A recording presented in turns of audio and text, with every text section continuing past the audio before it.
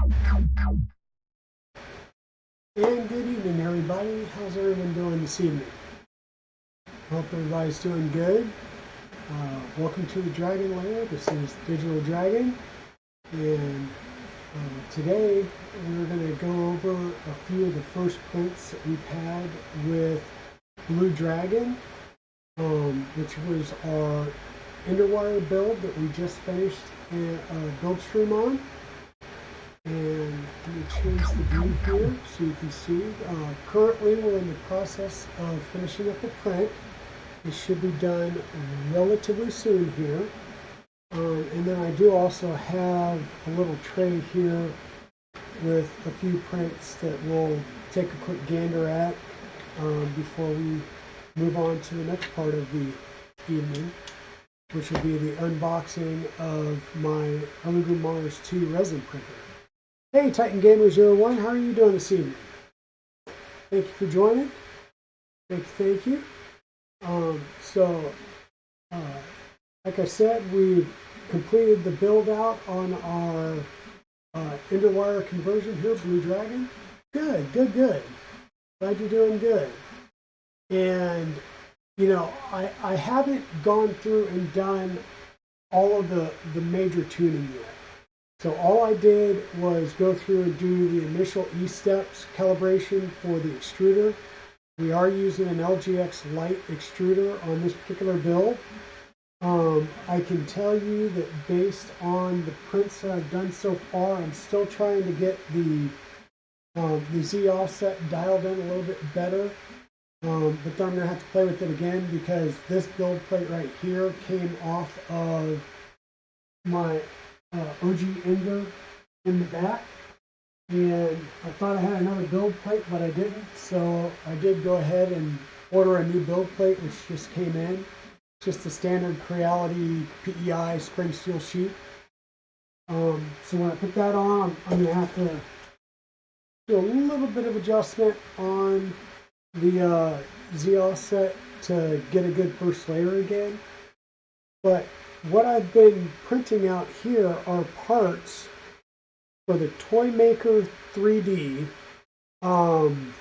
Gen 1 Transformers. Okay, so like this print here is part of the chest piece that will be for Ultra Magnus. Okay, and then he'll have a blue part here as well, and I think this piece is going to go right on the top there and just click in place. And they've got all the files listed as to what color to print them in or to paint them in if you decide that you want to paint instead of print. And so far, all of these have just been straight click in place, right? And then everything stays in place. I haven't had to really glue or gloop anything in. They do have a lot of ball joint style fittings, and those have been working out really well as well. To the point of my first set of prints off of this was for, if I can get his joints to work right and stay put, there we go, was for Gunmaster, aka Megatron. He is a fully articulating model, so his arms do move or pop off. Legs move. The feet will articulate as well. So they are posable. And this is basically Megatron. I can get him to stand up still again.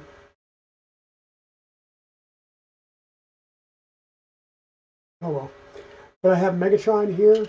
All the parts did print off really nicely. I am still dealing with the little elephant's foot. So I'm having to do a little bit more deburring and knife work than I'd want to. Hey, Westry One, how are you doing today? I'm just showing off one of the first sets of prints that came off of the Blue Dragon build sitting here. Like I said, I'm just going through and just printing off a bunch of things to try and stretch the belts in and get them used to it, and then I'll go back and retension the belts and really work on the fine tuning. But so far, like I said, all of these were printed in specific colors. It's all Polymaker filament. Or excuse me, the light gray is, which is the light gray? The light gray is not listed. Anycubic for the light gray. And then the black is Polymaker. The red in his arm joints was Polymaker. Standard PLA, not PLA Pro. There'll be a little blue piece and a yellow piece that'll go right in here. But I figured, okay, since I'm printing red to finish him off, I'll start printing with all the red, and then I'll switch over and do the blue. So I'll print the little light blue piece that goes in there, and we'll get Ultra Magnus put together as well. But right now I'm getting some really good prints off here. Layer lines are going pretty good. So that LGX extruder is really working well. And like I said, so far everything's been really press fit together, and it has articulating joints. So I may go through and, like, this piece here doesn't really clip. So I'll probably gloop that one in just to make sure it stays there.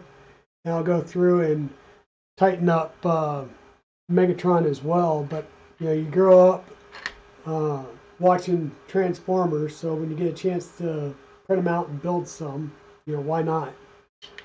But I did want to show this is actually working. I am printing off stuff with it. This print was just trying to finish up, and so now that it did, I'm actually going to come over here and shut it off so that we can clean the table off.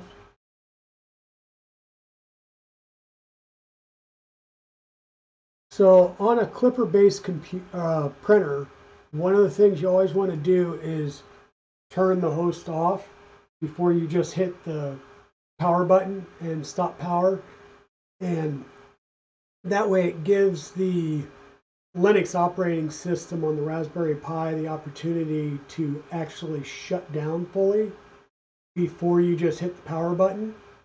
And that way you don't corrupt anything on your SD card and then wind up having to do some rebuilds of the SD card all the time. But yeah, so Titan Gaming, Bionic, how are you doing this evening? Westry, what's everybody working on this evening? Hope you all had some good days too. Unplug that, and I'm going to take this down and set it out of the way.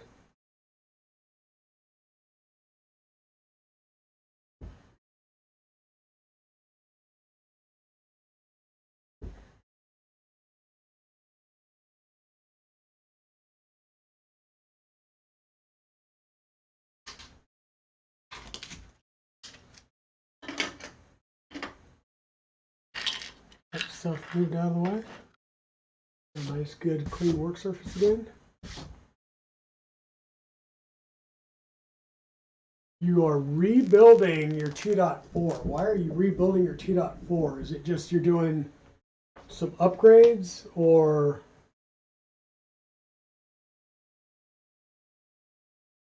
you got the 5th piece of the shield finished? That's good, Westery. Having major storms, okay.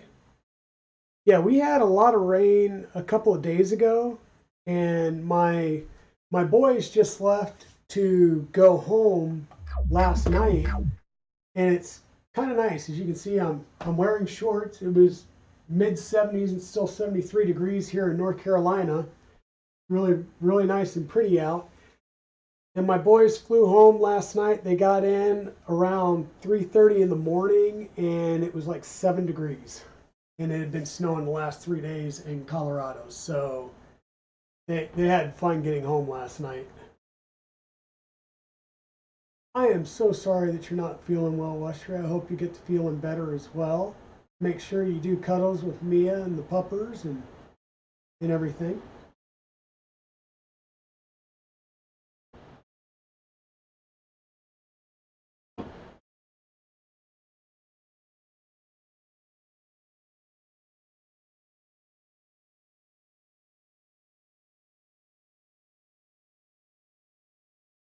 Oh, hey, Teldrush, how are you doing?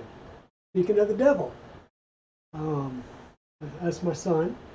Okay, Titan Gamer. So, is it more that the parts themselves um, weren't really well printed, and they just need to all be reprinted in a better setup and enclosure? Yeah, I'm a little bit tired too. For whatever reason, I don't know if I didn't sleep well last night or I slept well, but I kind of got up late and then just the whole day was a mess.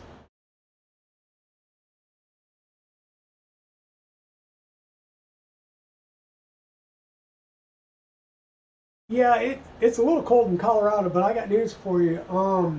When me and Mrs. Dragon got married, we were living in Colorado Springs at the time, and we got married April 30th. I think that's the last day in April. And um, we went for our honeymoon up in Breckenridge. And we actually had snow in Breckenridge and in Colorado Springs as well in April, at the end of April. So,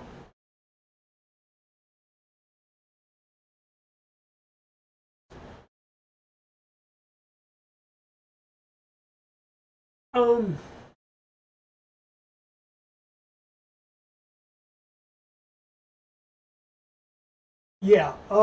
yeah, reprinting or rebuilding with all the upgrades. So far, I'll tell you, I've had good luck with the what are the PLO sensors, whatever the cheap sensors are.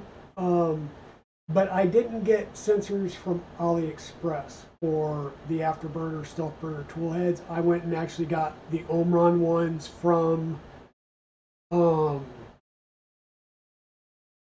I think it's DigiKey is where I went and got those from. So I know they're good. My solid state relays for my mains powered beds, I definitely get from DigiKey as well, because I want to make sure that those are good to go. Hey, Royal Nomi, how's it going this evening? Thank you for joining. You just missed it. We just took Blue Dragon off the bench here. She's been printing some stuff out. I apparently popped him apart, so let me get him back together. There we go. So we've got, apparently some of his joints are a little loose. And if I can get him back up here and standing. So over the last couple of days, I have been doing some prints. Got to get his arms in place so that he stands up on his own.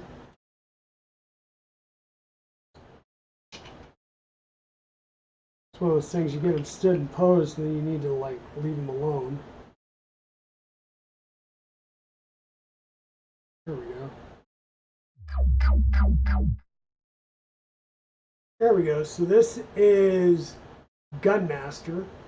And what I'll do is I'll pop you guys off here and bring you in for a closer view. So sorry, we're going to get a little wonky for a bit.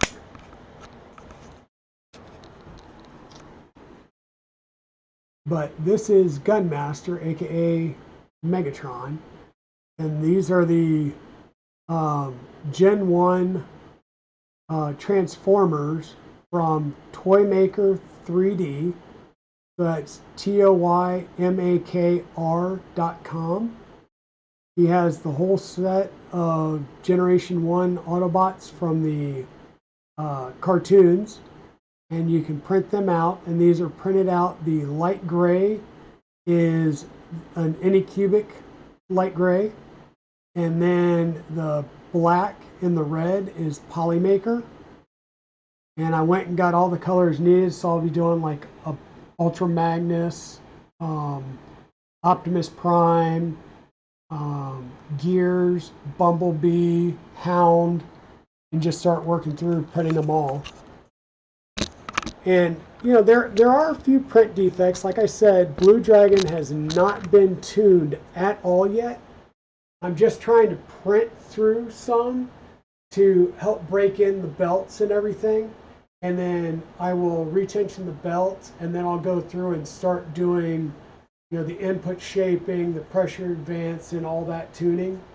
But right now, all of these printed well. A little bit of elephant's foot that I had to clean up. So I'm still getting that first layer squished just right. And then I will, really just start printing away on it and just bearing down on it. Hey, Darth Gollum, how are you doing this evening? Thank you for joining us.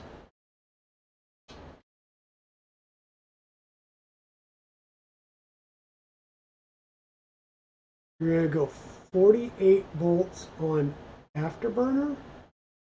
Swapping the controller with an okay. Yeah, you can do that with an Octopus Pro. The new Manta boards. You can run those with, I believe, up to 48 volts on the motors. I believe it's just like the Octopus, where you have a separate power input for the motors than the board itself, and they also have a separate input for the bed. So you're basically running different input voltages for the bed, the board, and the motors. Oi! He just fell over and crashed, so I'm going to move him off for now.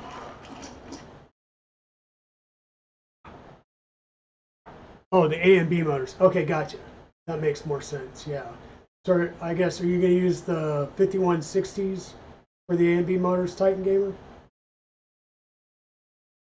And here's another question for you, Titan. On your 2.4, did you self-source? Did you start with a basic like FormBot kit or some other kit, or yeah, the 5160s? Okay.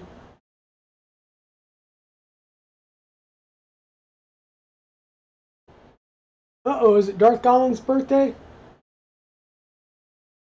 I'd sing for you, but you really, really do not want to hear my singing voice.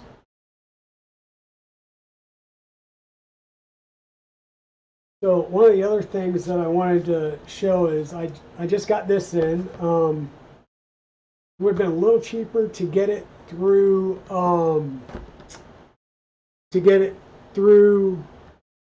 Big Tree Tech itself. However, they're still trying to get through their backlog of Chinese New Year. Right, so I already have some CAN bus boards en route from them. I say en route. The order's been placed. I'm still actually waiting on it to actually package and ship. So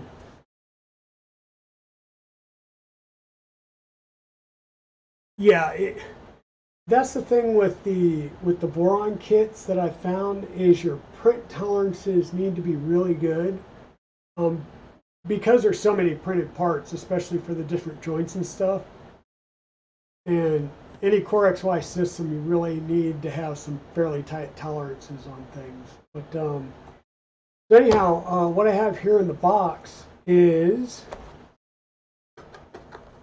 the display that is going to go on the Mercury Rising downstairs. So right now it's headless, so anytime I need to connect to it to pause a print or anything like that, I need to grab my phone, grab the tablet, log in, do a refresh on the tablet for whatever reason on my iPad, and then I can go in and tell it to pause. So what I've got here is the HDMI 7 display. So this will be, I can find the spot to. One thing I hate about these bags is just trying to get them apart so you can open them up.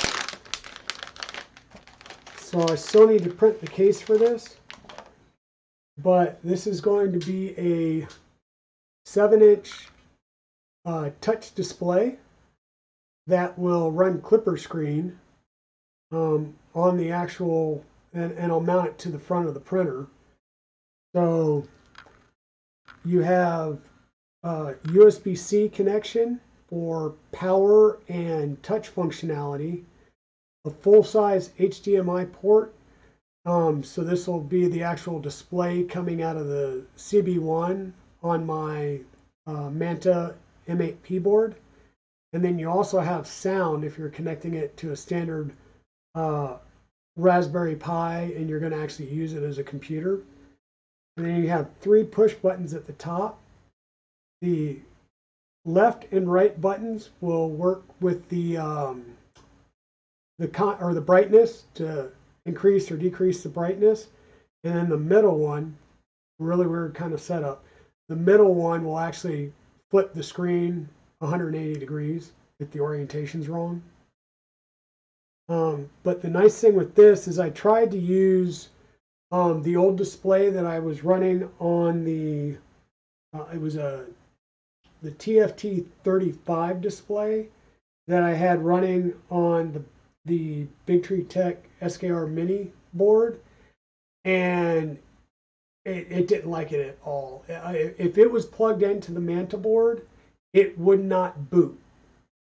The CB1 would boot, but the board, like the controller itself wouldn't boot for the printer.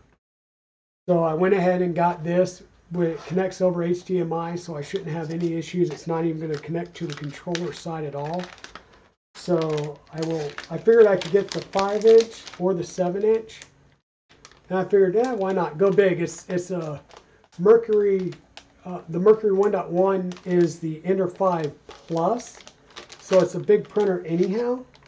So I figured I might as well go ahead and get the big display and everything. But it does come with the USB A to C adapter for the power and touch functionality, and then the HDMI cable, and then the adapter to go from the full-size HDMI to the, I don't know if it's mini or micro HDMI, whichever one it's used for on the Manta boards. So, and of course I've got another little rubber ducky, and you always got to like play with them and break them in until they, all right, there's the squeaker. So, got another squeaking rubber ducky that'll go in my collection. But I will do that. I'm probably not going to do it on stream just because I have no easy way of taking all my setup downstairs to the dining room. And yeah, bringing it upstairs is kind of a pain in the butt too, because that's, like I said, that particular bed, like the print bed on that is 370 by 370 millimeters, and it's 8 millimeters thick. So just the Mic 6 print bed itself is a little over 8 pounds.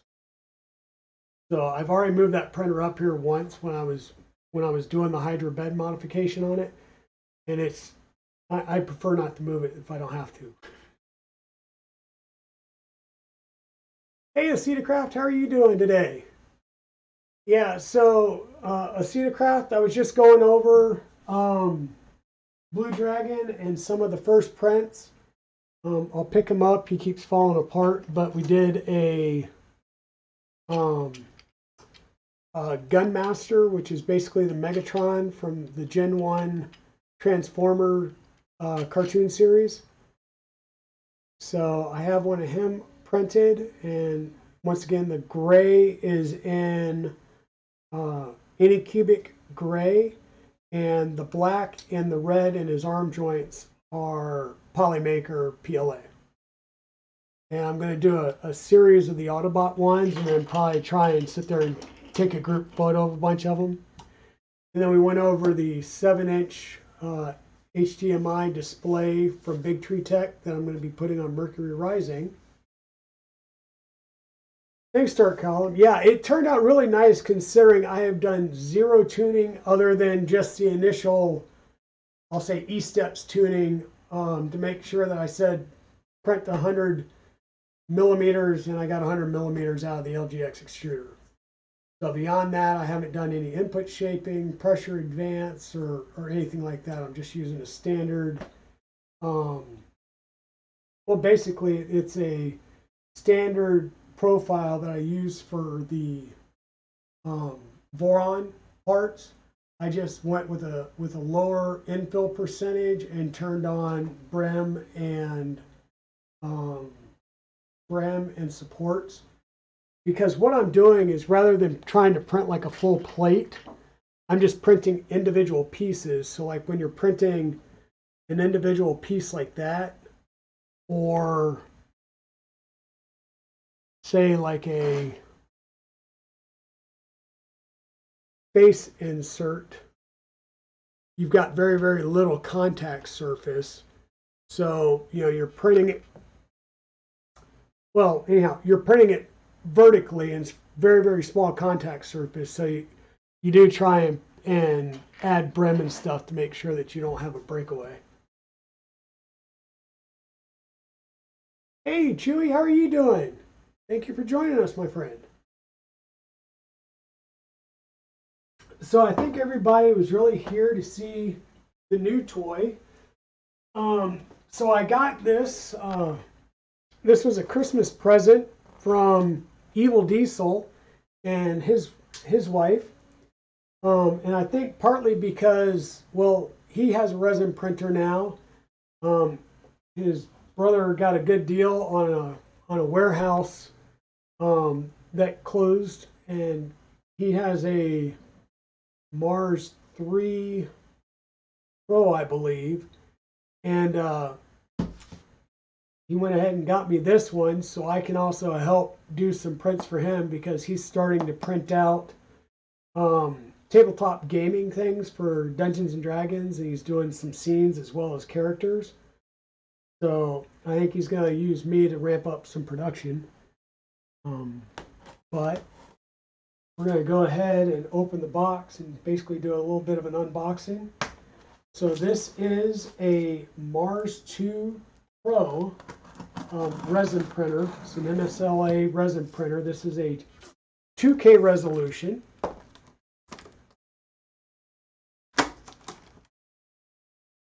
Oof. Yeah, the new hot water heaters. Yeah, I think I would be hard pressed that if I had to get a new water heater right now, if I would get like a whole home, or if I would invest in like the I almost said point of presence, but like the small inline ones that would go into like each of the bathrooms and then out in the kitchen.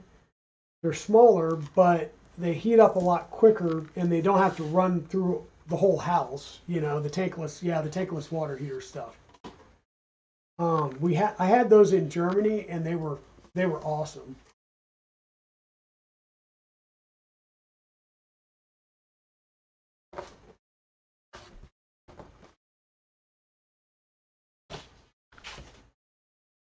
Okay, so we got the nice little user's manual. We'll set that aside and come back to that in a minute. I was going to say we got an empty bag, but no, I think that's extra FEP sheets for, the FEP film for the LCD, or excuse me, it's the bottom of the vat. I think that's where that goes. Our toolkit. There'll be a bunch of foam in here, and I'm actually going to set the box down and pull the printer out. I think it'll be a little bit easier that way.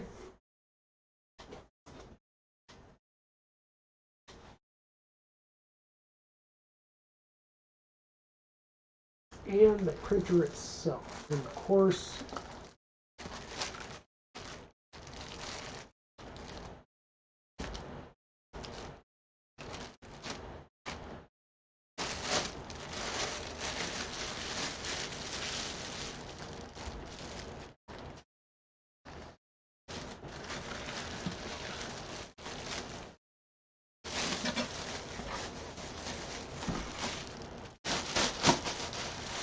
all right.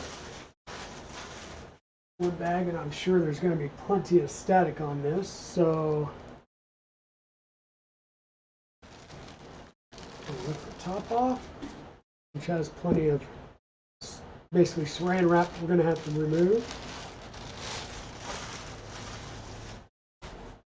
I am going to say the the packaging has been stellar on this.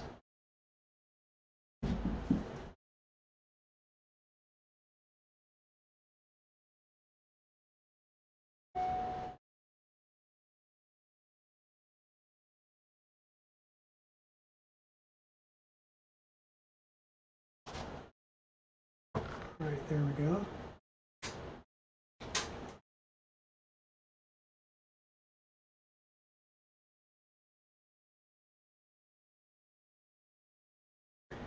Yeah, they're stupid expensive. I know when we bought this house, it was a new build and it's high energy efficient, and the um, our water heater, which sits out in the garage, it actually has a piece up at the top that pulls the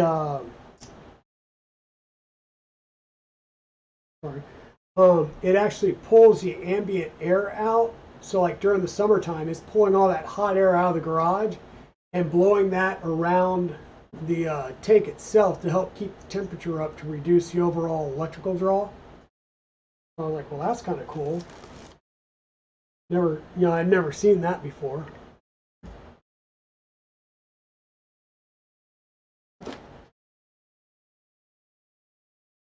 All right, so got all that out of the way.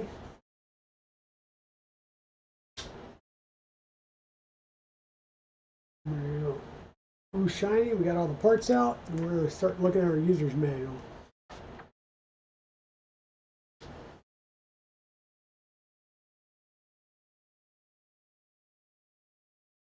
Yeah, and like my neighbor did a generator at his house, and he actually, poured the concrete slab for it himself, and did all of the initial wire runs and stuff to the house. And then his brother's an electrician, so he had him come over just to do the actual hookup to the house panel. But he did everything himself just to save money. So I definitely know about that and agree with that. Sorry, I keep trying to figure out if I cut myself again. So thank you for buying your printer. Applies to the Mars 2 and Mars 2 Pro. All the different parts of the printer. So screen, yep. We'll get to that part in a second here. Rotary knob, build platform, Z-axis, rotary knobs, resin tape, touch screen, leveling pads are the feet, and the cover. So, hey, I think we got everything there. We do also have our toolkit. And guys, give me a second. I do not know what was coming out of the bottom of this, or what may have gotten on the bottom of this. I'm getting stuff all over my thing here, so let me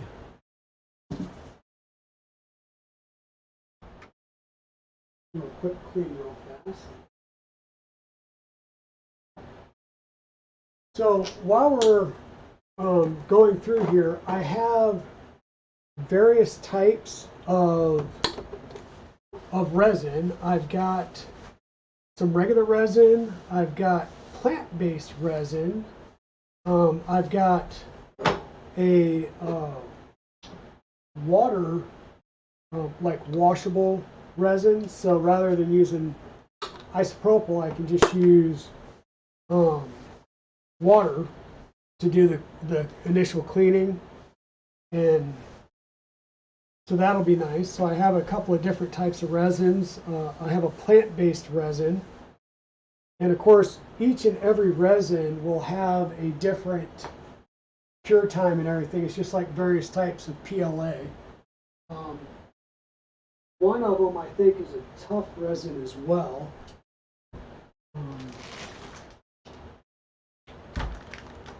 So yeah, all three of these are gray. This is a plant-based tough polymer resin.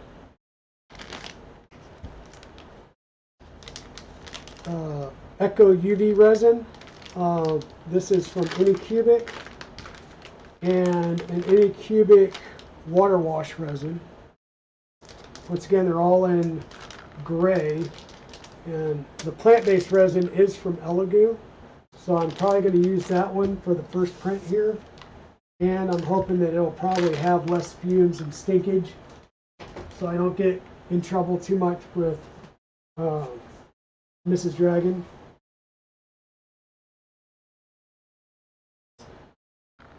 We'll get that set up over here. In fact, I might actually, when we go to print, I'll probably put it back on the blue one because I'll also have the wash and cure station that we'll get out while we're doing a print.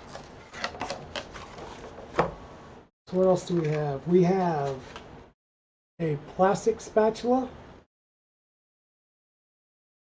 We've got the requisite pair of snippy snippies.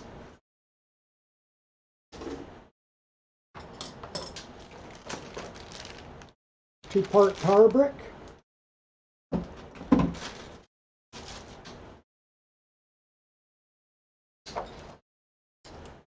Some Allen keys and screws. And we'll have to see what those are used for. We have a couple of filters, and this will be used for your, you can strain it as you're pouring in your resin, but also when you're done and you're doing your cleanup, you would pour the resin, the extra resin out of your vat, and there should be, if I remember right, I don't see it in here, but I thought there was supposed to be a little beaker.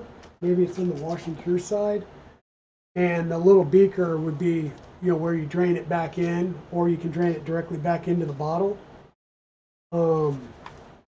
And that will allow you to strain out any pieces of semi-cured or cured resin from a failed print or the print, to allow you to do the cleanup. So, but this is, once again, an Elegoo Mars 2 Pro. LED display photo curing, UV integrated light in the 405 nanometer wavelength. The XY resolution is 0.05 millimeters, and the Z accuracy is 0.00125 millimeters. So pretty good specs. This is a 2K resolution printer. I believe the Mars 3 is a 4K, and they now have 8K resolution printers. So definitely, you know, not the highest one, but just to get your foot in and get started. I was looking on the website, and I believe this is about a $200 printer. So really not that bad. And of course, you can get specials. He bought this for me at Christmas time, so I'm sure he got some type of special on it, which is always nice.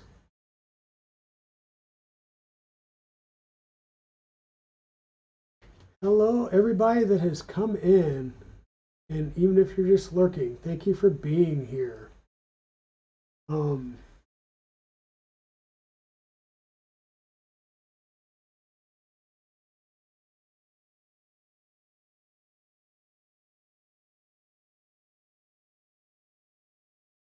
Yeah, I hear a lot of good things about the Anycubic, like standard gray.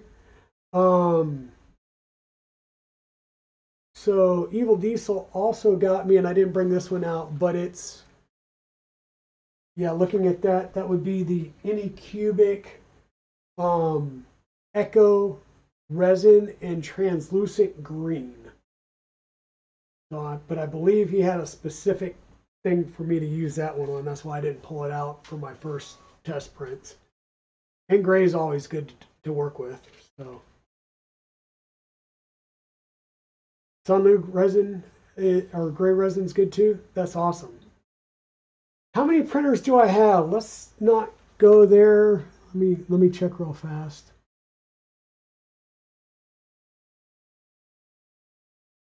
Okay, Town Drash, you are sworn to secrecy.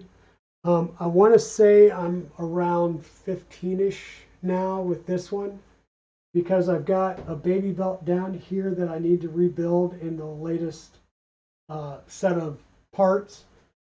I have everything to put together a Rook, and since he came out with the Rook Mark 1, I'm going to reprint all the parts, and then that's probably going to be the next build project, is building the Rook on stream.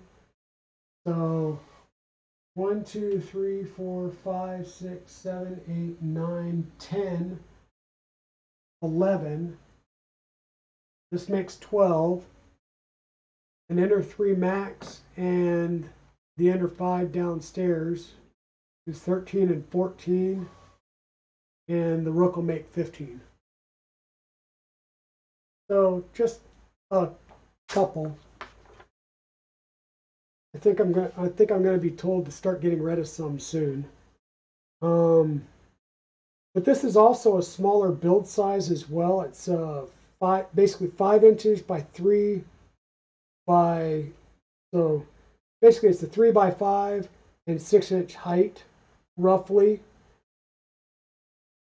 13 centimeters, 8 centimeters deep, 16 centimeters high.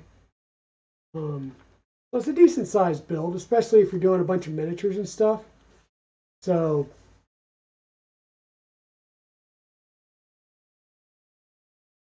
yeah, so I got news for you. I got plenty of bed slingers. I mean, this is my bed slinger corner right now. I've got 3 Mark IIIs, an Ender 3, 2 Ender based switch wires, and a Prusa Mini in the Ender 3 Max. So 8. 8 of my printers are bed flingers. The Dbot Core XY, the Voron V0 Core XY, and the Ender 5 is now a Mercury 1, which is a Core XY. I forgot about the Tilo Tarantulas down here that needs a lot of loving. And then I've got the Baby Belt, which is a belt printer, and the Rook's going to be another Core XY. So, I mean, you can get good prints off all of them, and I don't chase speed, partly because I have so many printers that I can do multiple prints at the same time. And what I'm going to do is I'm going to have two separate 20 amp circuits dropped in here. And so that way all of my computers and streaming stuff will stay on, the standard household circuit. And these will have dedicated 20 amp circuits to run all of the printers up here. So I shouldn't have any more issues where I've got 3 or 4 printers running and then Mrs. Digital goes down and either flips the light on in the garage or the laundry room downstairs, because those are all on the same circuit. And then we pop the circuit and everything goes dark here. And then I get upset because only the Voron and the Voron V0 and the Prusa Mini are on a battery backups. Everything else would just shut off. So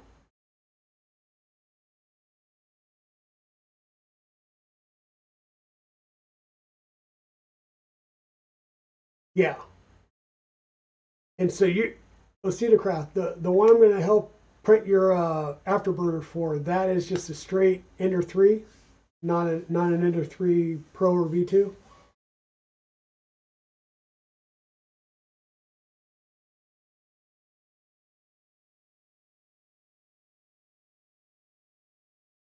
Okay. Oh, an Anycubic Photon Mono 4K. Nice. Nice.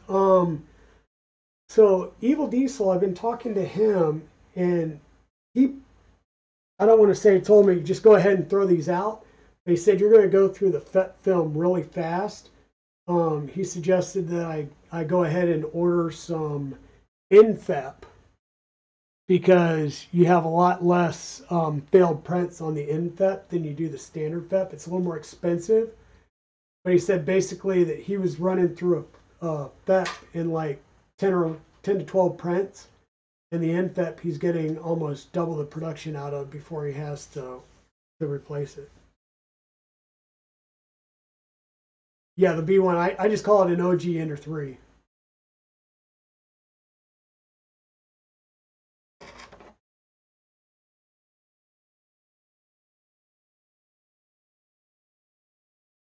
Ah, okay.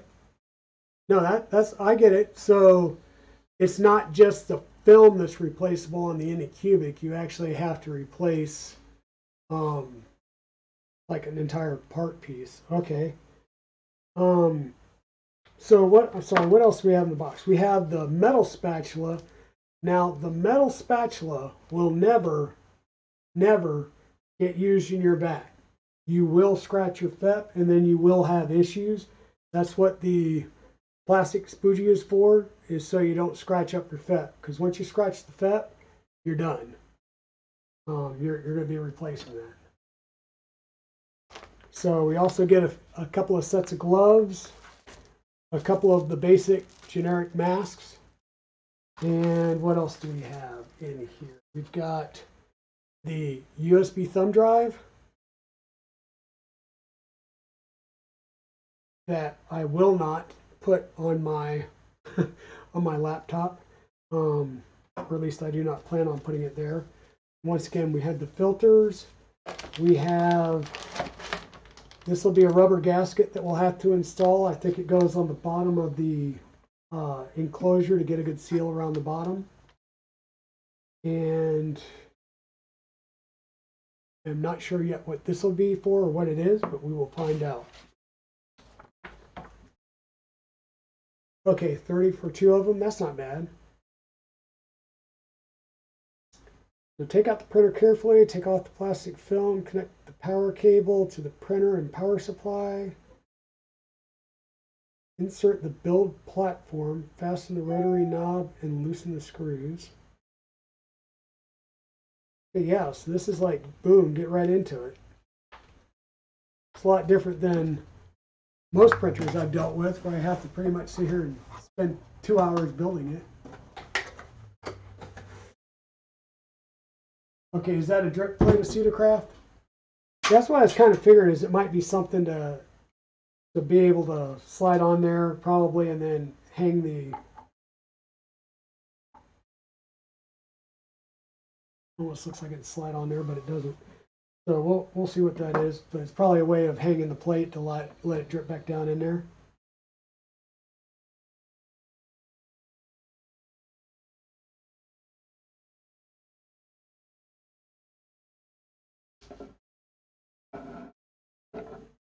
Oh wow, that is.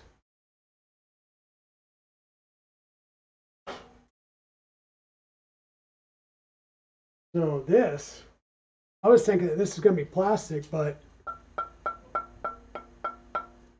this is definitely all metal.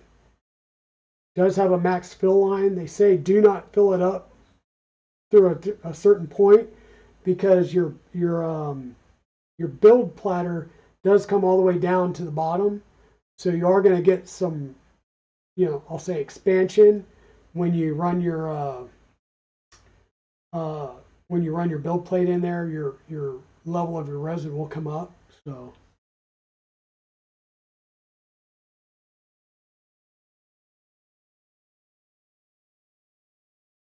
it says to.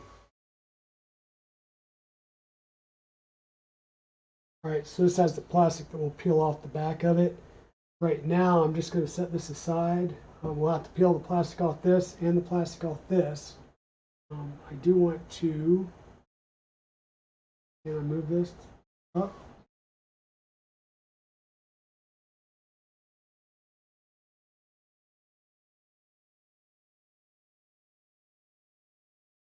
All right.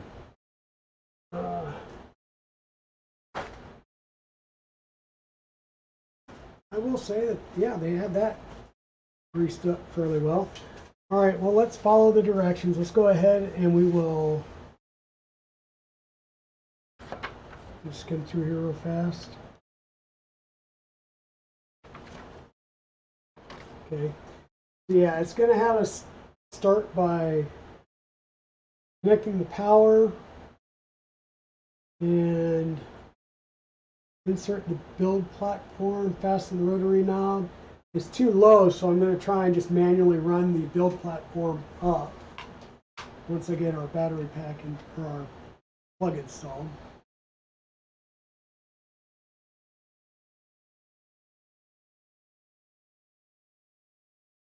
Yeah, the drip plate.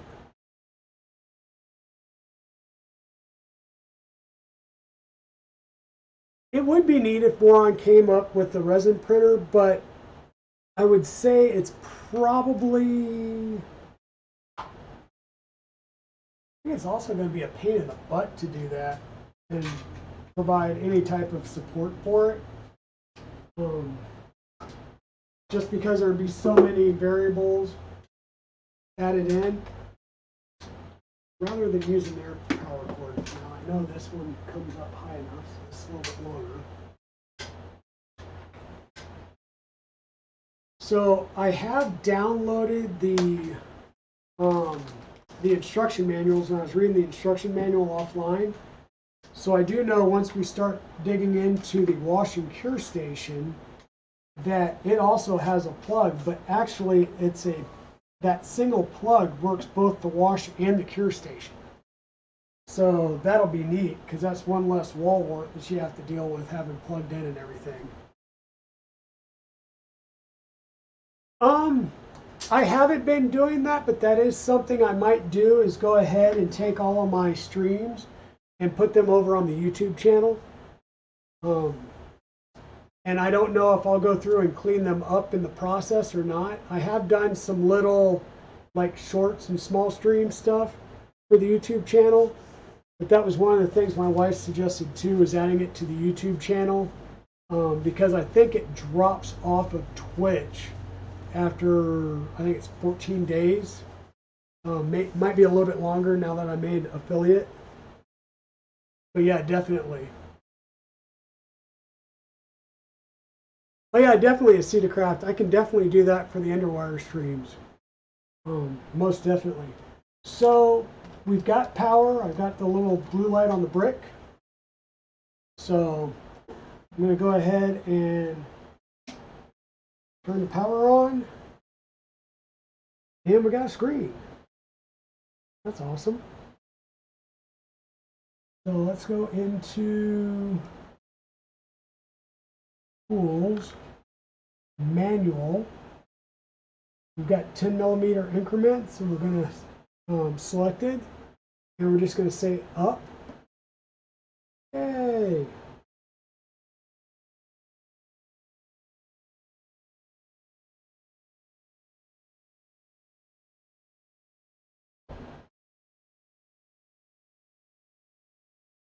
I'm going to say that that linear rail is very well lubricated.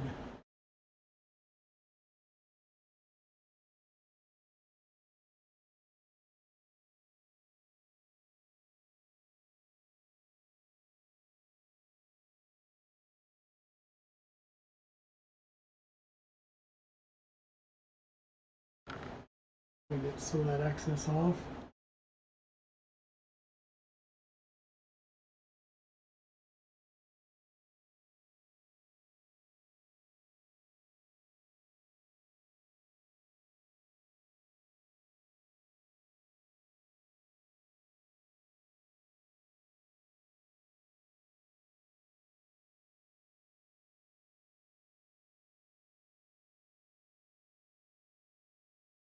Oh yeah, definitely. I'll definitely get that uploaded and for you, Seed Craft. So we've got that on, and it says to get our build plate installed, which is sitting over here. And it's just got the opening that slides right on over that. And then we'll just turn this down to tighten it. And then what we're going to do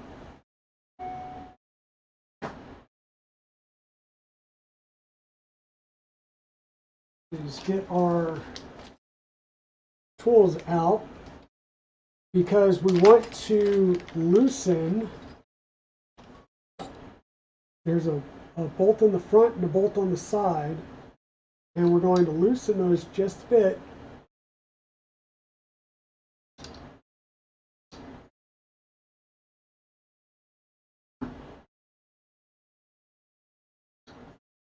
So that we'll be able to move it around, right?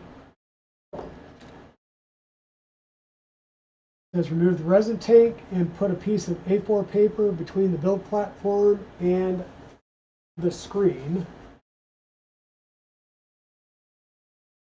And I am thinking, since there's a little bit of thickness to this film, that we're going to go ahead and take off our film covering here.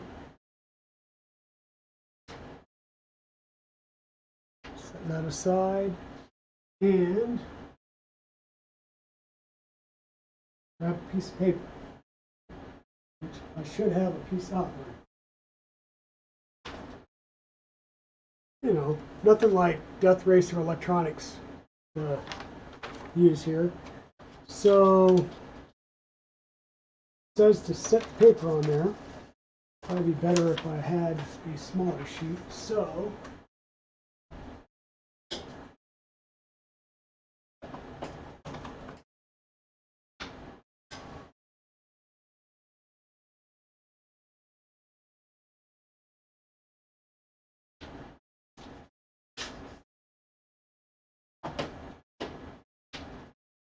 grab a sheet of paper, set that on there, and then it's manually moving the platform back down.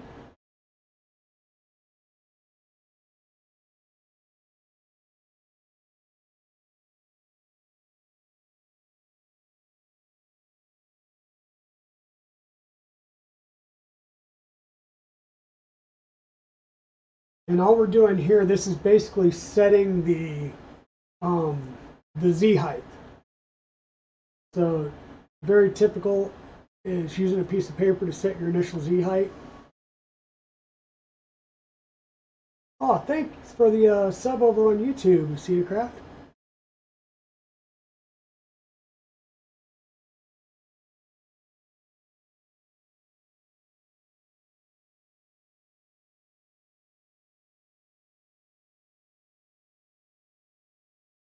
And I'm going to drop down to a smaller amount now.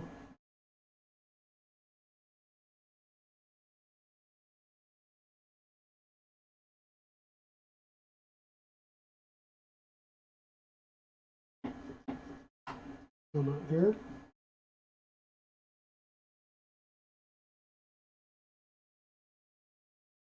Okay, now I'm making contact. And what we want to do is hold down and then retighten these screws. So I want to try and make sure it's centered, it's contacting everywhere, it's straight, front to back, side to side. And then I'm going to apply pressure to both sides and then try and lock the front.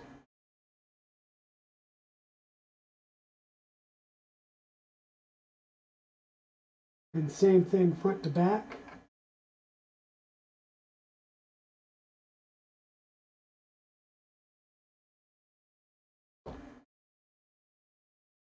And I think we're good.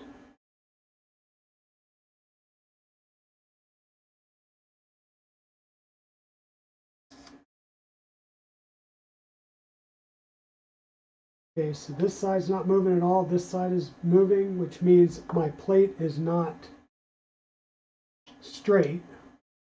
So we go back through the process, loosen things up because the plate can move around when we do this. We want to make sure that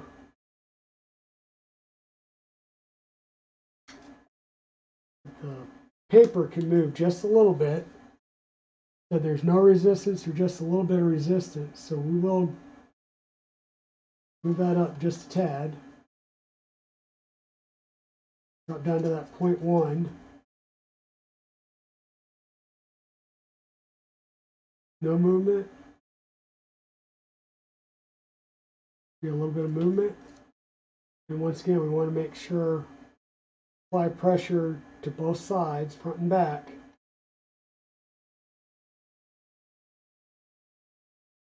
And lock down.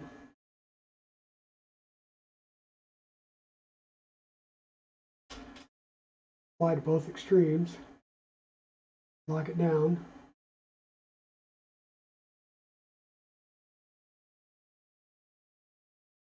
Check for no movement. Check that we still have a little bit of play. And once again, it feels like it's tight on this side and not so much on this side. So this is the x-axis. So maybe I would need to put pressure on one side more than the other.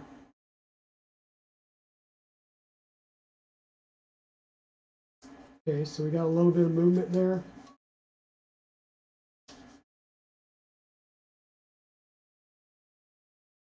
Feels a little tighter on this side.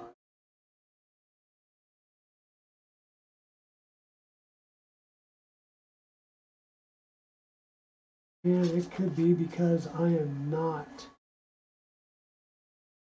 I'm angled, not parallel. So I'm going to go ahead and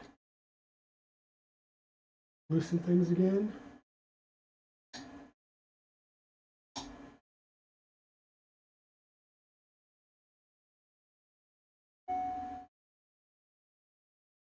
Try and get my angle right again. Drop it back down.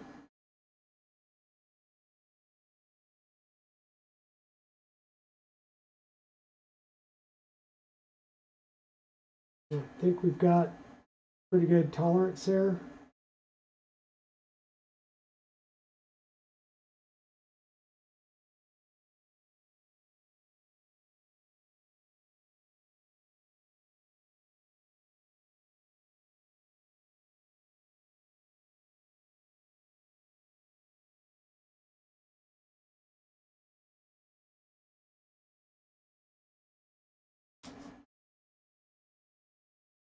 All right, I think we're good. Everybody see that? We got just a little bit of movement there. It's still moving around fairly easily, but it's not like super caught in any one place. I'm going to raise it up. I'm going to remove this paper, and then I'm going to look once again and make sure that I'm as parallel as I think I can be, which I believe I am.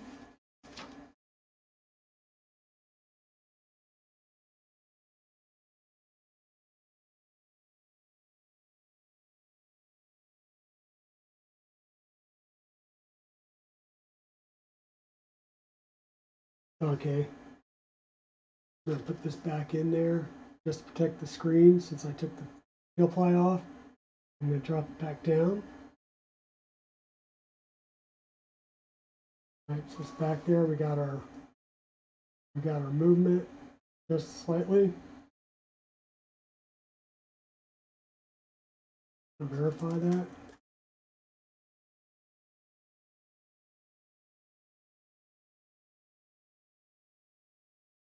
All right, we're going to say that that's good. Now it tells us to set it, set the 0. So I believe we go back out of this. And there's a home button over here on the top right that says set Z equals 0.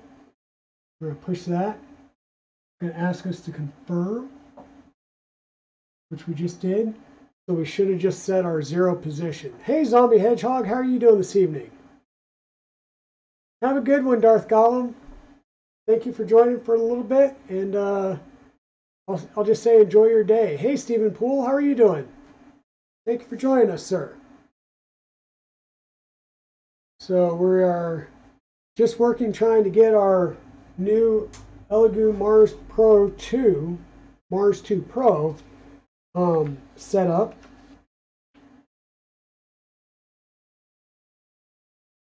It wants us to move it up 100 millimeters, so we're going to go to the manual, set for 10 millimeters, raise it up 10 times.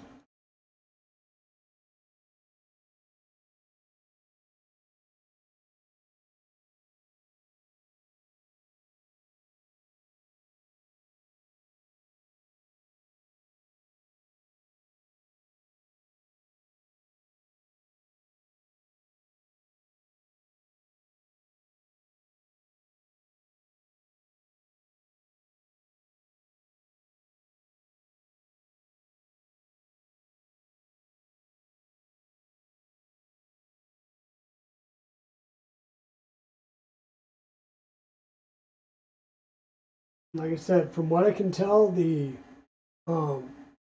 lead screw and the linear rail were very well lubricated, so that was nice. Pop that off. We've already taken the bottom film off that. Tells us to put in our vat, so I'm going to go ahead and take the film off the bottom of this one.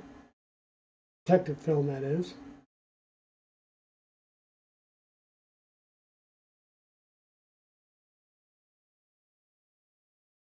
We've got both of those off.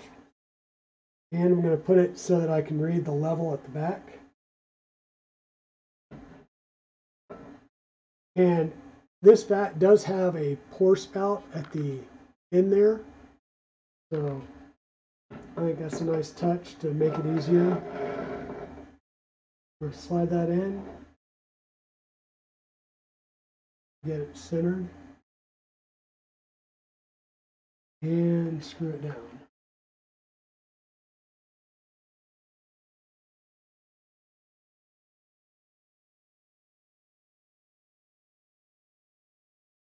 And it wants us to test the UV light.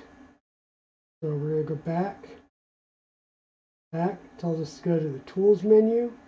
And the exposure, which is the middle one that looks like a sun. We're going to hit that.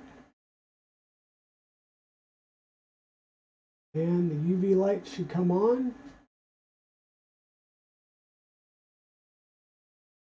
15 seconds.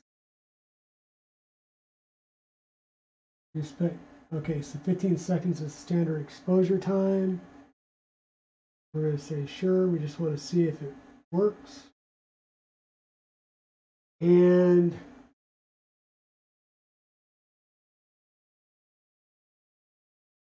yes, it is hard to see, but I will tell you that yes, it is working. We are getting the lines in technology like it was showing on the display. So that's good. I'm going to say exposure complete. I guess we just go back. And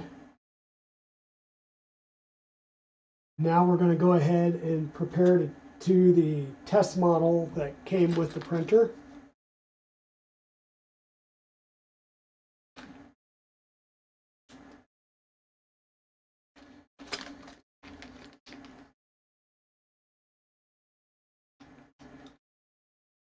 Yeah, so I do have a couple of air purifiers that I can run in this room, Zombie, and I am close to a window right back here, and eventually this table is going to get cleared off and the resin printer is going to be sitting right there, so I should be able to vent out.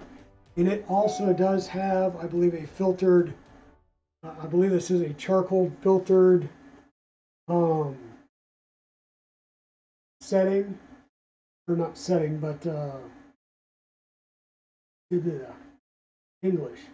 So it does have a filter, so it's just pulling air from a fan right back here, and then it's exhausting it out the back, so it is going down and through a filter.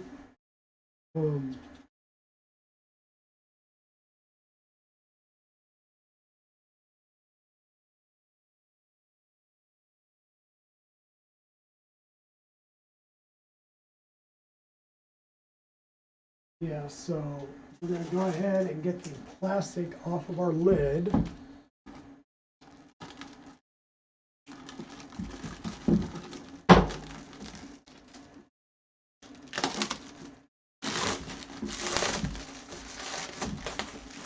Okay, Cedarcraft, we'll see you in a few.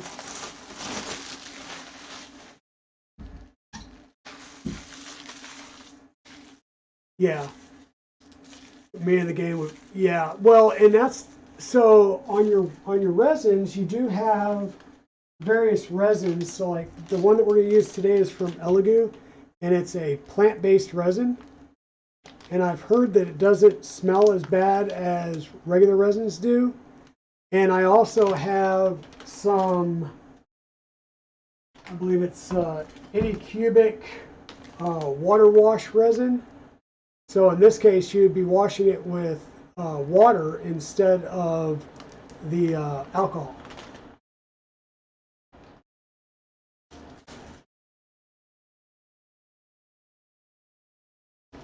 Yeah, and I will tell you that if I say it's going to live here, it may actually get relegated out to the garage.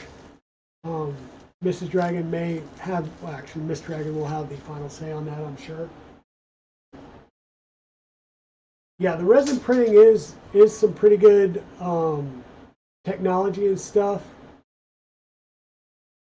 And I saw some prints, so I went over to Evil Diesel's a couple days ago, and he showed me some of the prints of, believe it or not, a dragon that he did on his Mars 3. And I'll tell you, it is amazing the detail that you can get and the fine detail that you can get off of these printers. Whoops. So we're gonna go ahead.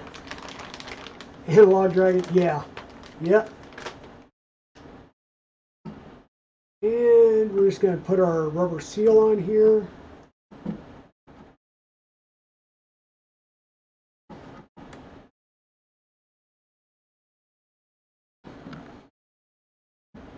So I will tell you that Evil Diesel is working on some things for the channel. No fumes in this home. Uh-oh. Yeah, we'll see how, what the fumes are like. We'll see. So far, I'll tell you, even printing with my ABS on my Voron, before I had the Nevermore, it didn't stink that bad.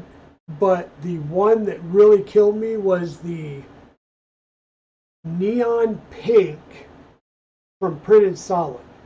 It's nothing against Printed Solid, it's just literally the neon pink. There's so many additives for both the neon and to get that pink color that it just is god awful. Like I have to print it and leave the room, open the window. It's bad.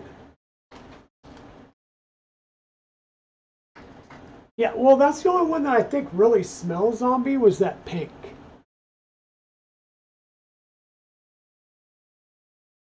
By the way, hi, Miss Dragon.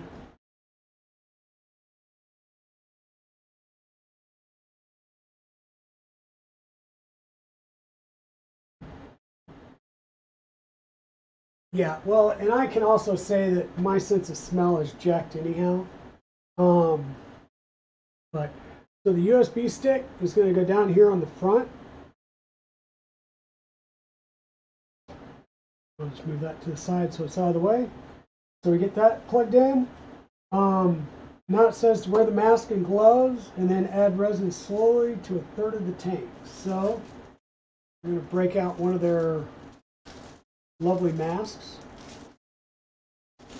And mind you, I do have an actual like respirator mask for fumes and stuff because we have a standard one that we use for when we're woodworking and CNC stuff, so we're not sucking in fine dust, especially if we are cutting MDF. And then we also have like full-on respirators with the replaceable charcoal filters when we're using our all of our chemicals for staining and oils and stuff like that. So, oh yeah, the boss lays down the law. I have realized that I am not in charge. I'm lucky if she gives me, I'll say, decorating rights to my office, and that's about it. Beyond that, it's her house. I just live in it.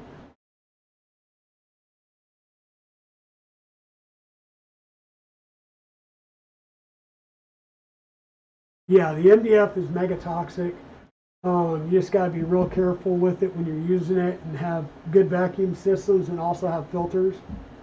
And you got to change those filters a lot because MDF will clog up filters big time. Yeah, yeah, I feel you there, zombie. So we did that. Got the mask on. We're going to put a set of gloves on. And then we're going to start to get our I don't need both of them at the moment, so get them out, but I'll use one.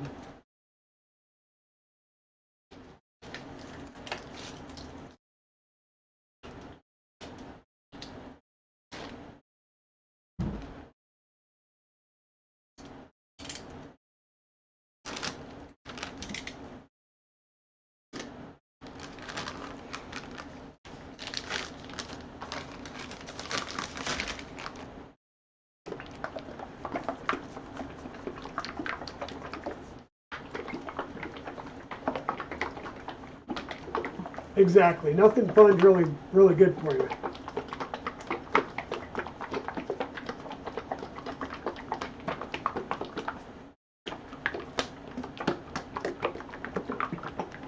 And it says to shake up the bottle before use. I'm just going to shake it up. Good deal.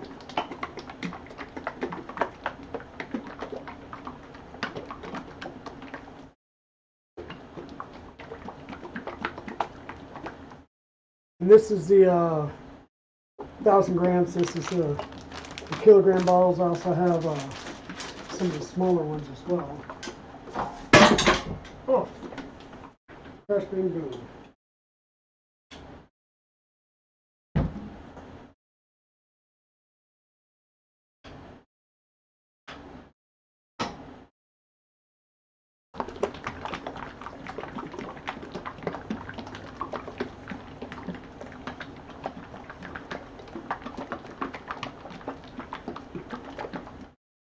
Okay.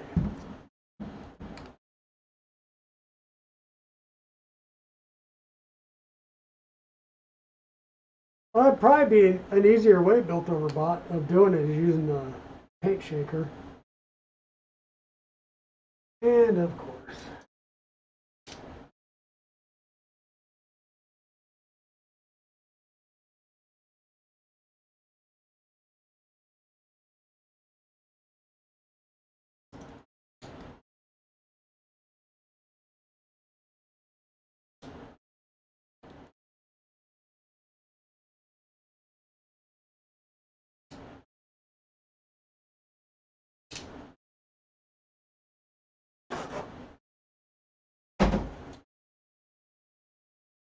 Definitely have a bunch of paper towels nearby.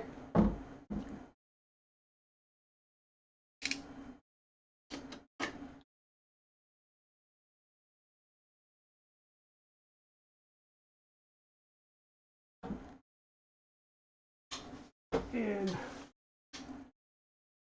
you have a waste basket there that's got a bag lining it, so when I'm done here, all this stuff goes out to the garbage. Now it says to fill it up about 1/3 of the way.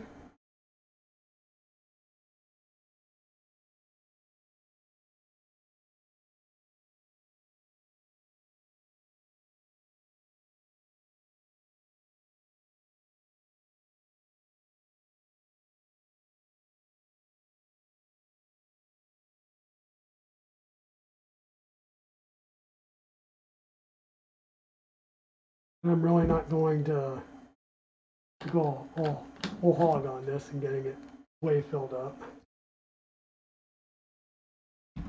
Got that there.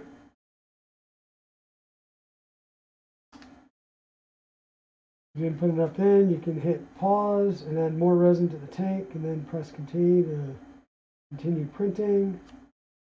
We've got that there. We're going to go ahead and put our lid on.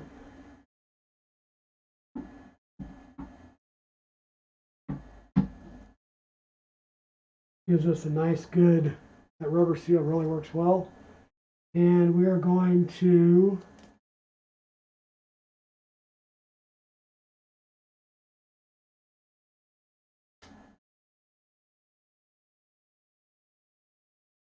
select the monofile Rook CTB. And we'll go back. We're going to say back. Go to the print menu, which is the one on the right that looks like a printer.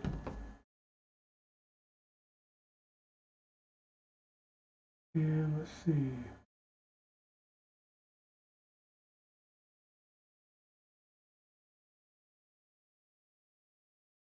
Okay, sorry, I'm going to get my head in the way here so I can actually see.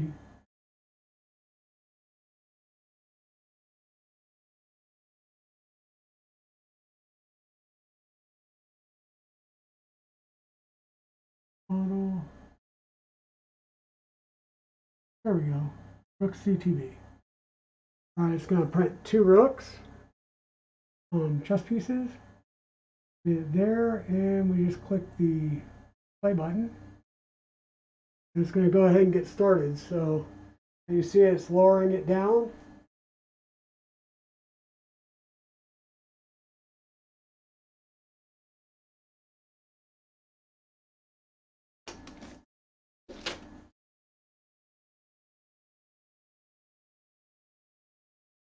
We're just going to make sure that this gets started well, and then we will switch over and start building our, or get our wash and cure station out.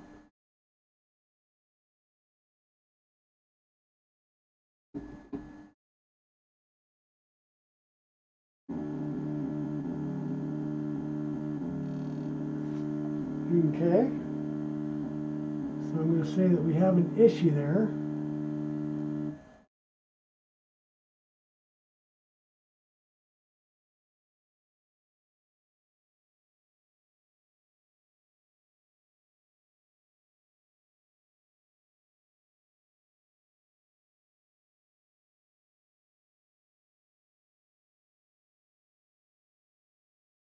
What I saw happen is it looked like the vat was a little too far back, so I need to move it forward just a little bit. And then it looked like it bottomed out as well. So, yep, Daddy Wazzy, it certainly did. It sounded like it went too far down. Let's see if we can't get in there and see what's going on. Because we did the procedure that it told us to for getting the Z home and everything. So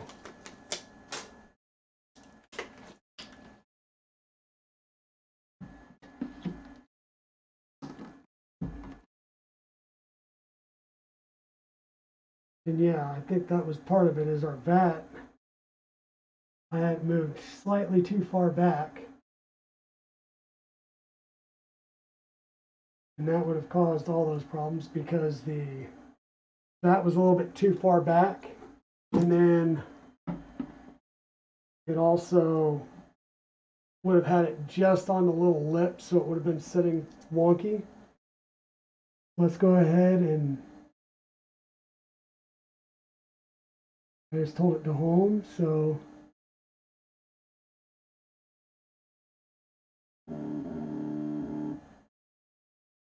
okay, that still sounds like it's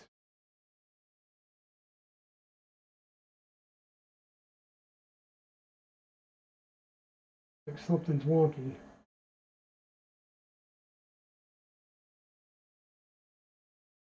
What I did was I just reset the home, moved it up a couple and reset the home.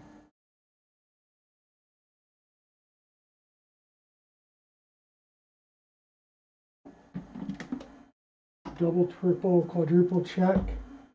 That is in the right spot.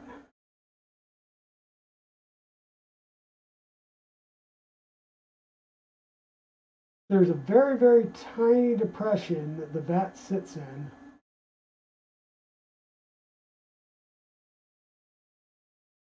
I'm just trying to make sure that when I lock it down that it doesn't move or shift any out of that position.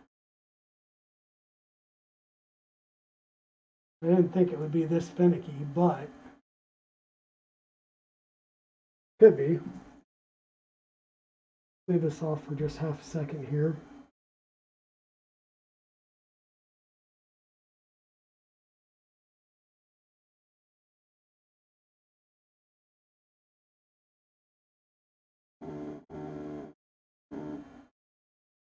Still sounds like it's bottoming out.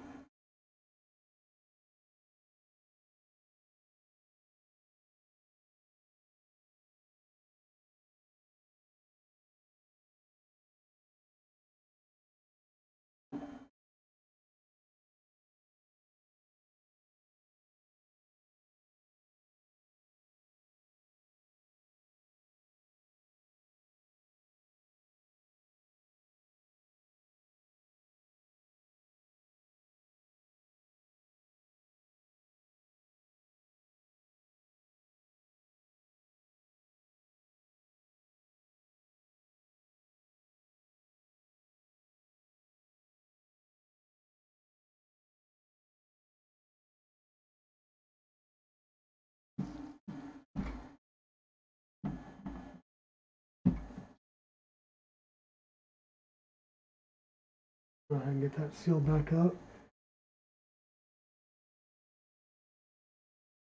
We'll give that a try again. Print. Brooks. Play.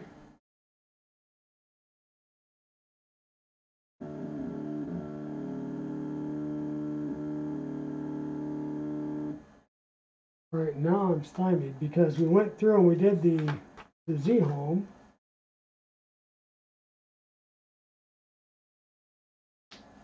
And it sounds like it keeps trying to go Z China on us.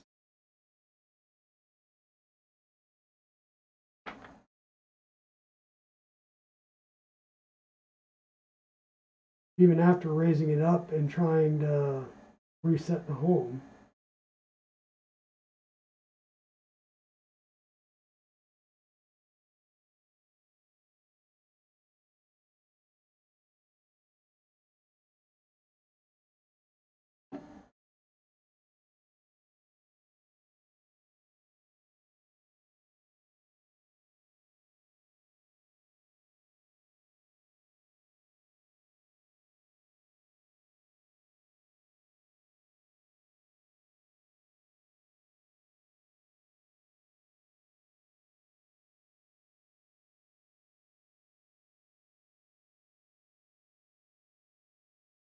I can tell definitely that it's a couple of revisions back on the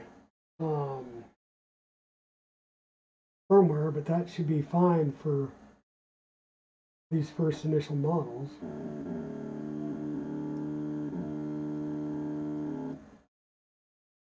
All right, now I'm just confused.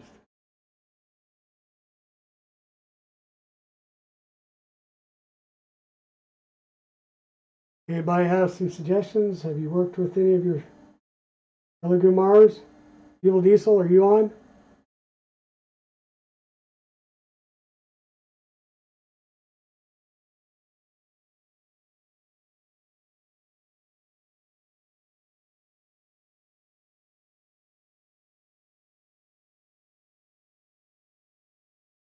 Hey Pete Savis, how are you doing tonight?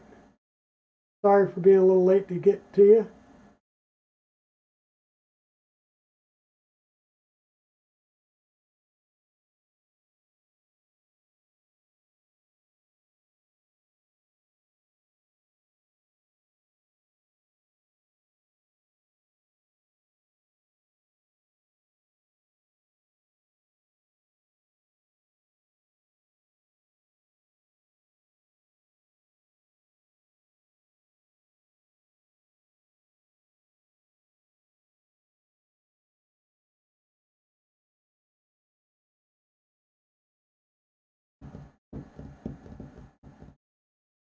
I don't want to keep going and damage this.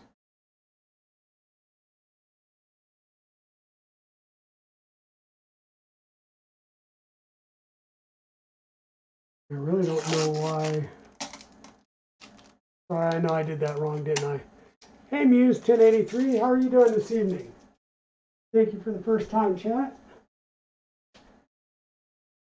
So we are playing with a Elegoo Mars 2 Pro. I got this at Christmas time. I'm just finally taking it out of the box.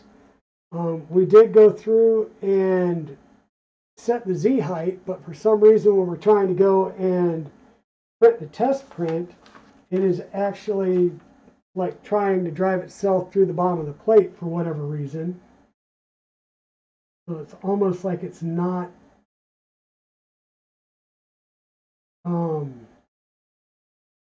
like it's not counting the, or like it's not doing the Z0 that we told it to.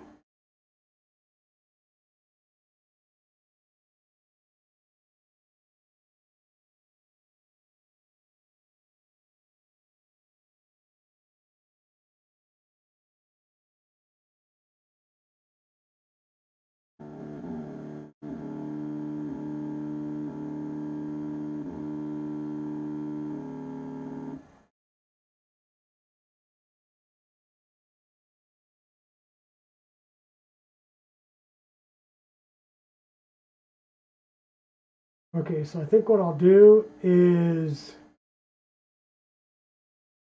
You guys think we should update the firmware? Try saying Z height again. The problem with setting the Z height and going through that initial setup is I have to take the bat out and have a clean build plate to do that.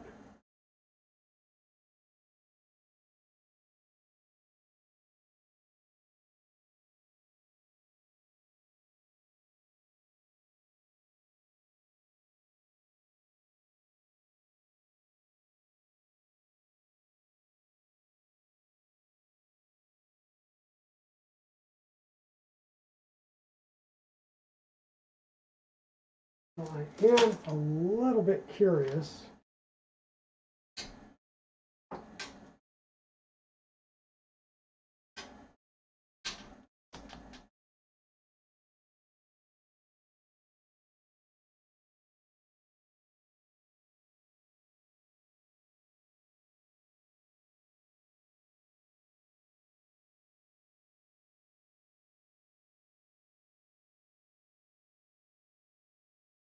Yeah, so travel-wise, it's setting its travel in the right amount.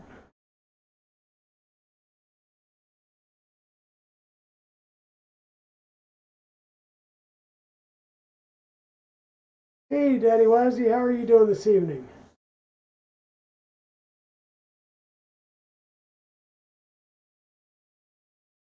All right, I kind of got a tad bit distracted here.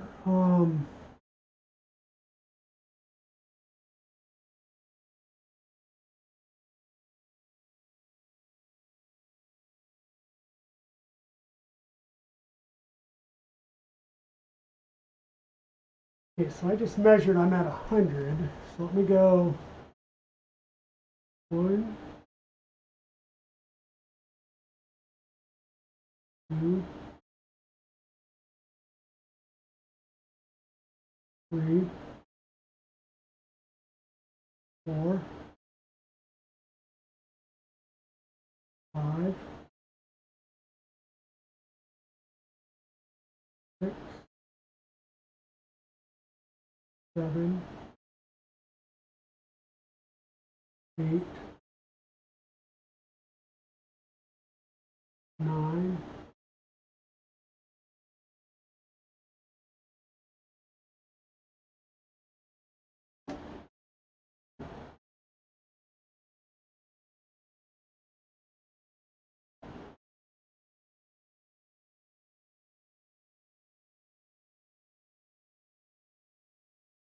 10. We just set 0 again.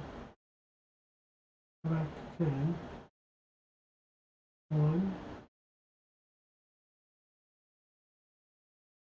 2, 3, 4, 5. I'm going to go back down.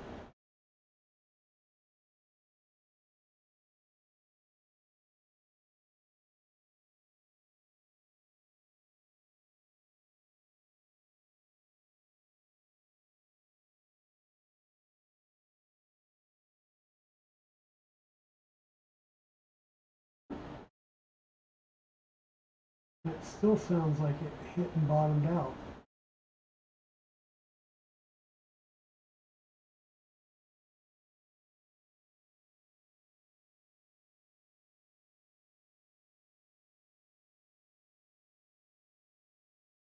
Home first, manually adjust the axis to the best position, confirm.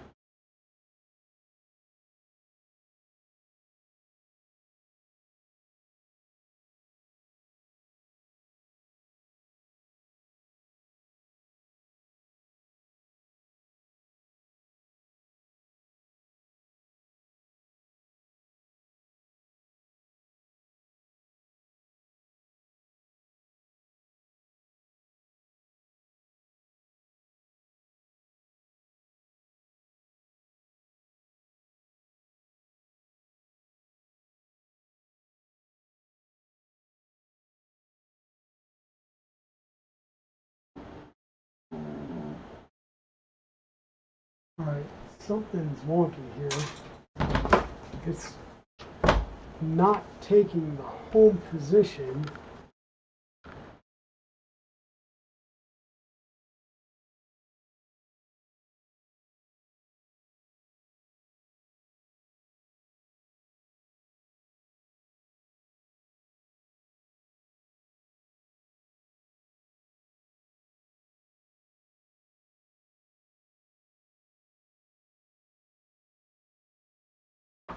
Okay.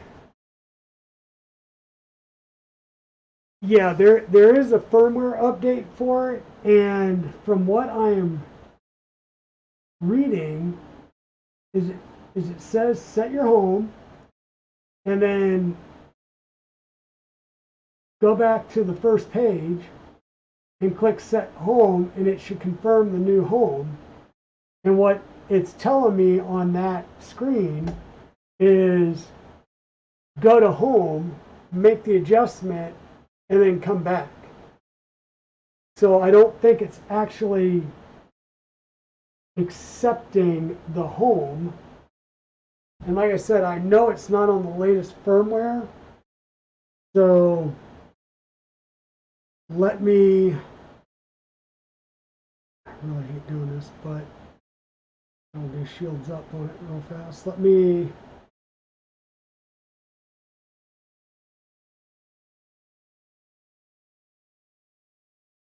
get a couple things going.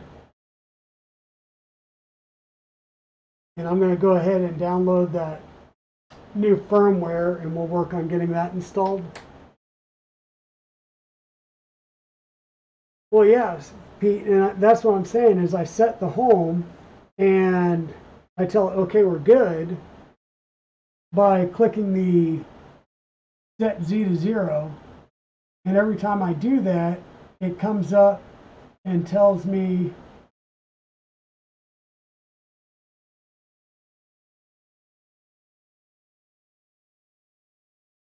to go to home and then make adjustments.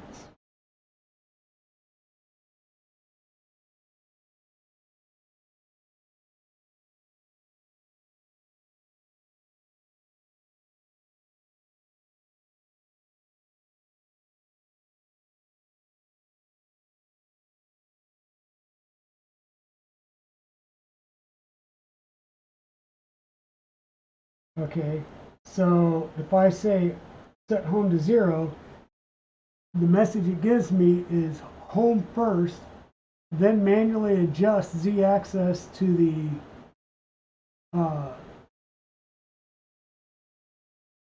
the best position, click confirm. And so somewhere when I did the original Z homing, even though I told it to set that home, it's like it's not taking it or accepting it. So exactly, this should be one of those things that you set once and then you should never have to do it again. So let me make sure I've got my fields up over here on this one.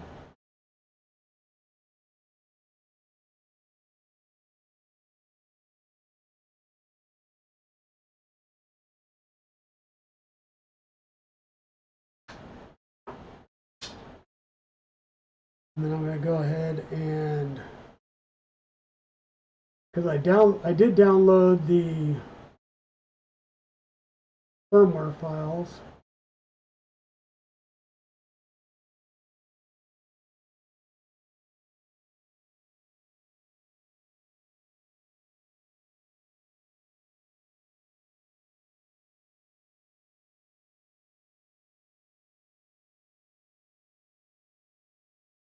In the latest version of the firmware.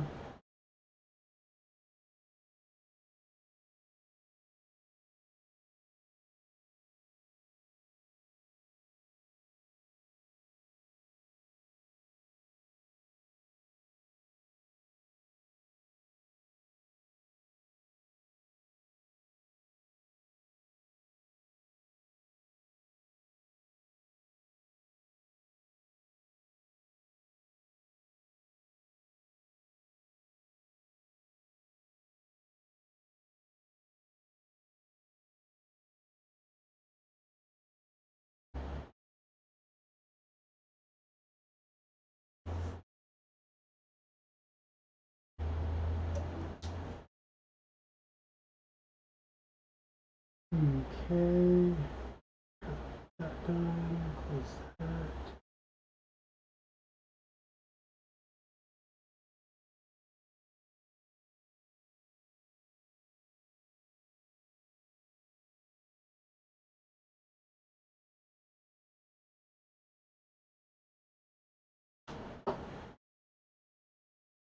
If I remember right, this is a whole process as well. We're doing the updates.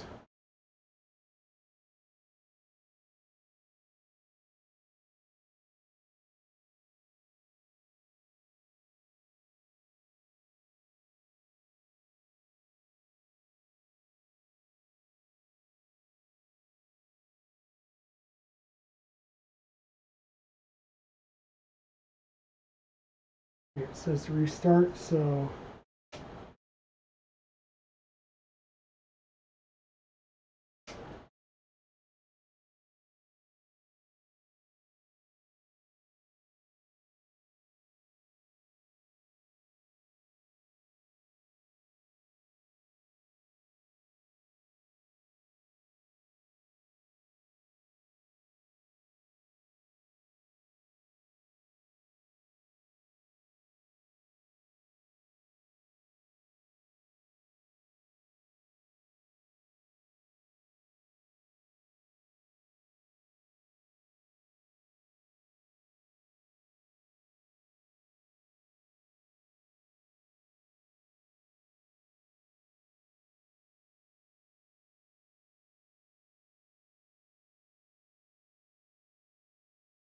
I should probably get my big head out of here, and I will move you guys over so you can see what I'm working on.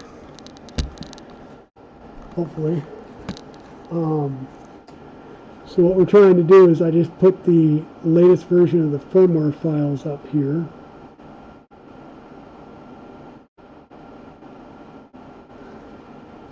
Or at least I thought that's what I just did. And she said just to unpack it and put it up on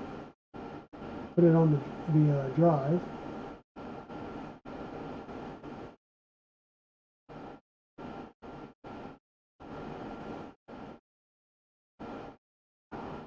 Seriously.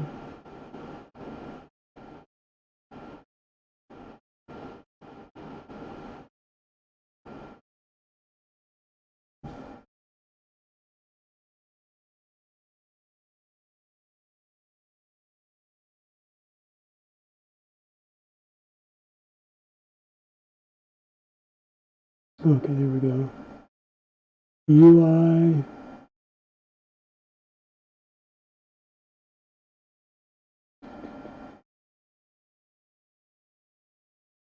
We start first with the SH4.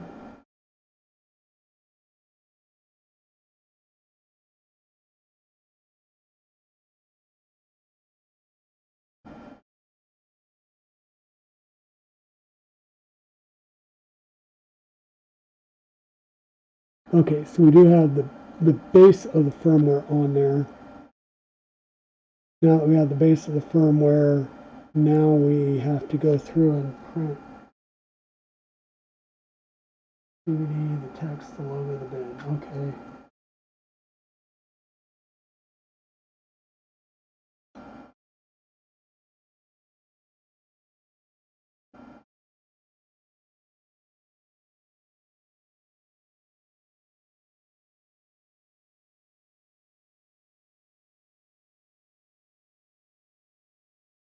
Probably be a lot easier if they actually had the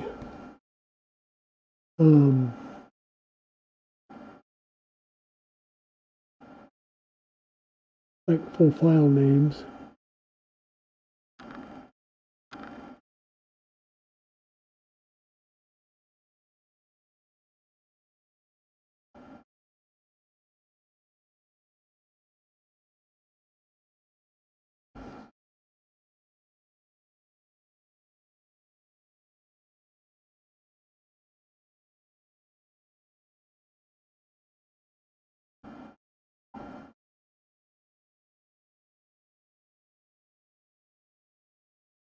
All doesn't exist, so let's try the other one.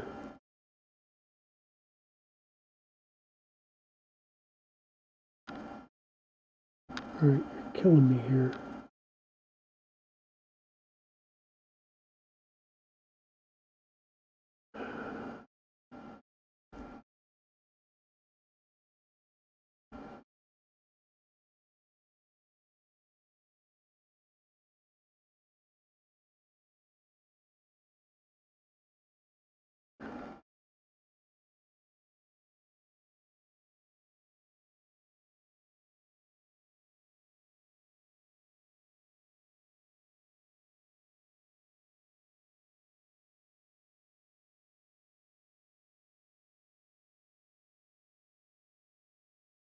Well, if this isn't confusing. Hey, Boondog, how are you doing?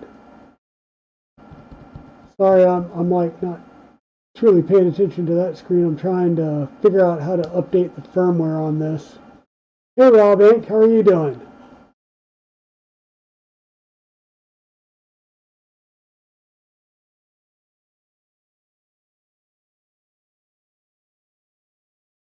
Definitely a tad bit different than. So it's showing that we do have the 43C2 LCDC, which is the updated basic firmware. And then it says that we have to go through and print each of the other files in order to get the, like the menu screens and everything updated.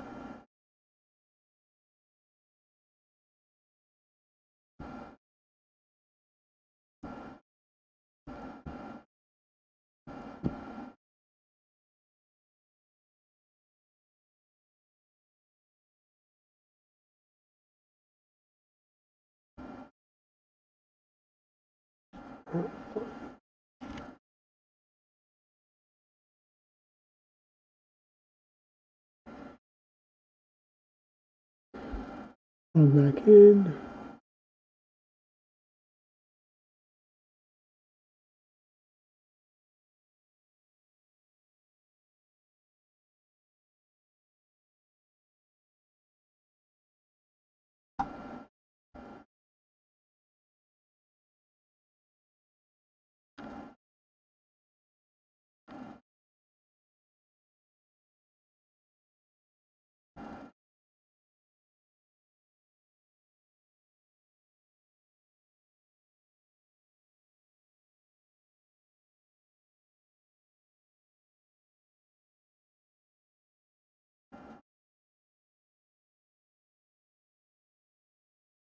I feel like I went out of things, so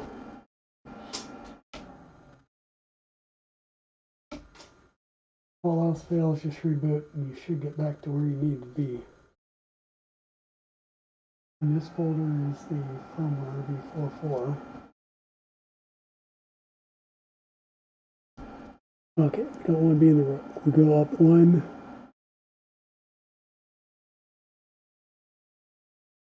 Mars firmware 44.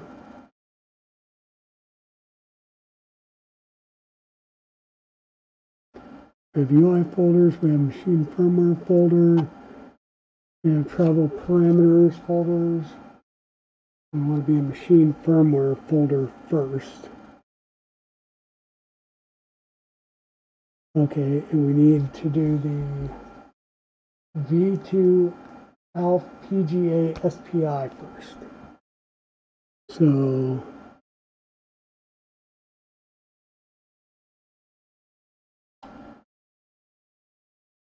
let's see, update, play. Error, this does not exist or it is empty. Okay, so if we do the other one, play, does not exist or is empty.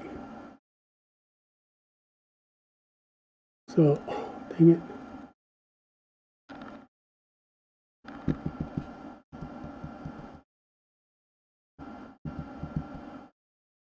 Once again, I'm not getting it. And it should just be a text file. Let's assume I know that's a bad thing to do. That supposedly went. Let's do travel documents actually first.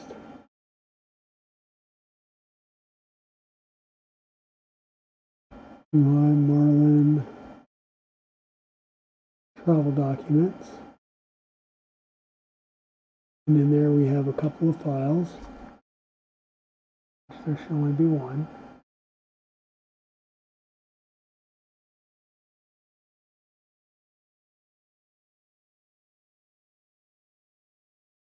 And once again, error file does not exist or is empty.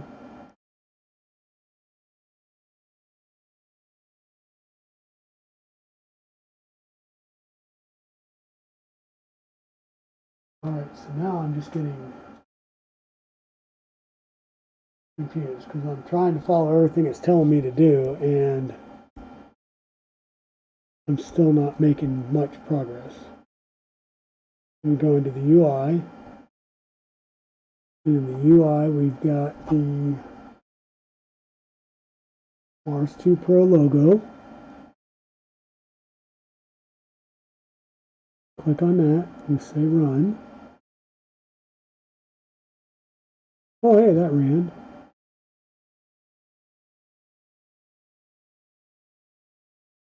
And after the logo we have to do the bin.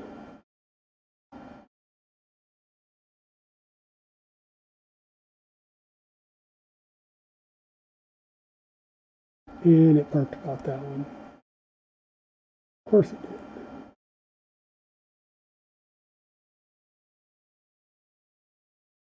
And it barked around that one.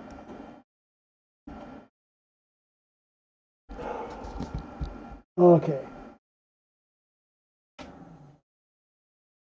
We're going to do another reboot.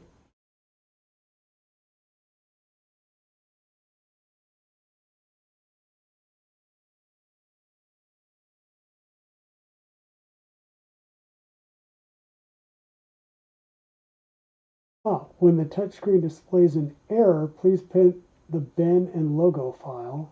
Okay. Restart the machine to make the new firmware take effect.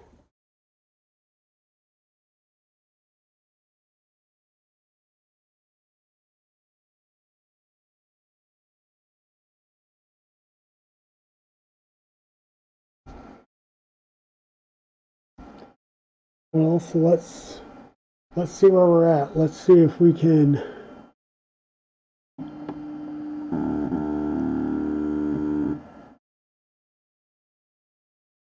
try not to kill things.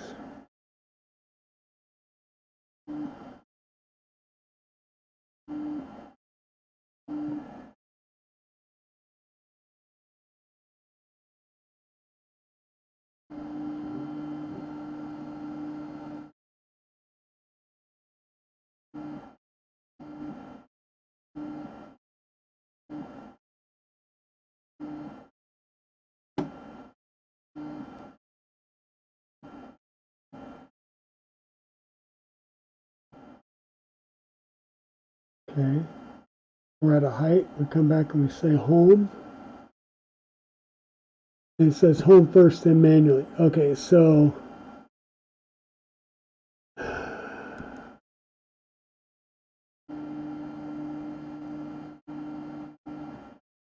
frustration setting in, guys.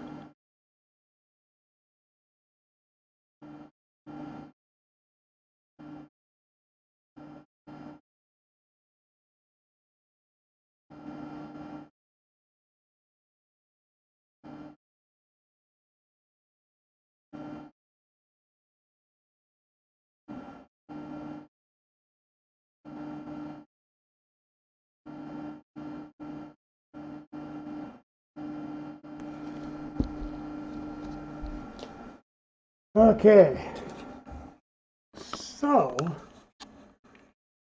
we have not been successful on resin.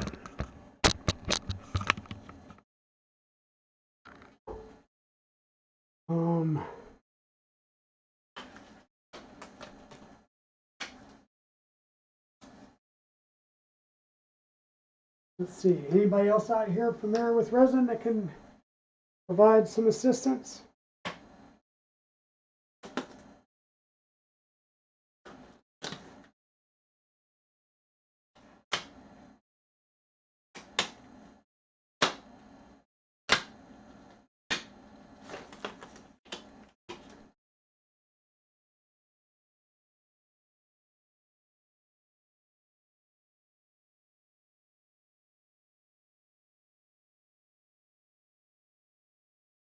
So, guess we're going to try and go back to the drawing board.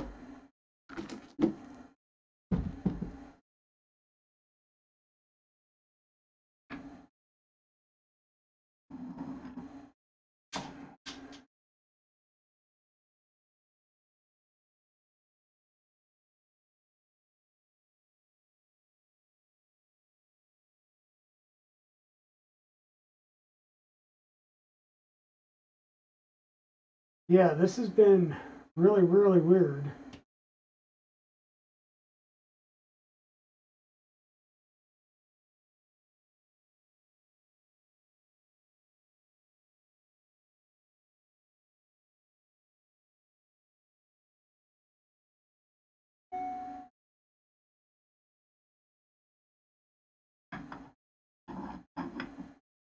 Let me back there and get another set of gloves on.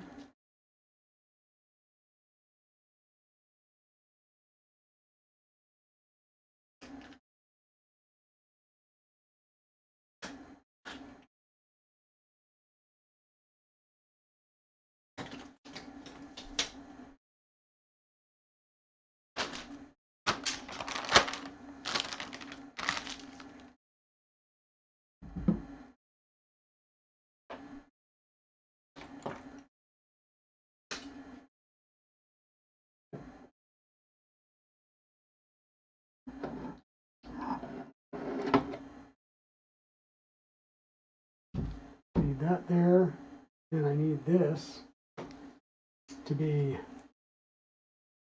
resin free.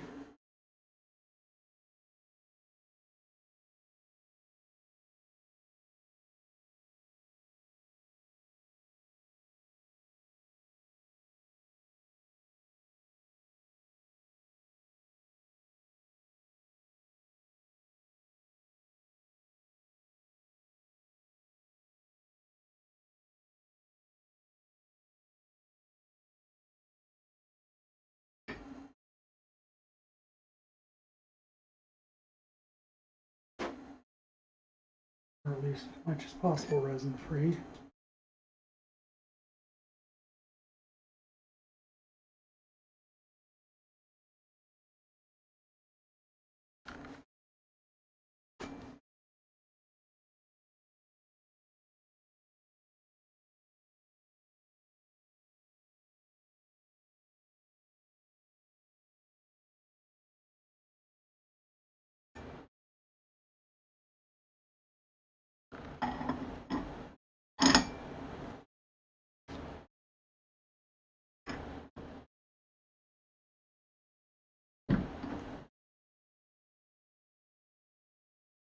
That there.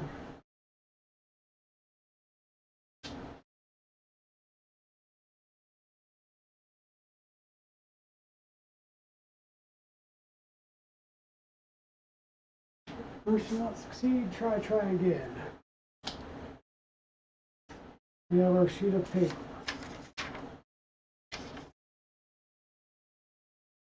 And we're going to start running this down.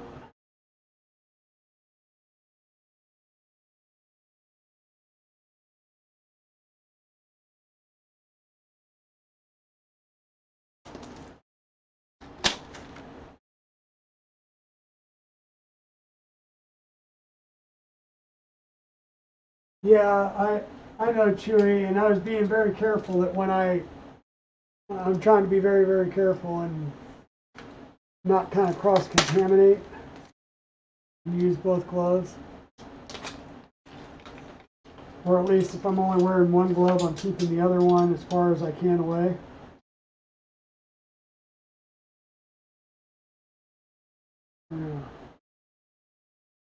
Loosen these again.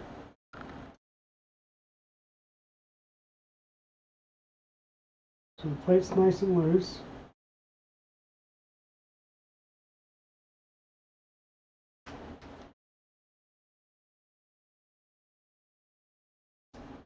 I'm gonna keep dropping that down.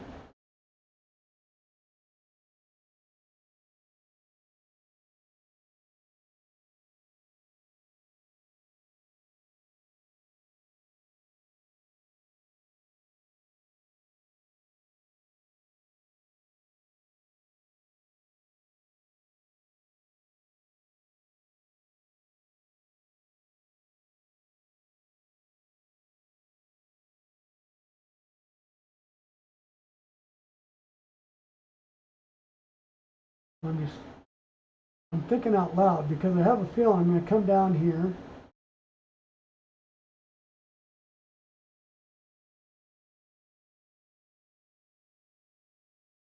make sure I'm lined up nice and good. And we are in there.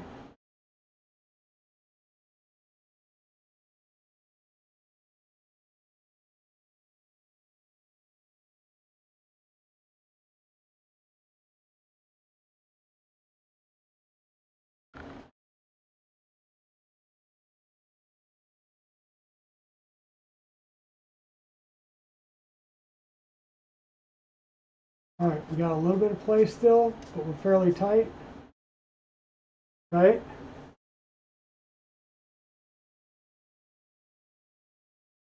Yeah, I've got lots of gloves downstairs, and they're actually thicker than these are. I got a Harbor Freight close by, so I tend to go and get the 5 and 7 mil gloves. But so we've got that set. I haven't gone through and tightened anything up yet because when I go to tighten it, I do need to put a glove back on. I see a little bit of on the top plate there, some residue, and I'm going to need to push down. So we do have a little bit of tension, but it's still moving, kind of like we would on our standard printers. I'll hold down both front and back to make sure that it's aligned. Tighten the side.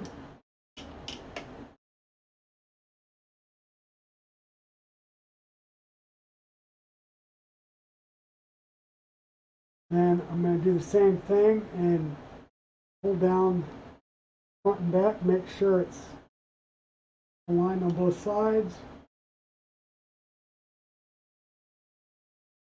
Tighten that. Now, still got movement. Just for giggles, we're going to drop it down another point. That got us a tad bit tighter. Looks good. Now we're going to back out of that menu. We're going to click on the home, and it says set Z equals 0. I click that, and it says home first, then manually adjust Z axis to the best position. And as soon as I do that, it Z0s down. So I don't know if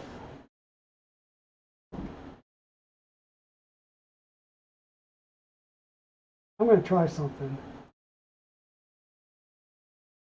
I'm going to raise that up, get this a little bit further out.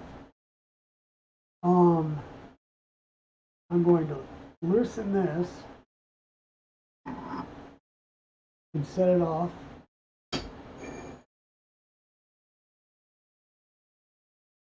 Now I'm going to tell it to home with nothing on there.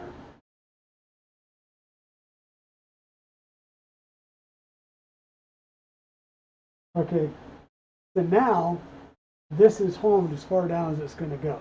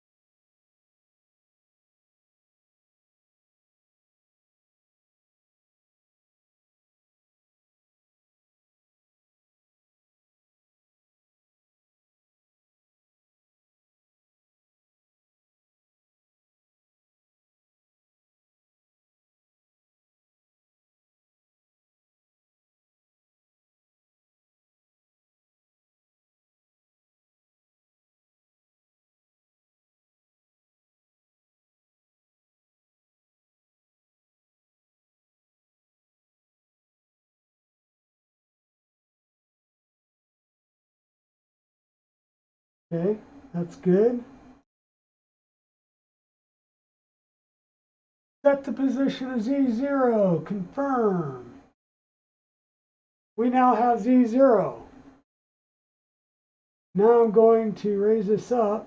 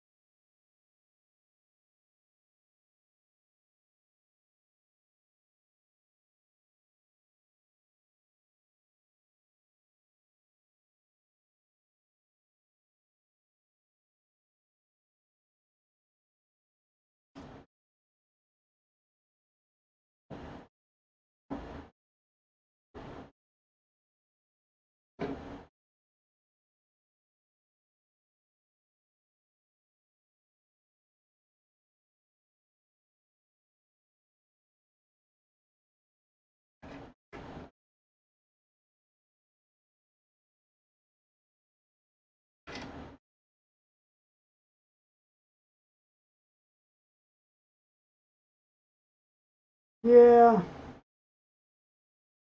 Apparently there's one step that was missed. It was that one step. This probably caused all the ruckus. Okay, so now we're going to take this stuff and we're going to toss it back over here. We'll put this back in here.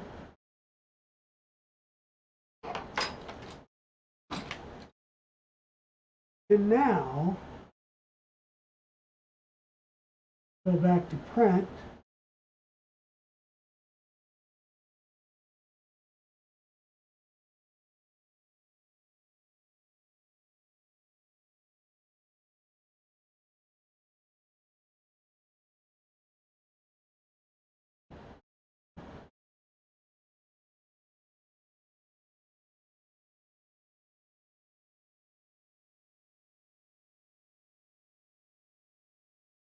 Ay, ay, ay, ay, ay.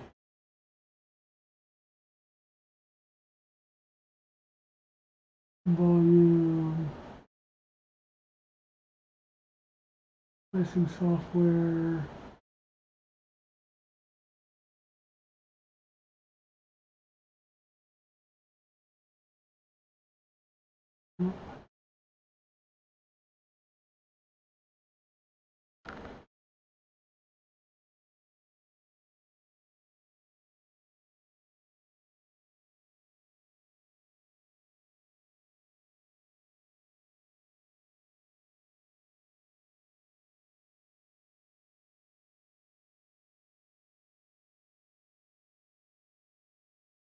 I really.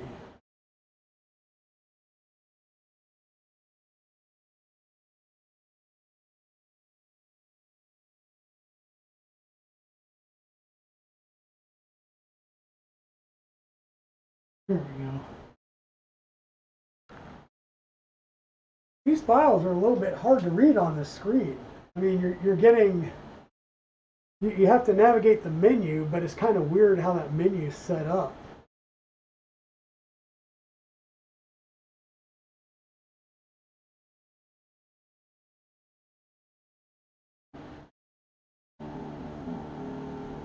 Now, why are you doing Z China again? Do we not just set the Z?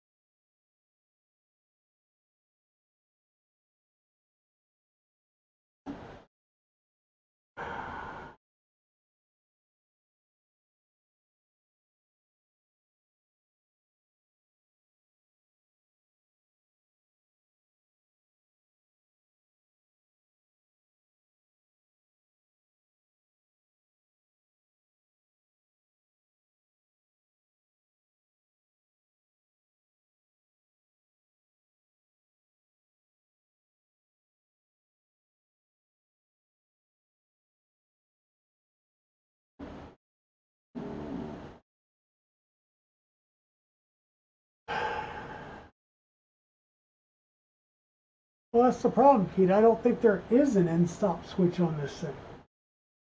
At least not one that I've seen.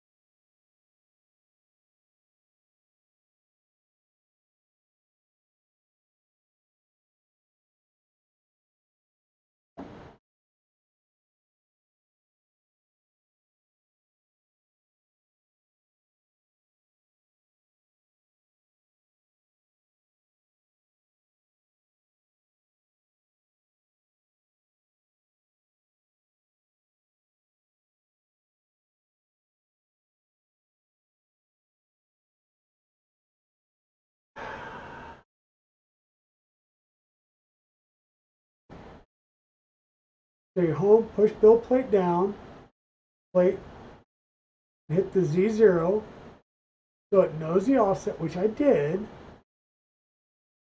So backwards thinging.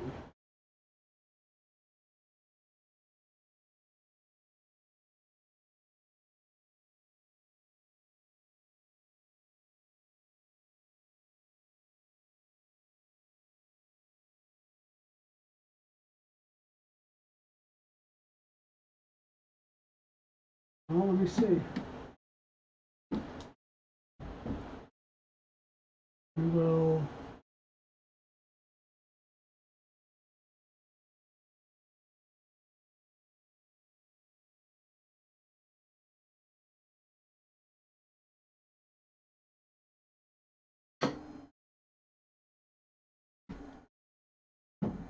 We'll try and do this again.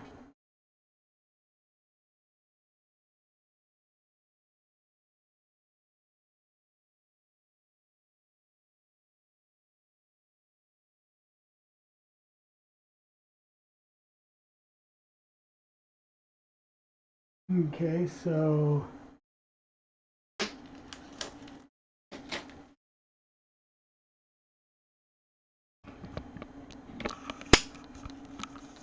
switch guys off here.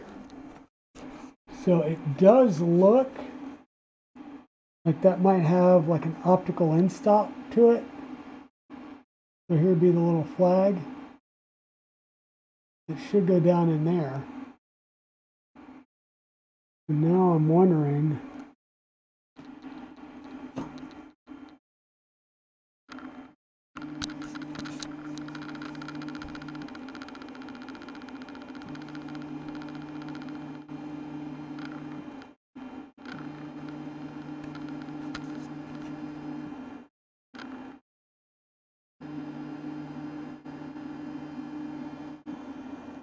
right, so now we've seen that whoops, sorry. So now that flag has gone down in there, right?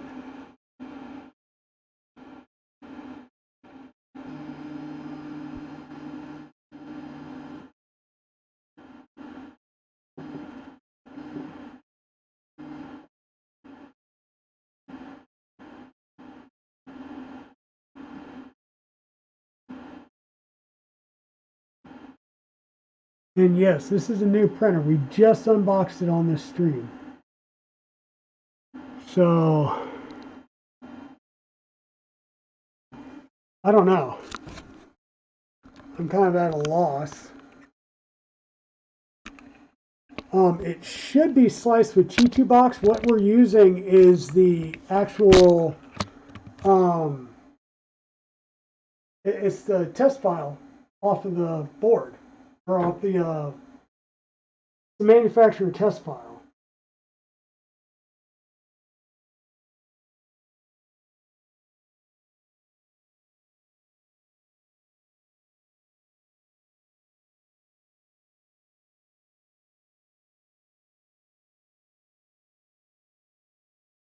Take the head off, home 0, then home again, bet it goes back to same place. Yeah, I mean, the file could be bad. What is that, Chewy? So take the head off, home Z, then home again, bet it goes back to the same place. Okay, I get it. So you want me to go ahead and basically take it down, clean it up again, home Z, go through the home Z process, and oh well. And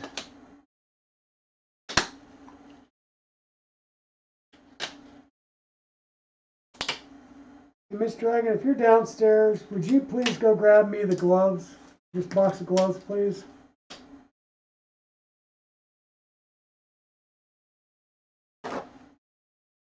Why we have a slap mat, but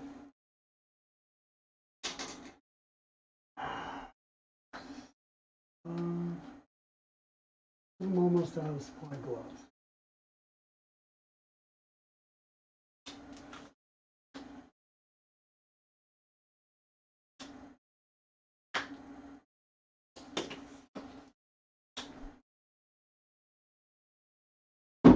We're just going to put this there because we're going to wind up probably using it. We're going to do that. We're going to do this.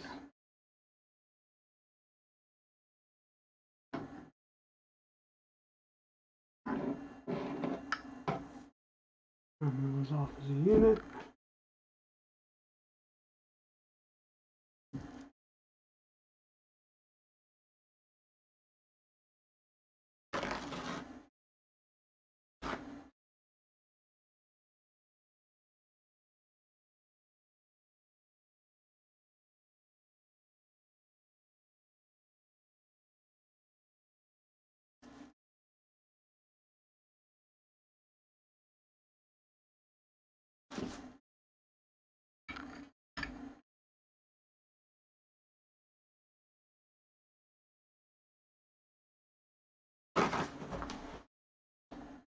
Oh well.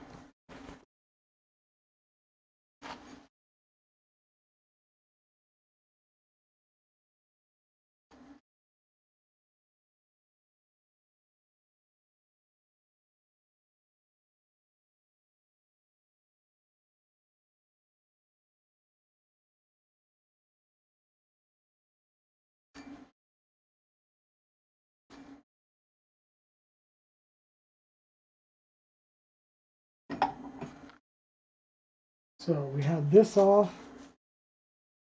We told it to home.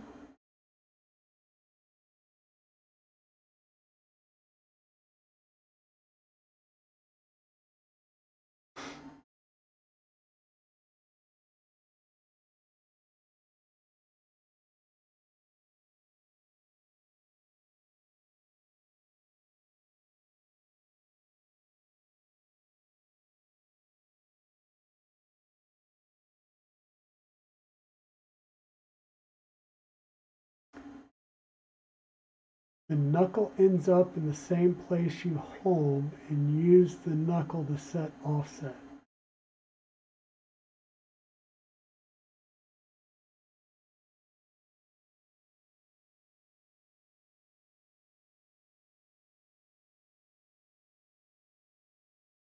Yeah, it stopped.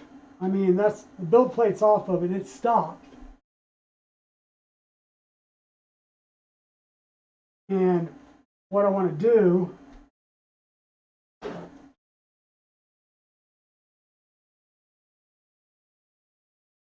and yeah, I should use a plastic scraper and just be all cognizant that I'm going to make a mess. And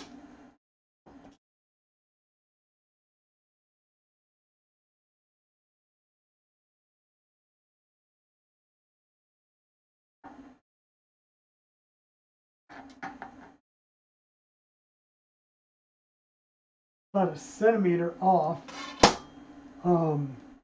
to the bottom of that little flag plate that's there. So we were going to reset our Z height, and I'm just going to use this just because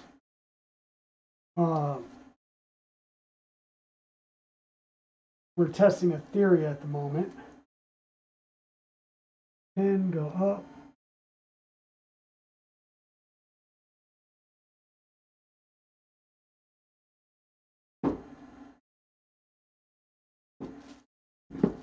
Oh, leave this off? Okay, so we'll leave this off. We'll home it again.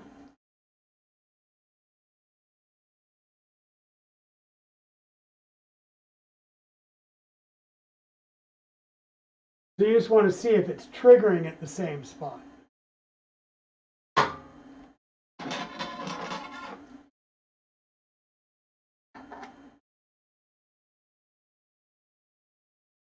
And yes, it's right back at 1 centimeter. So we've triggered it, we've moved it, we told it to home again, and it's still triggering at 1 centimeter, 10 millimeters.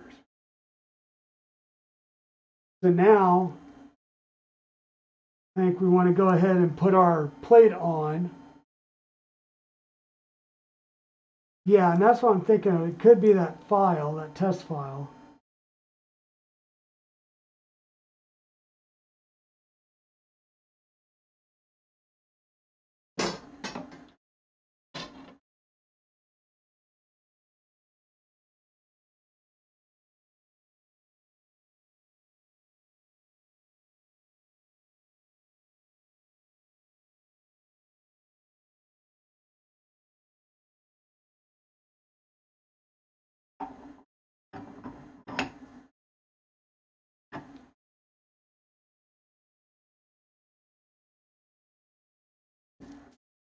Yeah, I did just, well, I've downloaded Box. I tried to run it earlier on my Mac, and it basically told me to go pound sand.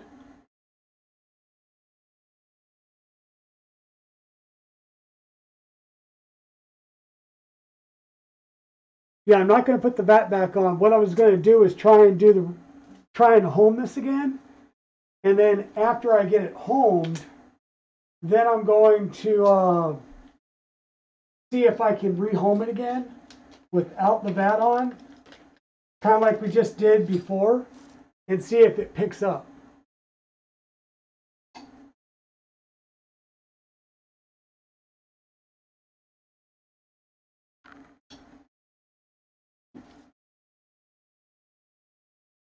Yeah, I've heard people talk about Box and is it lychee or lychee?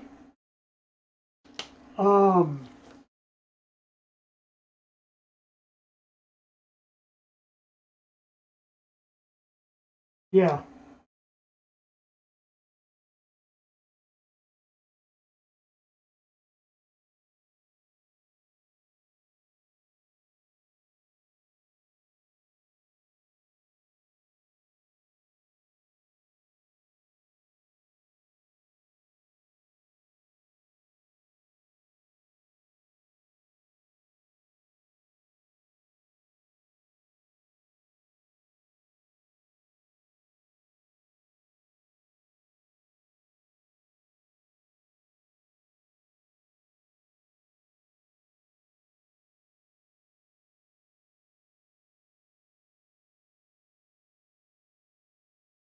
Right, so we got that back again.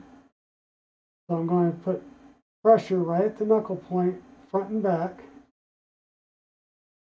And lock down that side.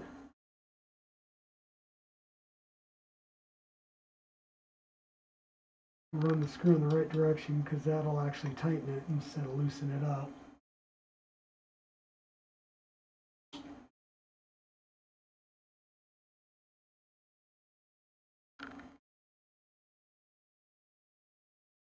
Checking the reveal. Then I'm going to both sides.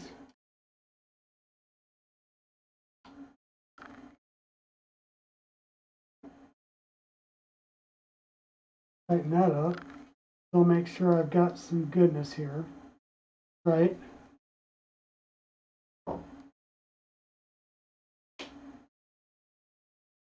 Yeah.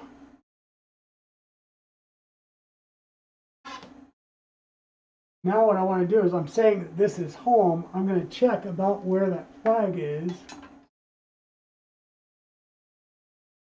And I'm about right at 14.5, 15 millimeters. So now I'm just going to raise it up a couple. Oh, damn it. Put it back down to where it was. We're going to go back and we're going to try and set the Z offset. So confirm that this is now the new 0. Right?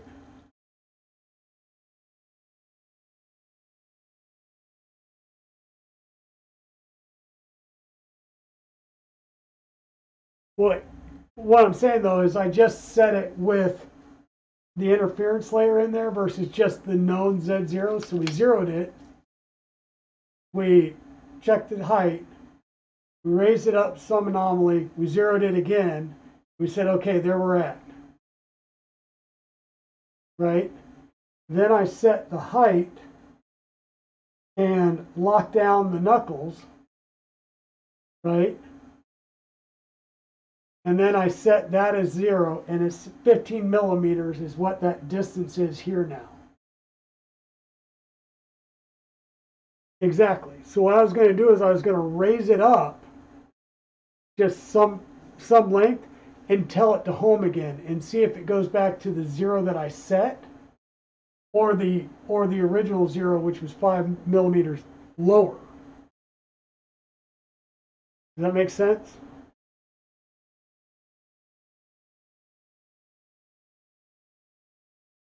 Okay, that's what I was thinking is I'm just trying to make sure if it's remembering the Z I set it to or not. Right, so I just raised it to 20. And now what I'm going to do is just tell it to go to home and see if it goes to negative Z China again.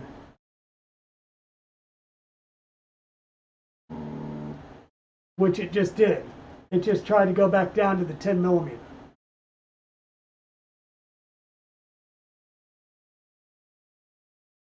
Yeah, so now I'm wondering, like, there's nothing on here that says anything about having to put a spacer on this thing. And that's where I'm getting confused.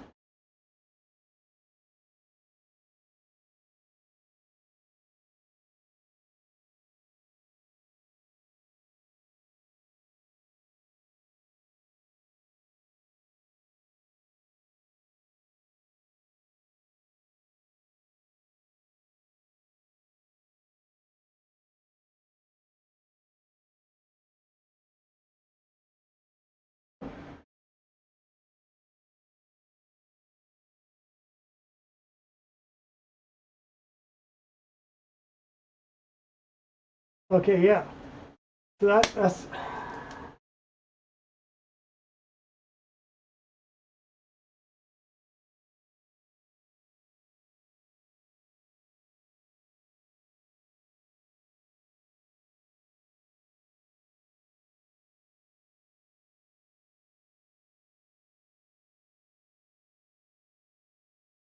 so when we're doing that operation, we're basically setting the Z offset. Remove that, unscrew and loosen both bolts on the build plate. Place paper on LCD, press tools, manual, home, wait for it to home and stop. Tighten the front bolt, tighten the side bolt in that order. Press tools, manual 0.1 millimeter and move build plate up until the paper moves.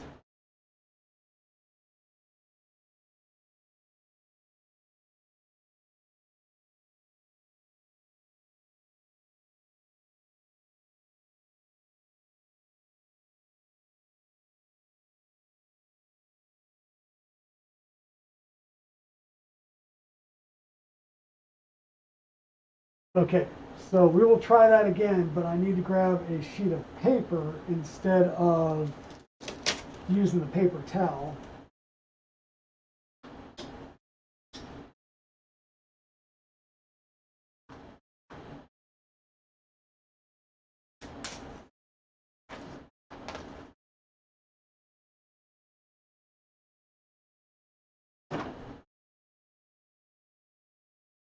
So we need to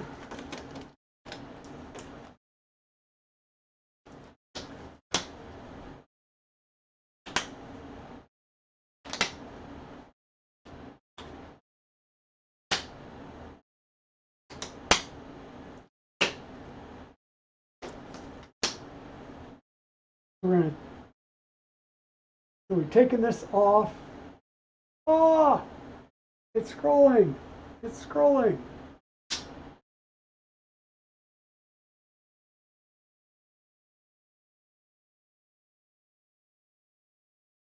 That's out. Unscrew and loosen both bolts.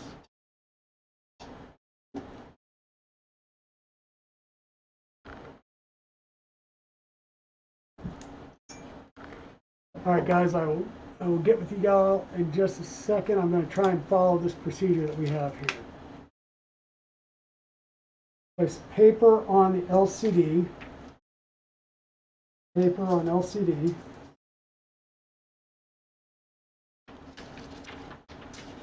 Tiny bit too wide, but we're going to fold that edge over. It shouldn't matter because it'll be off the plate.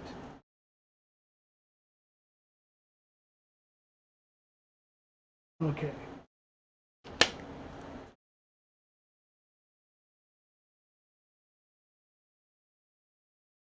Tools menu. Manual. Plates loose. And we get a home, right?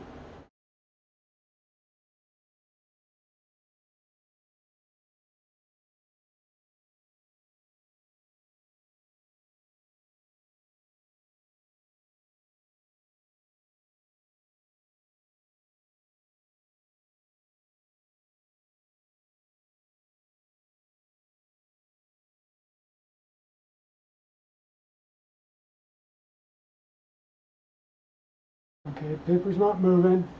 We're now homed. Tighten the front bolt.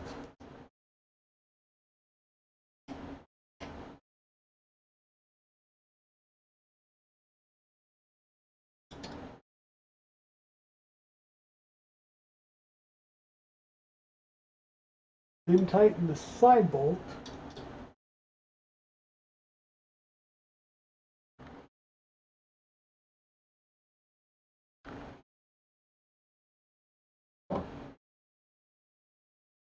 And go up the 0.1 millimeter.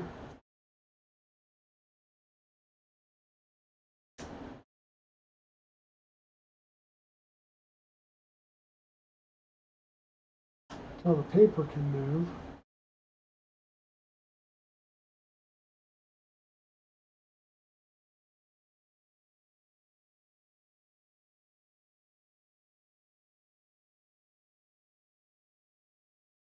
With removable plate presses.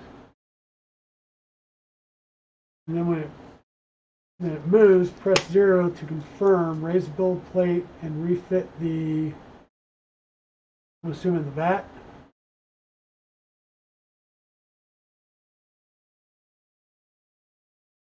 So we go back here and we set Z to 0. Confirm. Okay.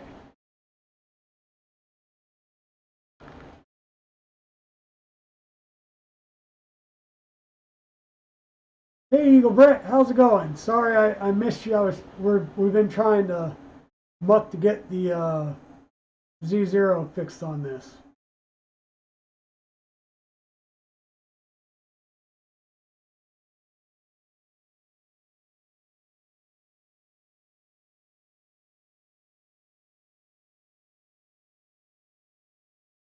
Well, I was just using the paper towel just to test the theory out.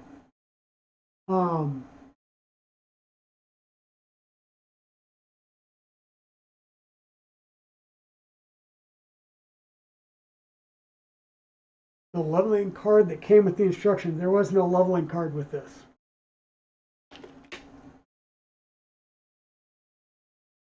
I mean, no leveling card there. No leveling card in the instructions. It literally says uses a piece of A4 paper. So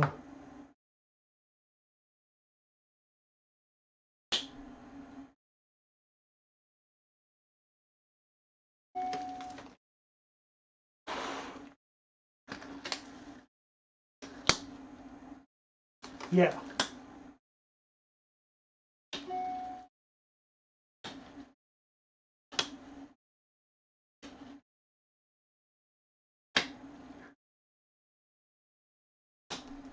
Okay.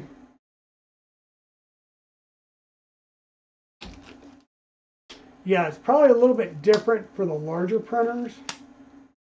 So we've done that. We set the 0. I'm just going to raise this up so we can put the vat back in.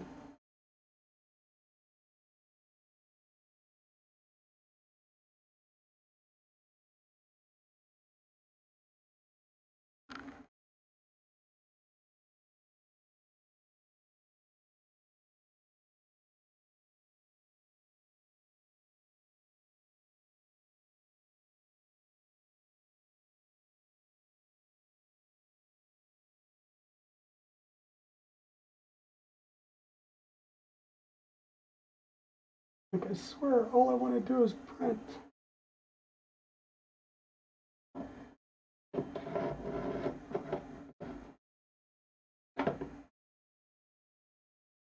Goes on.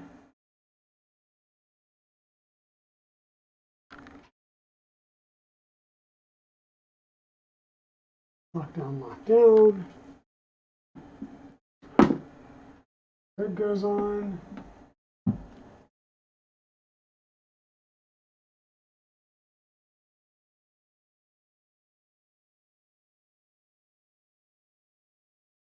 And do we just try the rook again now that we followed the procedures once again?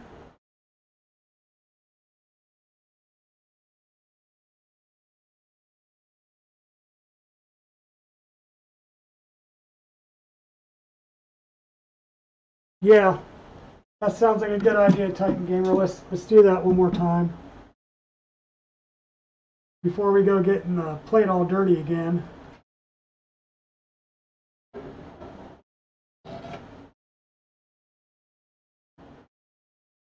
That out. Paper back on.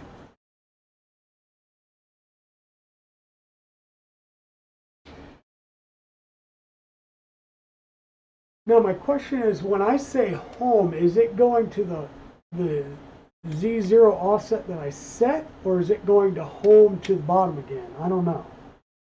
But we will go back into the manual move, and we will say home.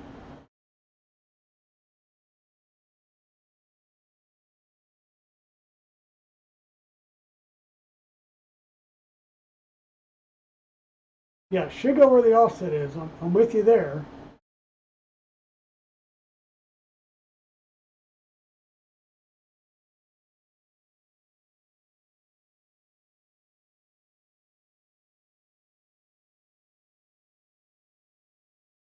Holy crap, it like did its thing. That's kind of tight, like.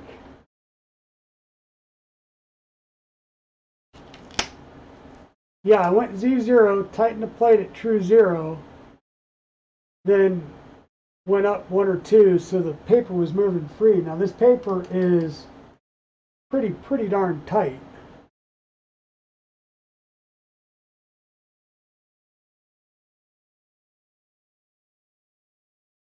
Should it be that tight?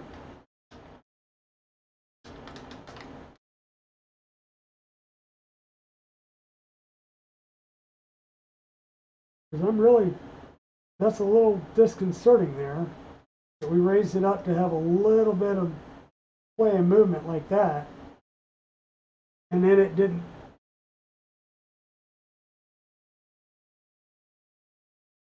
Okay. Let's try that again and see if we get a little bit of player movement. I still don't like it coming all the way down like that. And that's what I just did, Titan Gamer. So I mean, see, that's coming down like, yeah, I can move it, but there's some force there. Exactly. I mean, I'm having to really apply some force to move it. So let me go up another 0.1.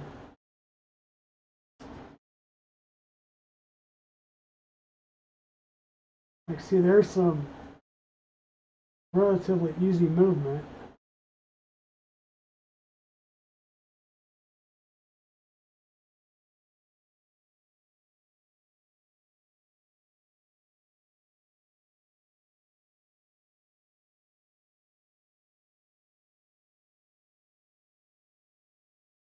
You do want tight, Chewy?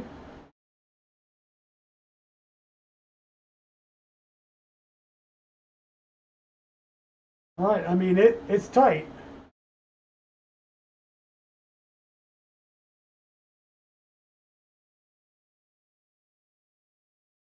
Dang it, Chewy.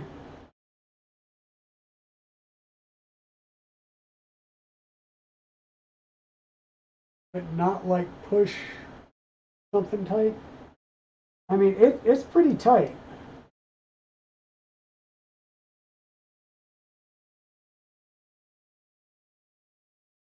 Yeah, and that's what I was thinking is, I mean, I just go up 0.1. Yeah, that to me feels a lot easier and smoother. So this is a good tightness right here.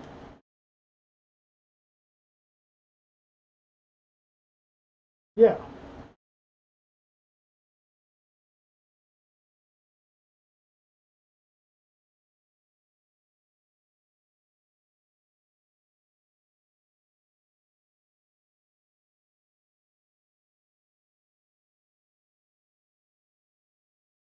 So I set that and then I said, okay, go home.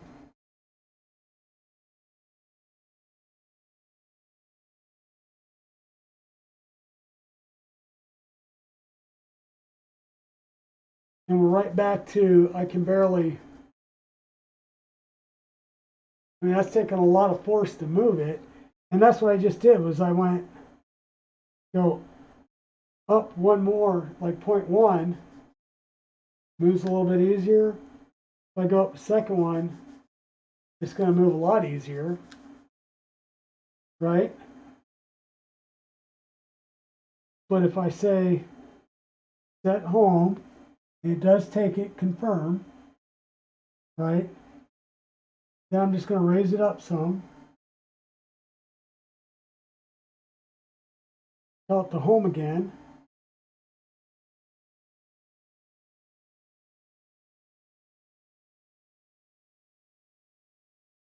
I'm back to extremely tight, like not wanting to move.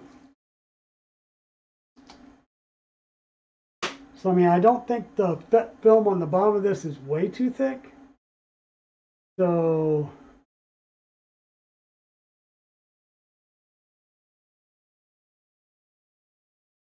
I mean, I don't know, unless we go through and do the whole untighten and everything.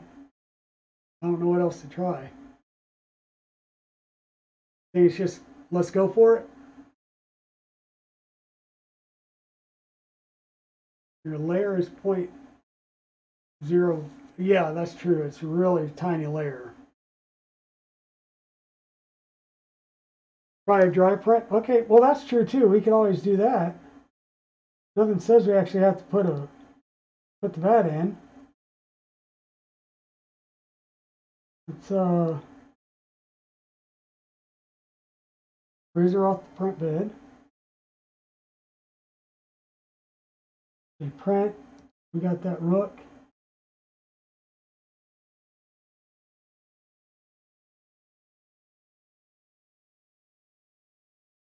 Well, hell, that's nice right there. It didn't drive down home. Well, but what I can tell, Titan Gang, is it didn't do a negative Z China and try and bust through the LCD.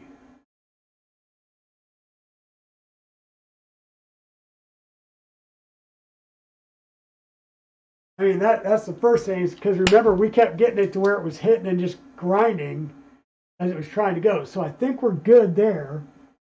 So let's go ahead and stop. Confirm.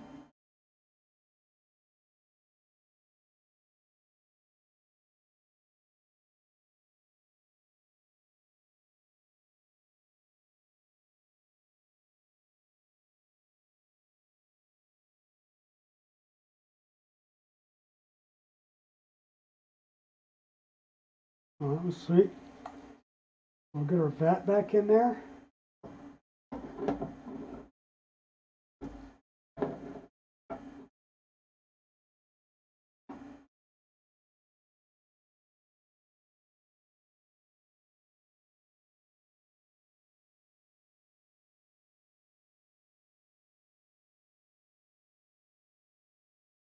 Yeah, never loosen the bolts.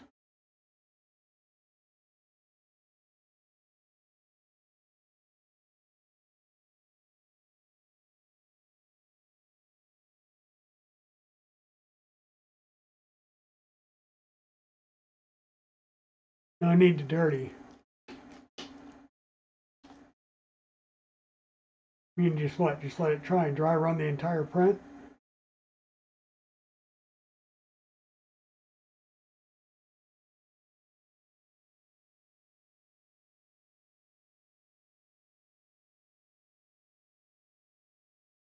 Okay.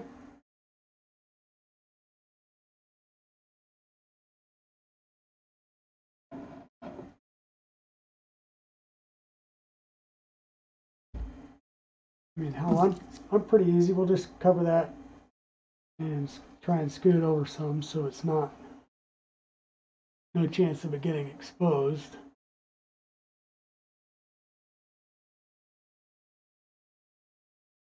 Um,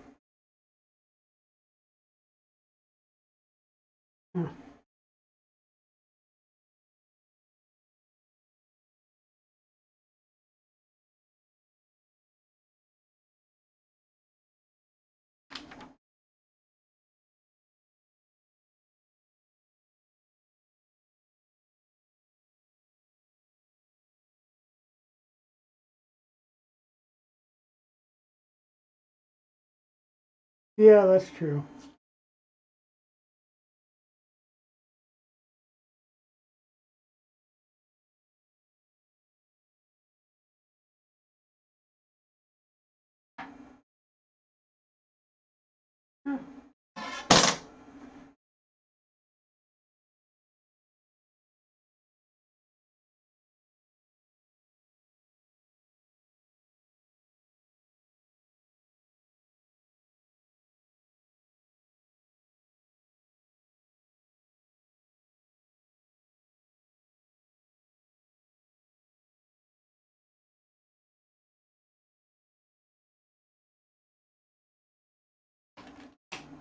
I appreciate you guys helping.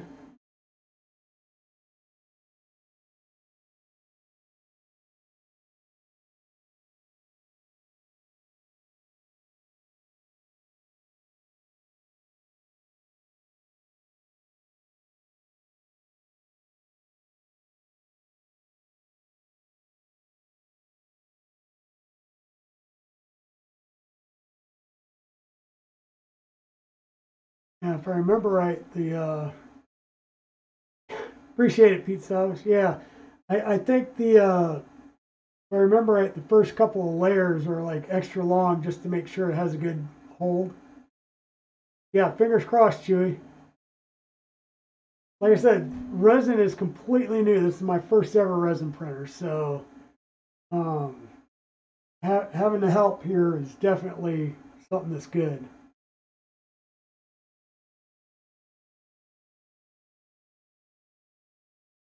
And I promise the other box down here is the wash and cure station right here. So, you know, if I do get a print, I'll be able to wash it and cure it.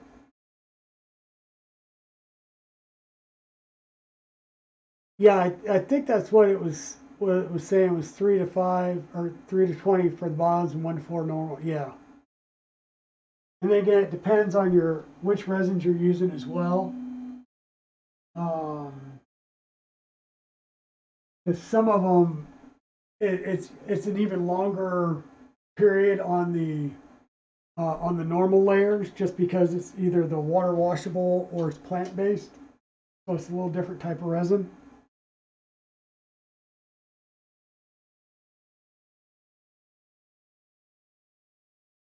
Yeah, and so that's once I get Chichi box up, I'll be able to actually see. Um, in fact, while we're doing this, let me see if I can get Chichi box to come up. Like I said before, it was telling me no bueno. So let me see if I can get Chichi box to come up now.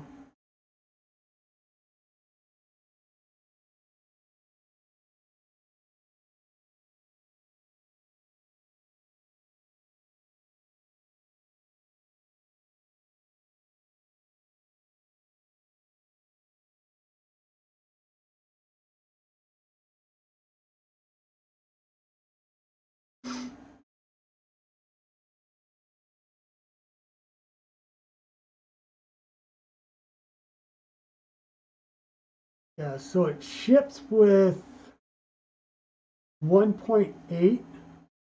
It was 181, and they're up to 191 or 194 now.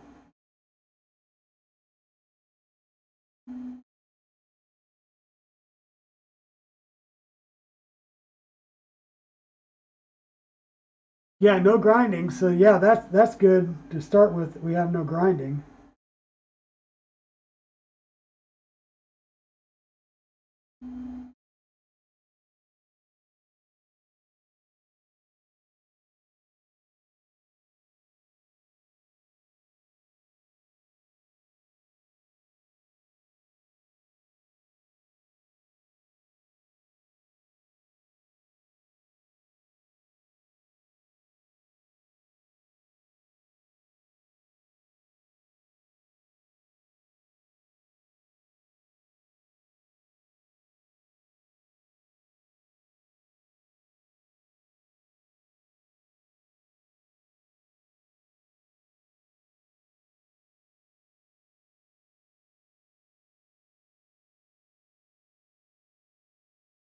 So I know Chi Box 181 was loading, so that's good.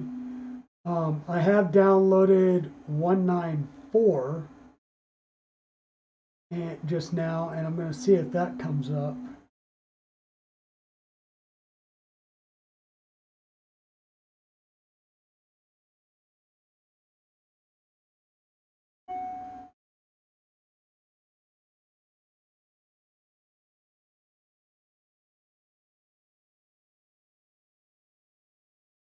Seriously, what the heck?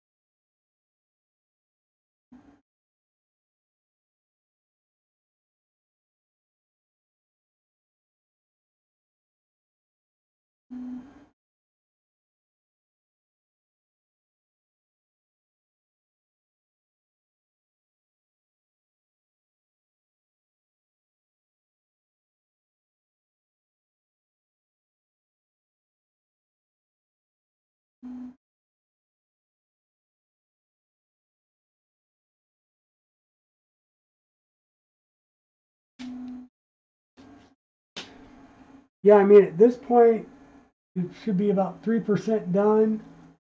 I haven't seen anything wonky go on. I think we stop it, we raise it up, throw the vat in there, and see what we can get going. Everybody agree with that?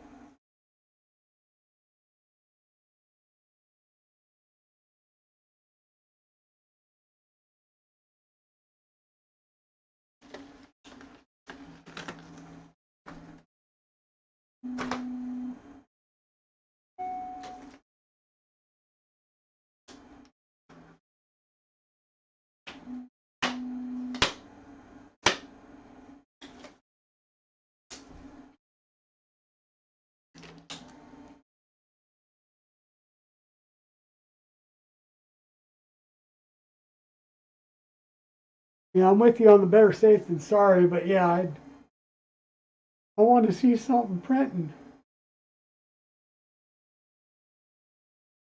Yeah, I mean, we're not 100% sure about the exposure.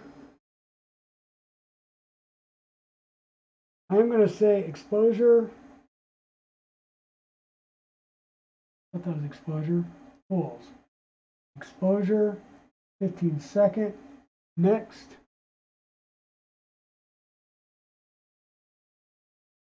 And I am seeing good exposure, so we haven't damaged the LCD with all of our shenanigans earlier. So now we'll have to check and see and hope that the exposure is relatively good for this particular resin.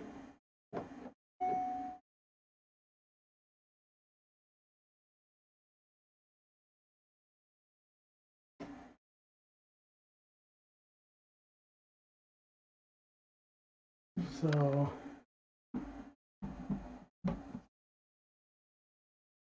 that back on. Print or rook.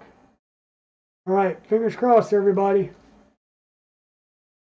Play. No grinding, no grinding, no grinding.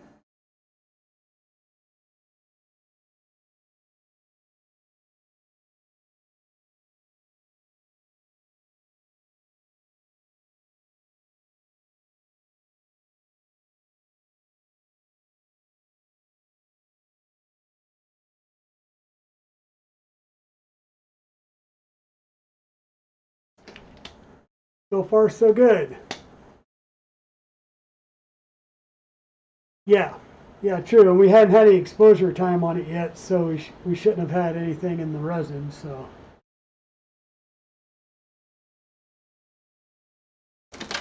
and while that's going, we take these off.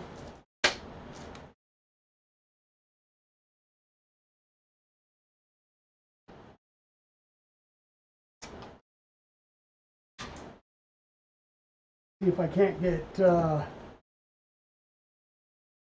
missus to bring me up my box of gloves. So I'll have more gloves up here.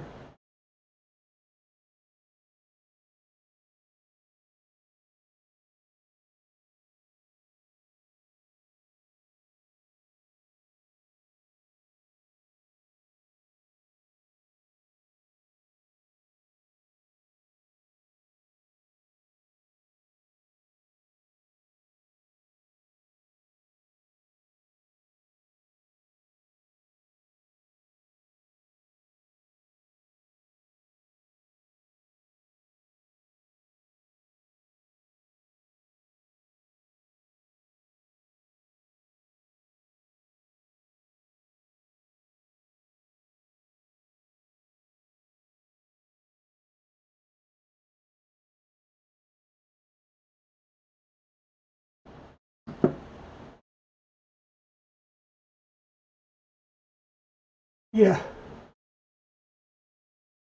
Yeah, and that's the thing too, is I think I have a big thing of the blue shop towels, so I'll grab those as well. Um,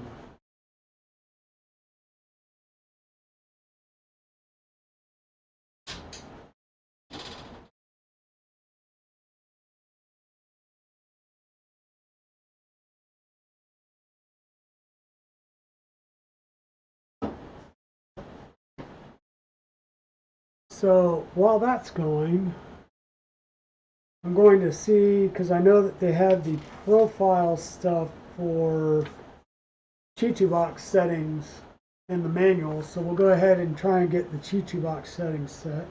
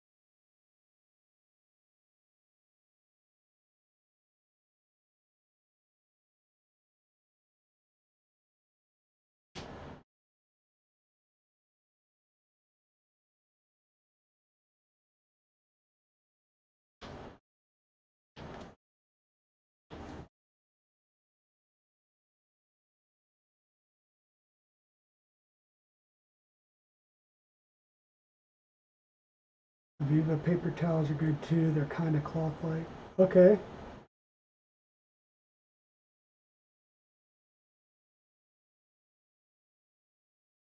Yeah. The bamboo paper towels from Cloud. Okay.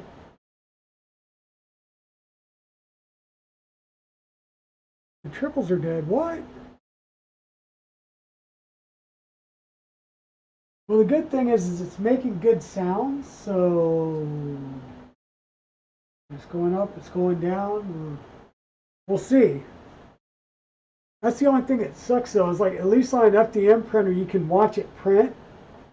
But like this, you know, I mean, I guess I can hit pause and then let it raise up and see if it's sticking or not.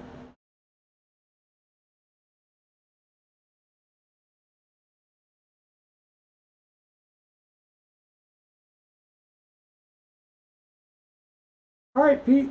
Thanks for sticking around. Go take care of the dogs. Doggies are important.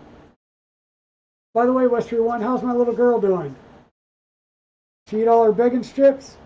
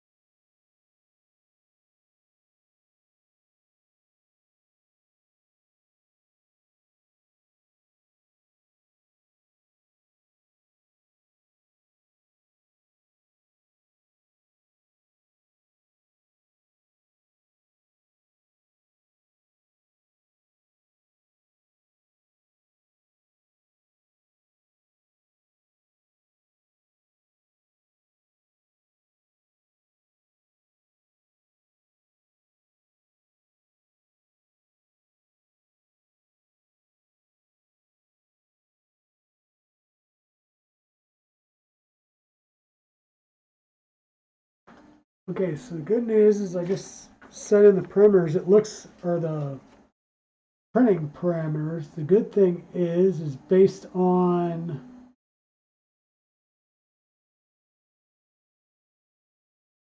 the data here.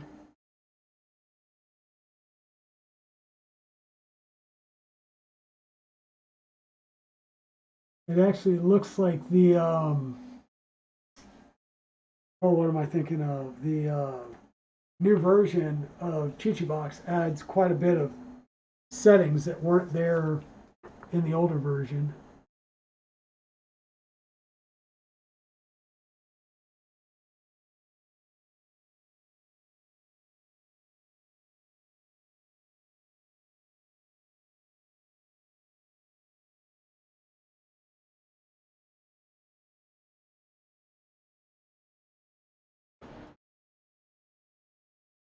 So that's good.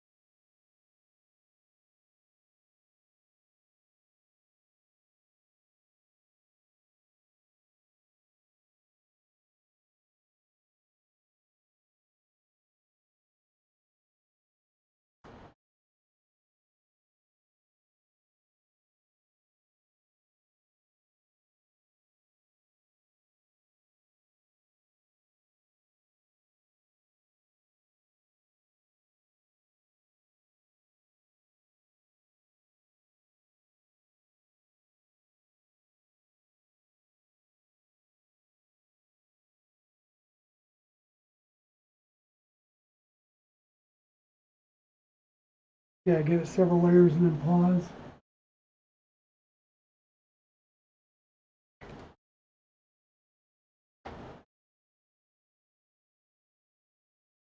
Yeah, I hear everybody talk about lychee slicer or lychee and box, and I'm of the type of this is what they provided with it. I'm going to give it a shot, um, and then I'll take a look at lychee. I know Evil Diesel's been looking at both, and I know that there's pros and cons to both of them.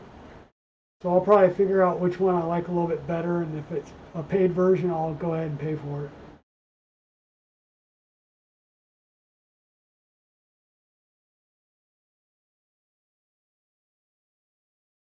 Got out and ran to the barn, looked like a drowned rat. Oh, goodness gracious. Was she going to see any of her friends in the barn, or was she just taking off?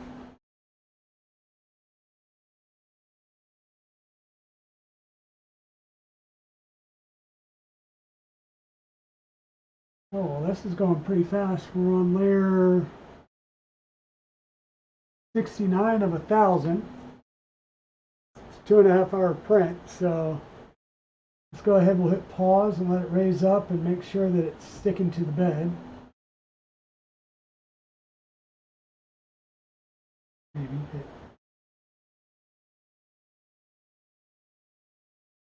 pause. Keep saying bed. I guess it's build surface.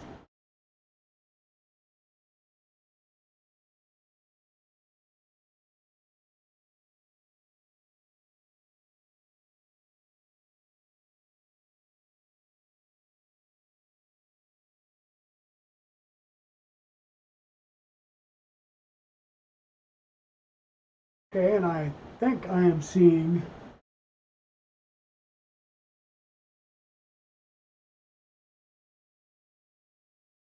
a couple round circles that I don't think are dripping, but we'll pop the top and take a look.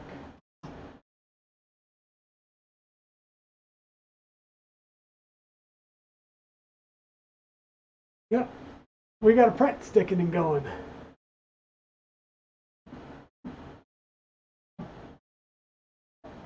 We'll put that back on, say play.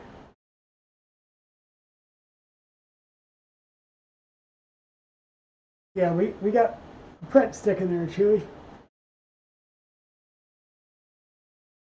Yeah, don't touch the plate. But take the top off and look underneath.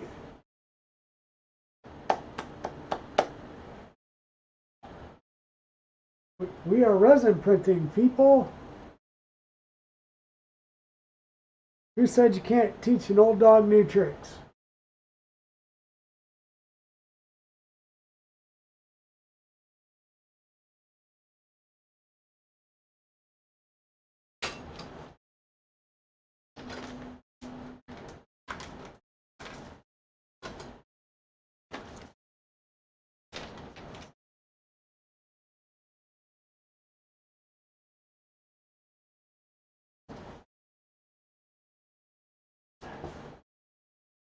So I'm not going to go bang around, but let's go ahead and that down very gently, and we'll open this up. Welcome to having too many. Yeah, exactly. I have a feeling I will be using these for doing like tabletop miniatures and lots and lots and lots of dragons.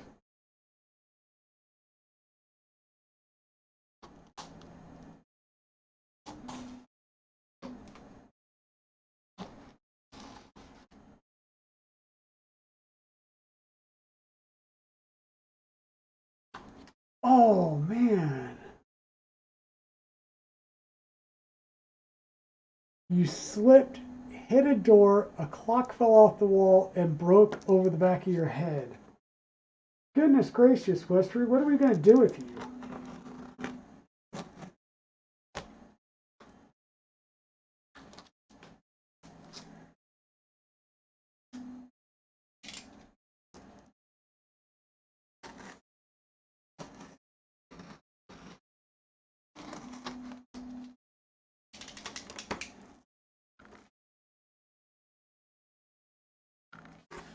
Oh, you got some stuff for me then? Is that going to be things to print, Chewy? Oh, by the way, sis, I've got a box that needs to go in the mail, and it's coming to you from Evil Diesel. But I figured I would ship it out because that way I'm not handing your address out to other people.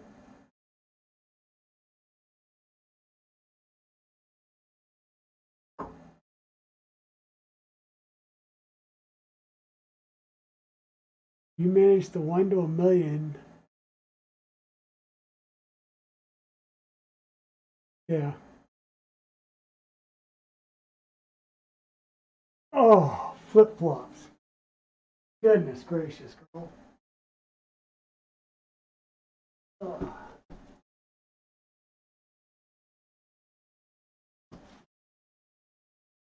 Oh.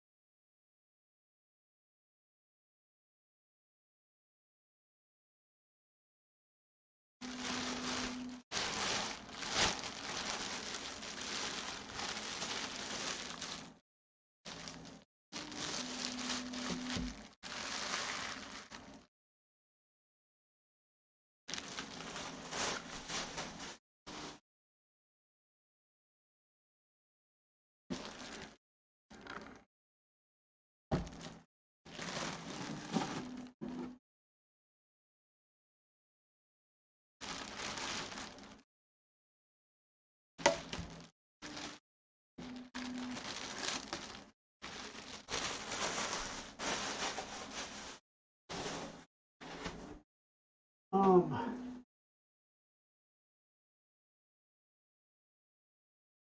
I will say this is my first resin printer, but it won't be my last. Because if everything goes right, I did back the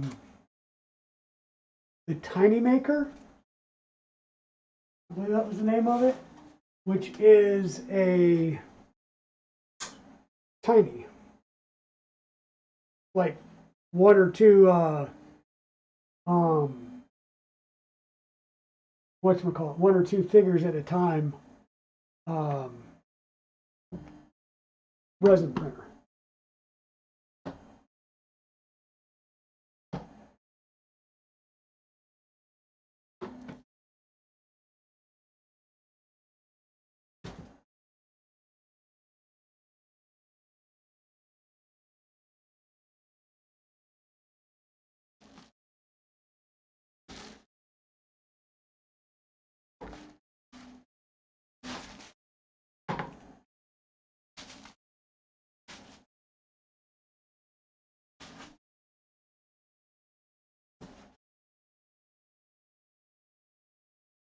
All right, so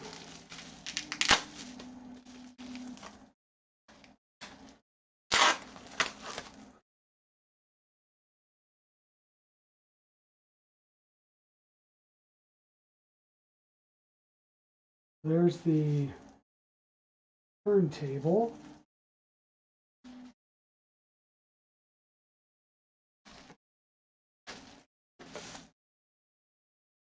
Power supply, power brick. So apparently we've got a wash and cure all-in-one, which is interesting.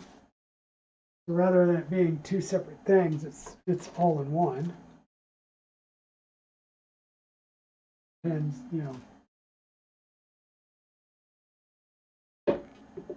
run the basket.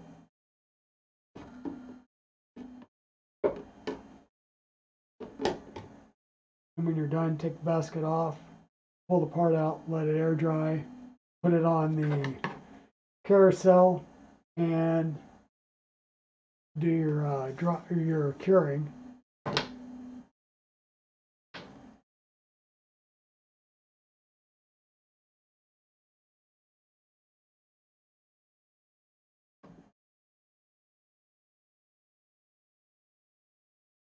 Hey, Forever Night, how are you doing this evening?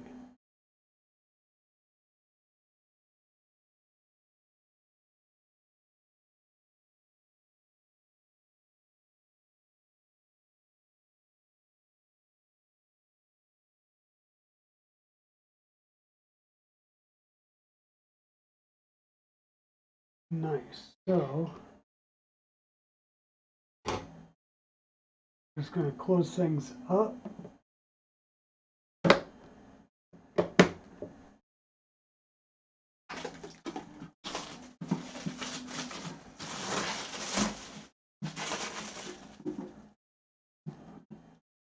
And I'll obviously have to look at what the recommended cure time and stuff is on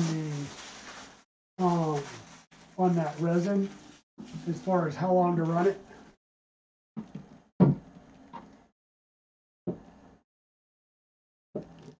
Doing okay, you guess? Okay, well, fair enough. I will say it's been a long day and a longer night. We were fighting to set the Z height on this resin printer. It's the first time I've ever had a resin printer. I've been working with one, so there's a little bit of a learning curve, and I tried to follow the directions in the manual, which I don't know if maybe I just wasn't reading, Chinese English right or what, but a couple of people ran the internet while I was working on this and helped me understand the instructions a tad bit better. And we are up and running, so that's good. Oh, sorry you've been up under the weather. Is it just like a cold and flu or something worse?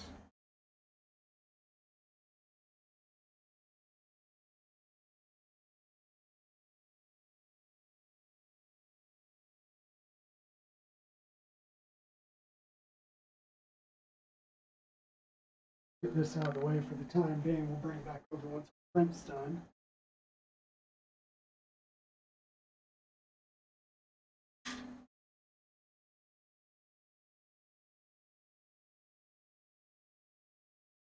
Yeah, and that's the other thing too, Chew, is the people that work with these things day in and day out, it's just like IT. You know, we build manuals for other IT people to read, not, I'll say, non-native geek speakers, right? So, oh, okay, yeah, an inner ear infection, that would do it. That would do it.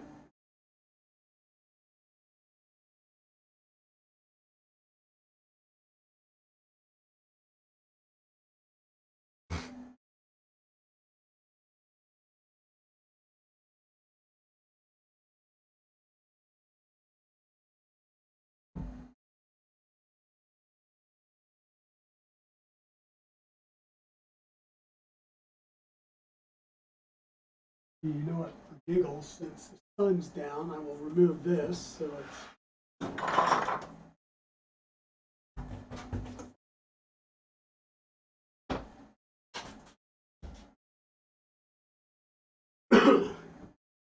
and it's still nice enough outside that I think I will open the window just to be on the safe side.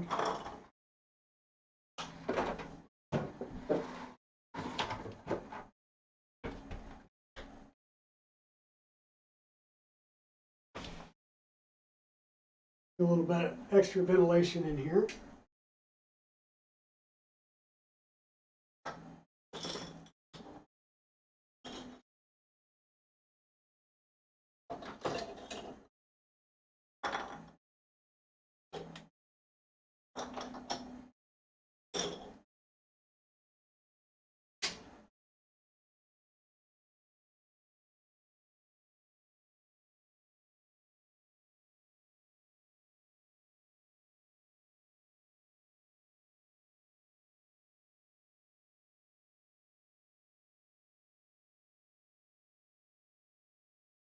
Yeah, definitely sorry to hear that you're not feeling well forever night.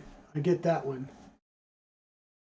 My my boys were here. In fact, I'm not sure if Town Drash is still on or not, but they just got home, and I know he's got to be tired and hurting because they didn't get home till like 3 in the morning, traveling back home last night.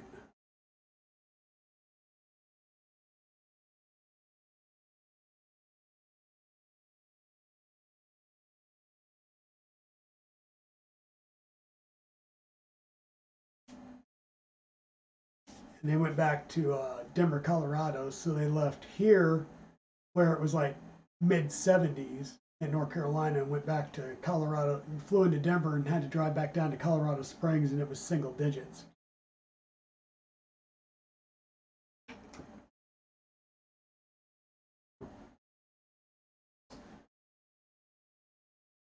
But I don't know how much longer we want to stay on here. This has got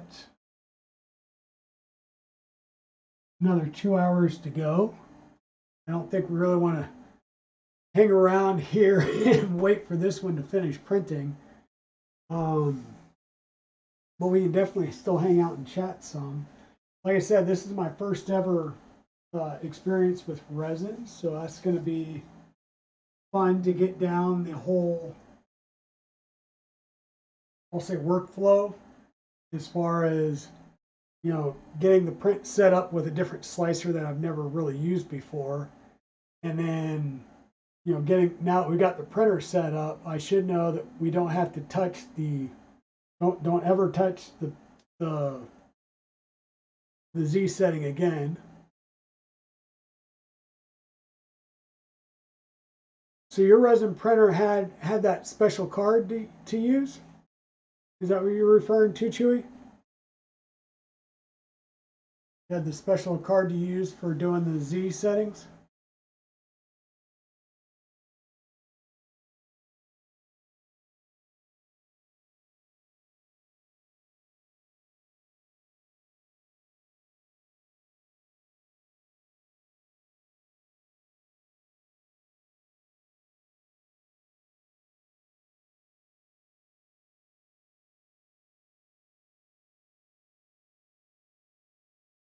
Yeah. So that's what I really need to do is I need to look at the resin itself. Like this particular one doesn't have the information on it. But the Anycubic stuff talks about storage, and it says first layer exposure 20 to 80 seconds. Normal exposure is 3 to 15 seconds.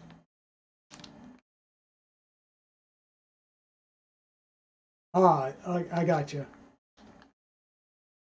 So Pete, it is actually going. We did stop it around layer 69 and raise it up, and we took the cover off and looked, and I did see the two small dots where it was building the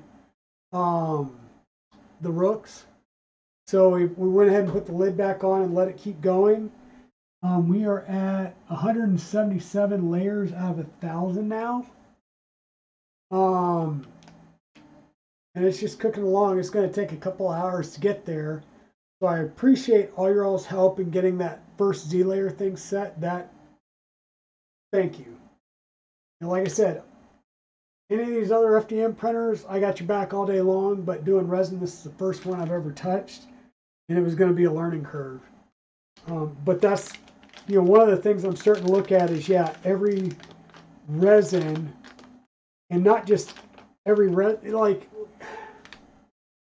with PLAs, right? If I'm using Polymaker PLA, I can use the same profile and print and make minor adjustments to like temps, right? As long as I'm staying Polymaker, Polylite PLA, minor adjustments to temps, and I'm going to get solid prints. Doesn't matter what color it is, right?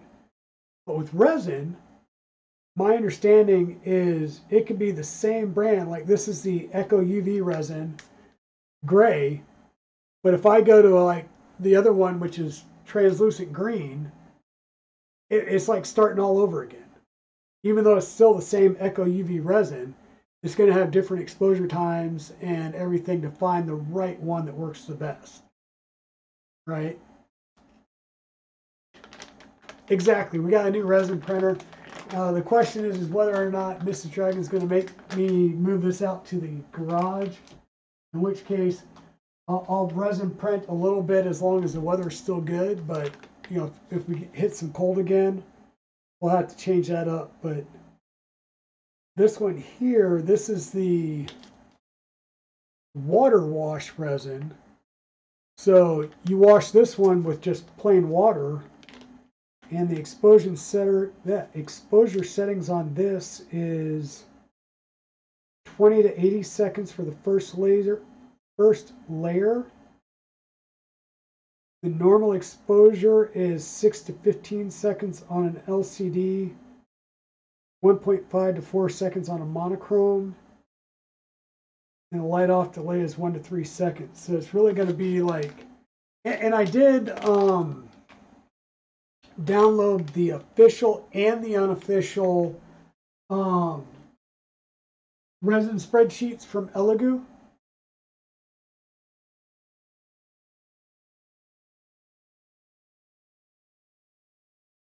Okay, so some people mix some flexible.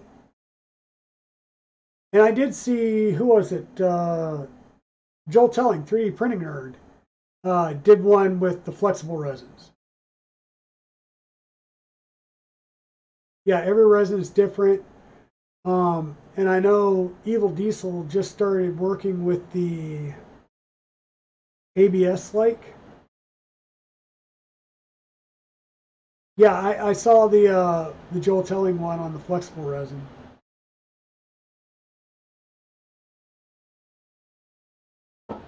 And I also like that, well, but also was a little, I don't want to say disconcerting or anything, but with the resin, if it wasn't washed properly, or if it's not washed with the, with the 99% IPA, it can yellow.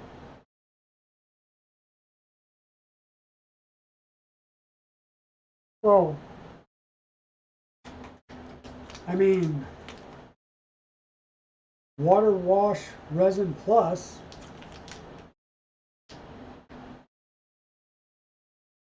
Wash with plenty of fresh water if there's any accidental skin contact.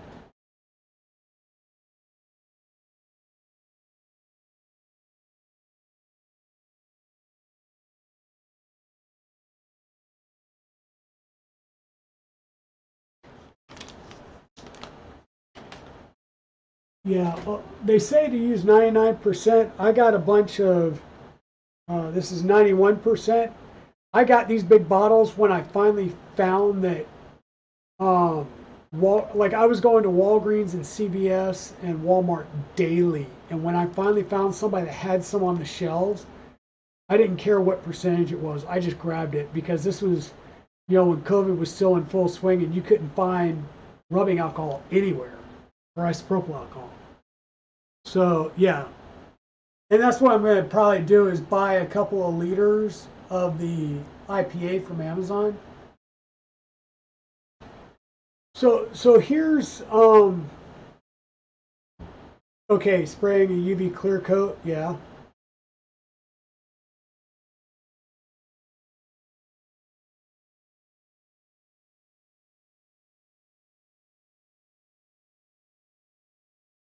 Yeah, so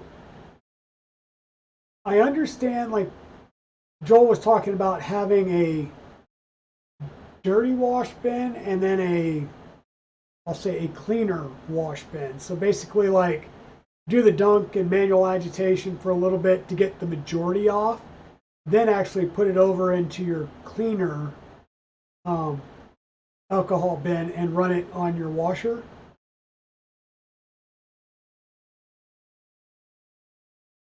And then that way it's just a little bit easier and you're not getting a bunch of the chunks and stuff. But then um, I'm assuming just like anything else, you could take that bin that's full of alcohol and set it in the window or set it outside and let the resin cure in it and then filter it out.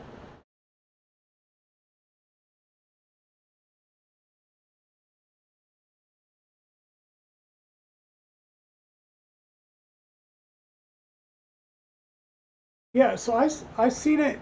So you wash, let it dry, and then peel the supports off. Then you cure.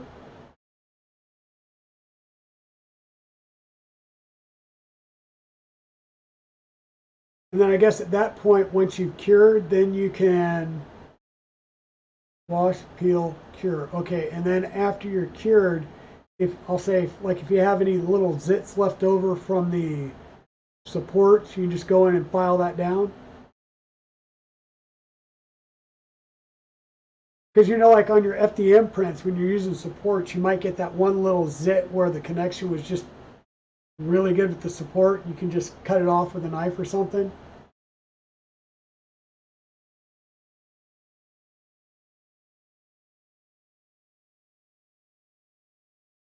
And I guess whether you take supports off or not before you cure probably depends on how good your support settings are and how easy they are to get off once you cure it.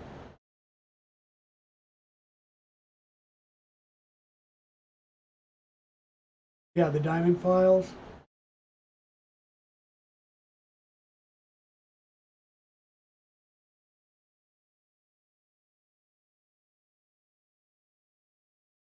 Yeah, I was expecting more than a dimple, but to have more like a zit.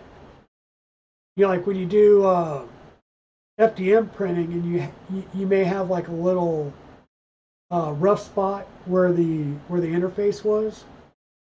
So that's what I was thinking. Because like I said, I've never resin printed, and I think this particular Rook model doesn't have any supports on it anyhow. It prints flat on the bed or the build surface.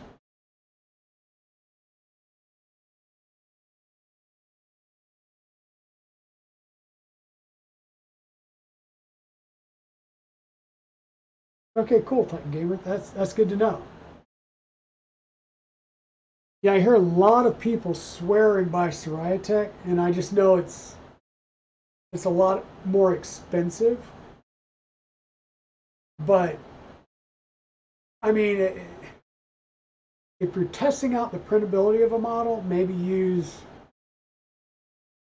a more economical one, and then if you're going into like a production run for like if you have an order, I'm assuming, then you may use your more expensive Tech or something.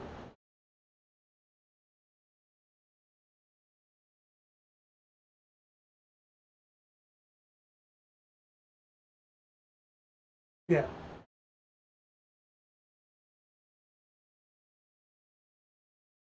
I have noticed that the people I've seen doing, um, okay, stinks isn't just smells, but it's a good resin, right?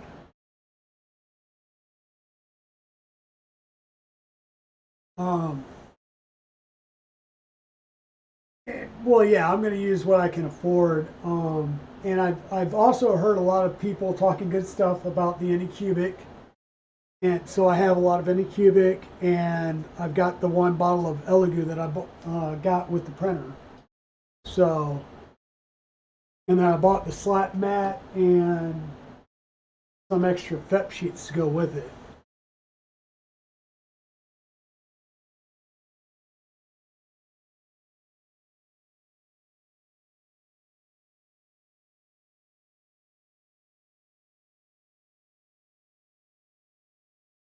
Yeah, mixing resins, I feel like that can be like, I don't know about, the 3D printable resins, but I know like regular resins, I would I would not mix regular like epoxy resins or anything like that because if you get the wrong mixture, like if you happen to not pay attention and mix a polyester um, with an epoxy resin, you're going to have a bad day of things.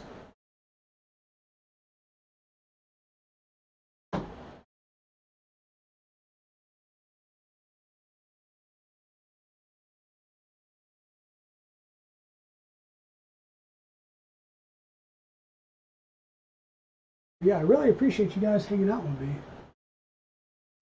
I don't know, we're up to like 250 layers. If you want, I can pause it again and then I can bring you guys in for a shot.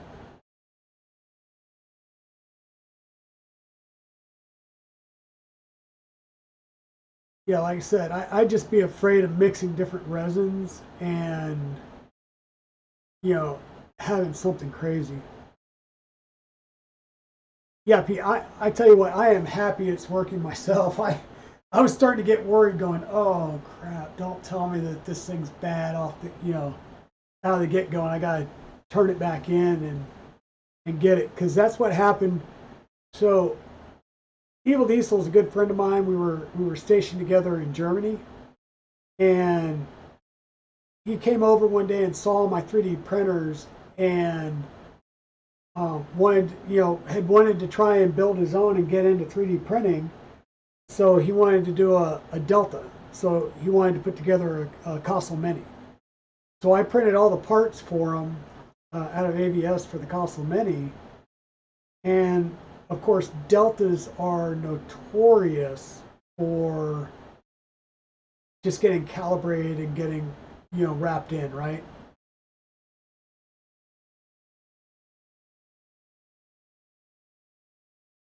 Oh, that's awesome, Pete. Great. Um, yeah, so those should work.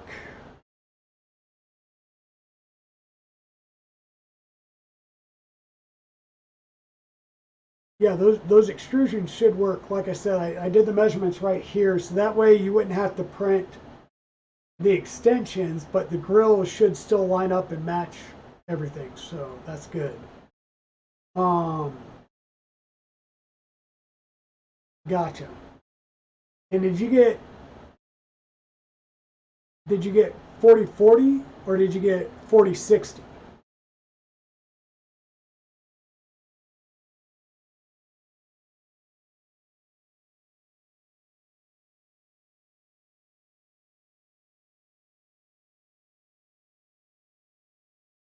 Okay, the 4040. So the other thing that just popped into my head is, remember there's a printed piece that gets joined together that the feet screw up through, right? They'll screw up and then tighten into T-nuts into the 4040 extrusion. And then on the front, the printed extrusion extenders are like a 4060 height, right? So what you may have to do is come up with another extension for that front piece, for that front length. Because when you put the bottom plate here,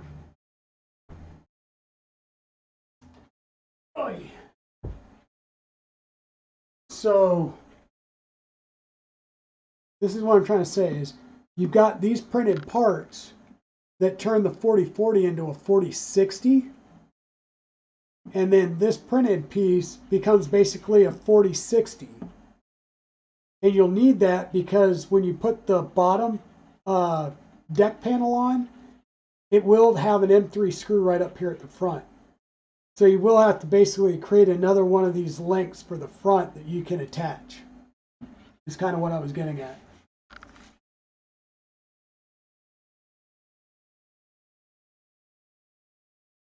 Yeah, I didn't even think about that until right when we started talking about it.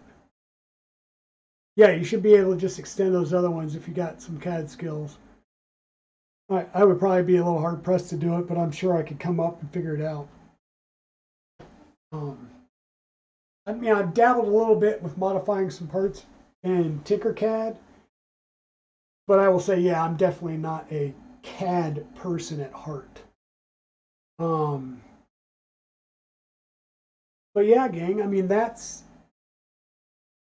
was definitely what I wanted to get done tonight, was to get this out of the box and get it moving. I will say that this has been one of the challenging ones. Oh, sorry, back to the story. I just had like a Loyal Moses squirrel moment. Yeah.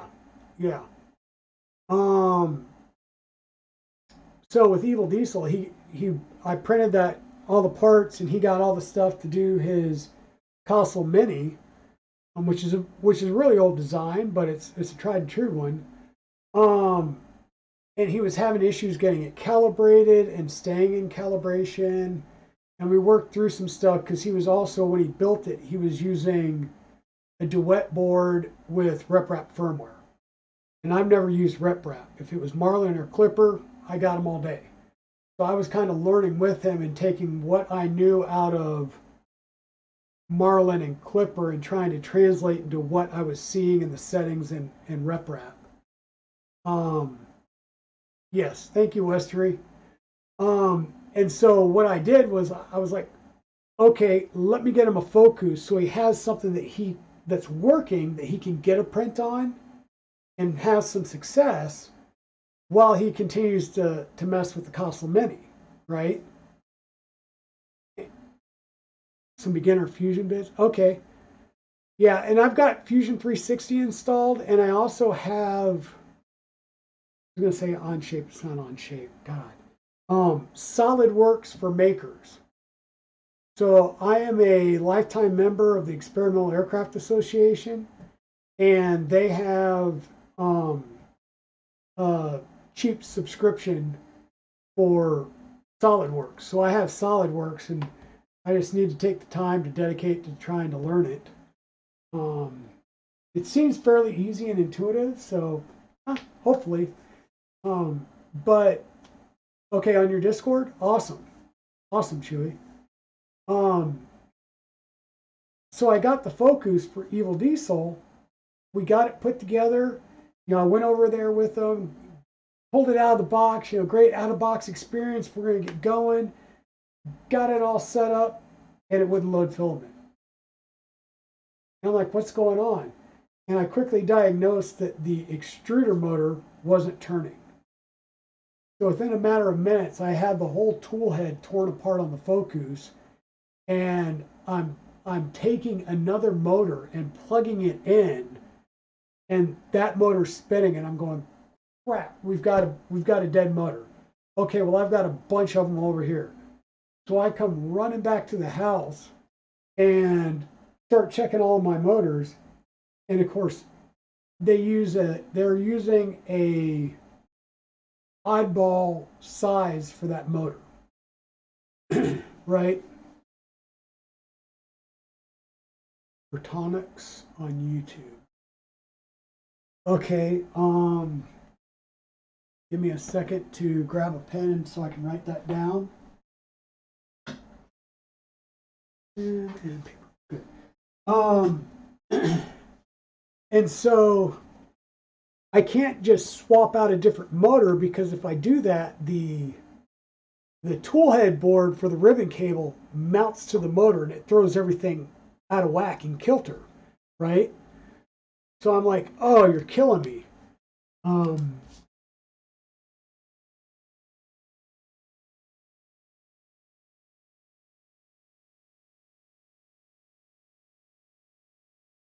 Bertonox01.com.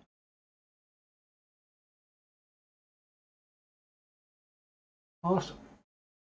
Thanks, Titan Gamer. I'll definitely take a look at that. So you've got SolidWorks, and Chewy, you've got some Fusion photos.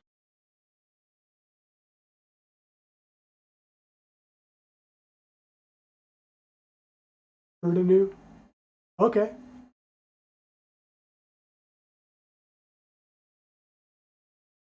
Sounds good.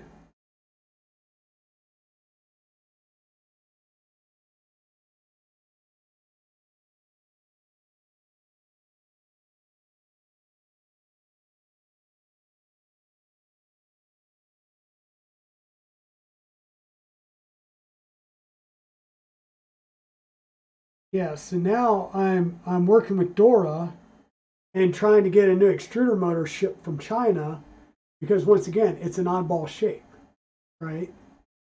So I'm like, ay, ay, ay, ay, ay. And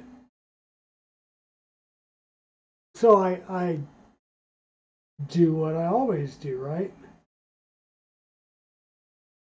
I go online, go to eBay, and win an auction for an Ender 3 Pro, which is how Red Dragon and Blue Dragon came about. And I got that, unboxed it, made sure I had all the parts and anything that was missing, because once again, it's used and there may be bolts missing. I've had one of them that came in that had none of the frame bolts. The frame's been fully disassembled and they kept all the, like, what, M5 by 40 bolts. So I've had to, I had to go and replace all those, which is no big deal. But I got that Ender 3 Pro dialed in and working. And then I took it over to his house and said, here. And there was a print already stuck to the bed because I tested. I'm like, I know this one works. And here's a spool of filament to get you going, right? And he started off imprinting, and he was just happy as a lark. I brought the Focus back, and as soon as I got the motor from Dora, which, like I said, took several weeks to get here, I popped that. I bench tested it. Motor's working. Throw the motor on, put the tool head back on. Everything's working. That goes back to Evil Diesels. Later on, I had a motor that went bad on the y-axis of my one of my Perseverance Mark III's, and I took the motor apart and figured out that the bearings had just gone, yeah, they ate themselves. So I had extra bearings, made sure that they were clean and good, and put those back on. Now I've got two motors that are back on the bench for bench stock. And so I was like, well, can't hurt. So I opened up the motor from that extruder motor that was bad on the Focus, and there was too much solder on one of the wires, and it had bridged, and so it was one of the things was soldered to ground. So I went and cleaned up the solder joint, and that motor's working now. So we have a spare now if the extruder motor goes bad. Of course, now it won't matter because he's designed a whole new hot end that it'll still be direct drive, but it's going to use a Revo Micro, I think it's a Micro Swiss direct drive hot end or a direct drive extruder, not the NG, but the older direct drive extruder, and is running an umbilical and doing away with the ribbon cables because he's gone through like 3 sets of ribbon cables on the X gantry already because they keep breaking wires. So this one is Fusion on shape.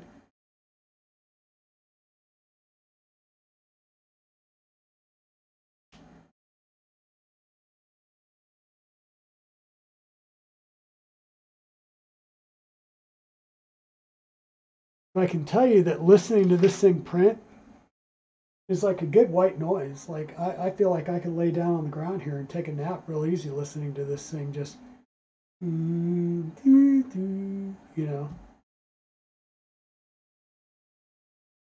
Yeah, and I've seen people that have used the ribbon cables like the Cobra and the Cobra Max use ribbon cables as well, right?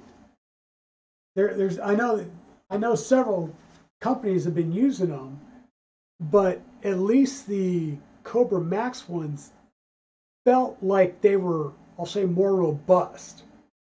I mean, the ones on the Focus felt like it was, you know,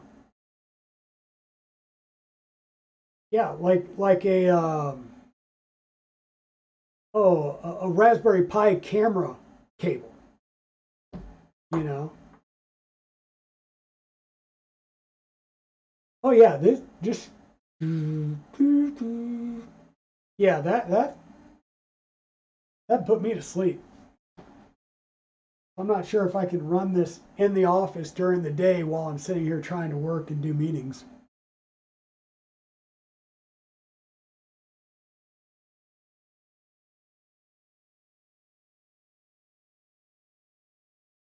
Yeah, and so my desk is and my chair is pretty much sitting right where this camera is sitting at the moment when I'm working. And so you saw Blue Dragon was sitting here printing, and it's been printing here since we commissioned it on Friday. And I've had it printing as I'm sitting here working. Doesn't bother me.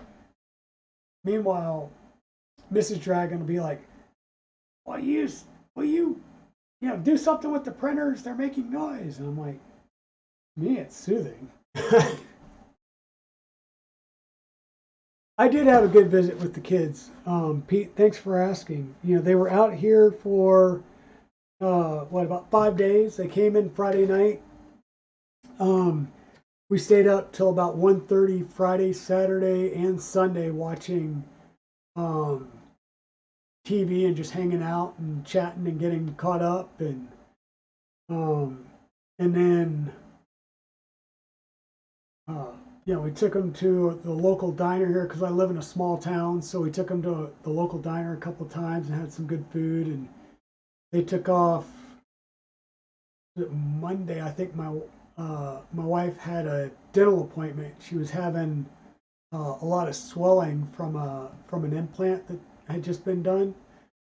So we took her in for that, and the boys took the car, and we thought they were going to go into Raleigh.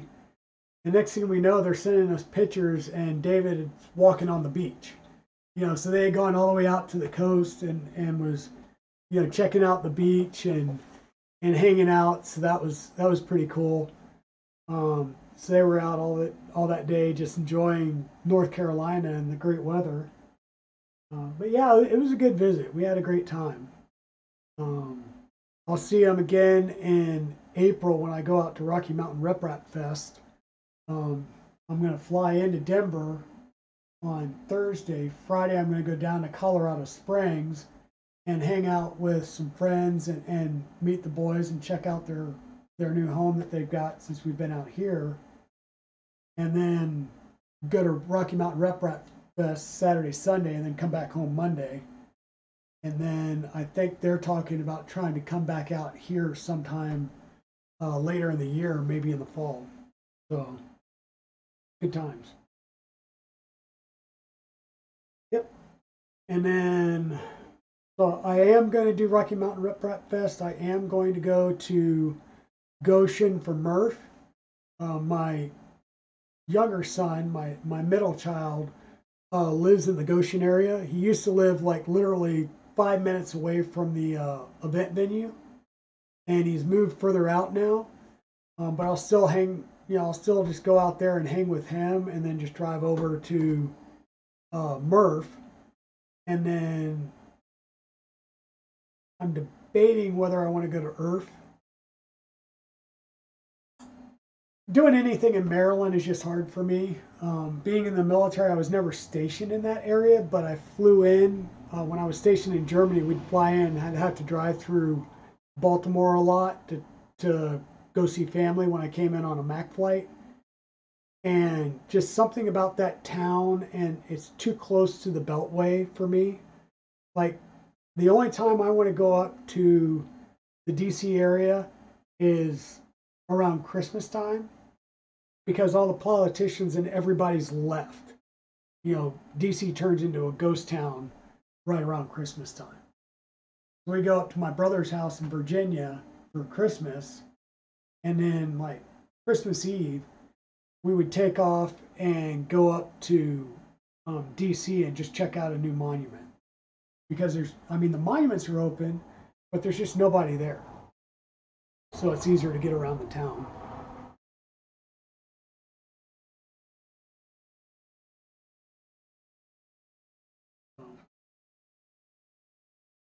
But yeah, this is definitely a new adventure for me with the resin printing.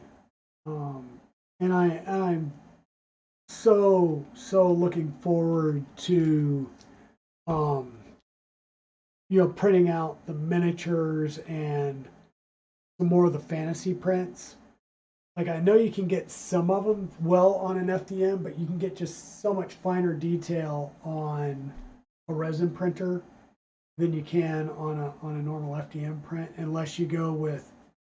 Now I have printed a Cali Dragon that's probably about that tall, and I put in it was on one of my Revos, and I put the 0.25 nozzle on there, and I think I was printing at like a 0.05 layer height.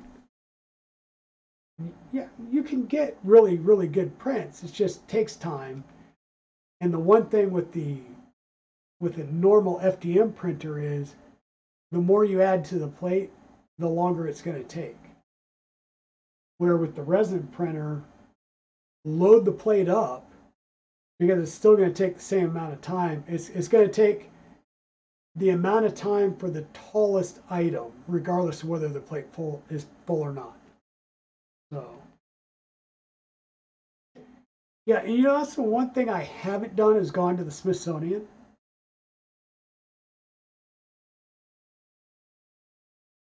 I want to say that the last couple of times we went up there, so we've had more family move into the North Carolina area. So my brother's coming down here for Thanksgiving and Christmas rather than us going up to Virginia.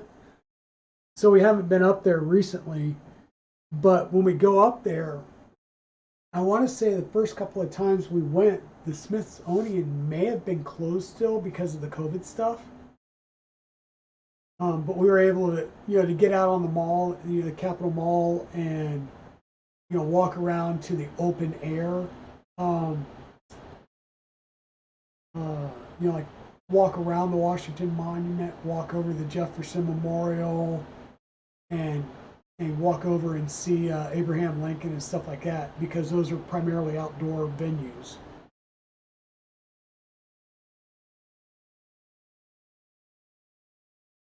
Oh, and I would love to go and see the Air and Space Museum. I was actually stationed at Wright Pat for 3 years, Wright-Patterson Air Force Base in, uh, uh, I say Dayton, Ohio, but it's not Dayton technically. It's on the outskirts in, I think, Fairborn. Um, and that's where the Air Force Museum is in Dayton, Ohio, because that is the command base for the Air Force Logistics Command. So they're the ones that actually do the acquisitions for all the new airframes for the Air Force. And so I loved going there and just walking around and seeing all the Air Force history and stuff that they've got there. I mean, it's awesome.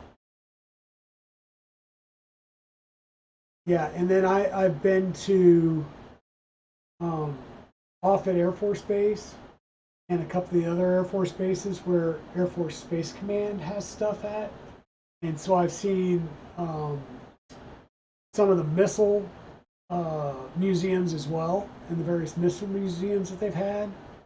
Um, I've been to NORAD, and NORAD actually has, as they've upgraded the equipment over the years, on the outside of NORAD, and I'll say the unclassified section, they do have like a museum down in their lobby, and you can go and see like the springs that the buildings, because inside Cheyenne Mountain, the buildings sit on springs, right? And these springs, they've got to be about 6 inches around. Is the spring material, right? You know, think of the shocks and the springs on your car.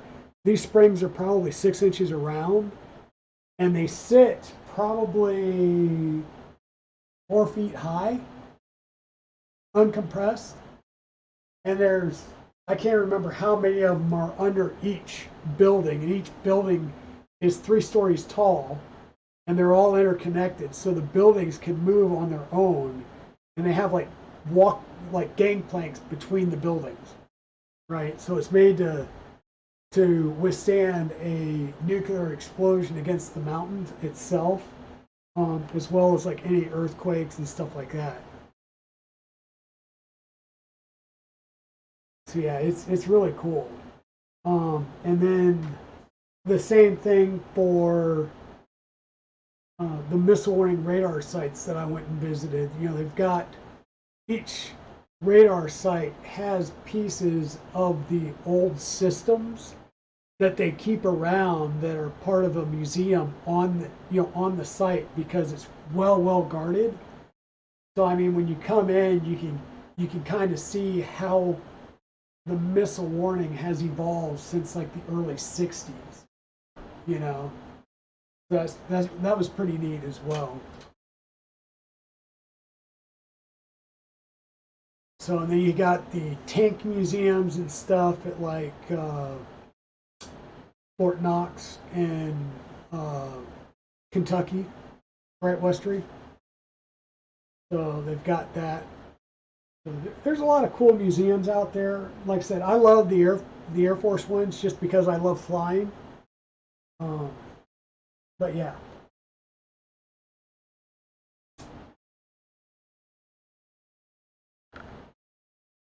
so we're at about 439 layers out of 1,000, and we got about an hour and a half left. And I can tell you that the build plate is now well out of the resin. So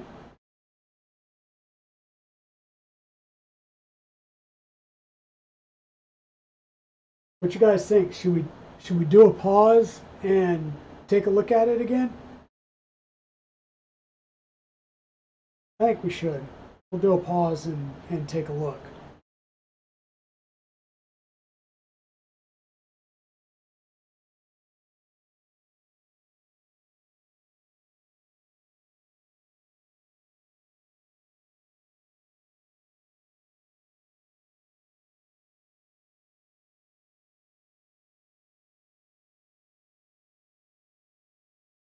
Oofda.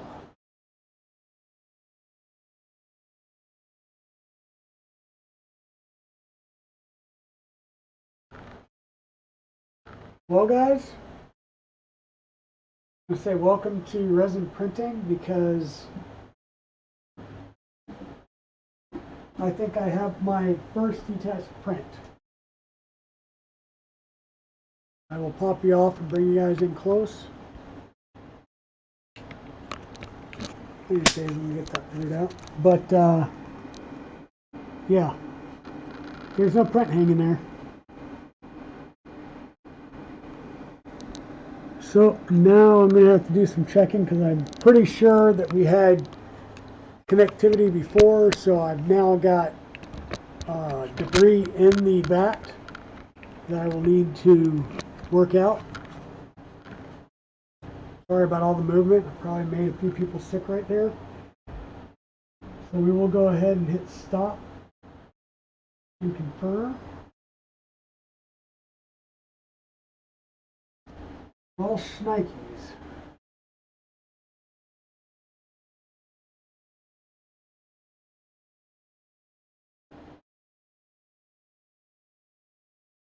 So Elegoo plant-based tough polymer resin.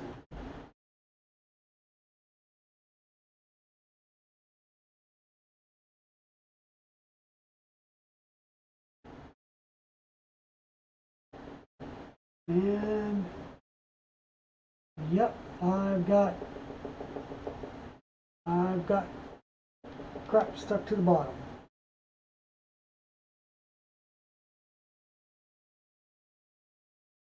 Well, the good news is I had rooks going until they broke free.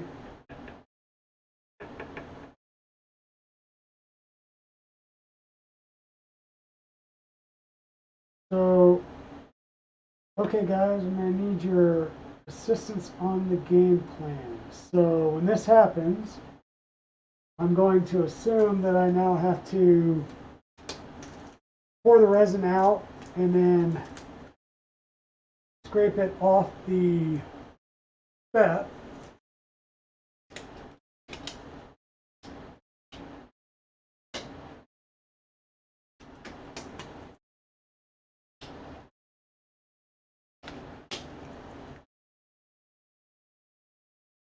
So are any of my resin people here that can help walk me through how to clean this up?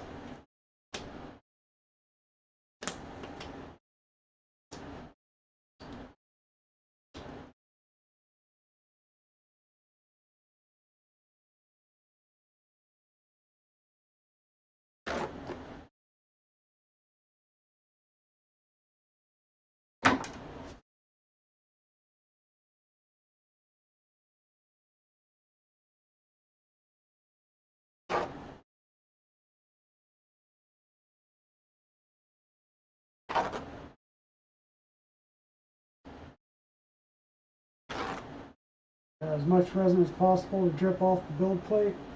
Now you were saying, so I've taken this and I'm kind of hitting it and I'm not feeling it break free.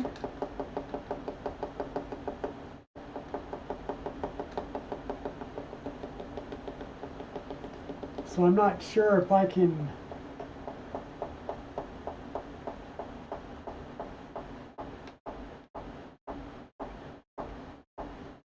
not sure if I'm going to be able to get that off.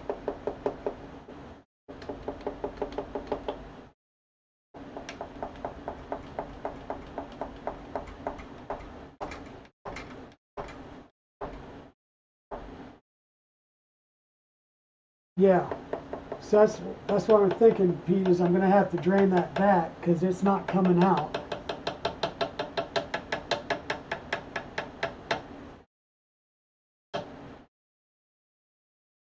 So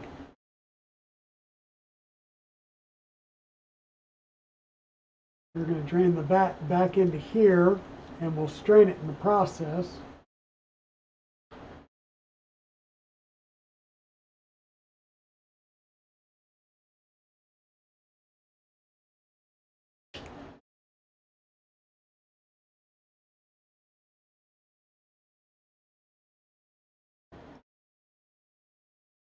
Means if I'm going to take that out, then I also need to take this out.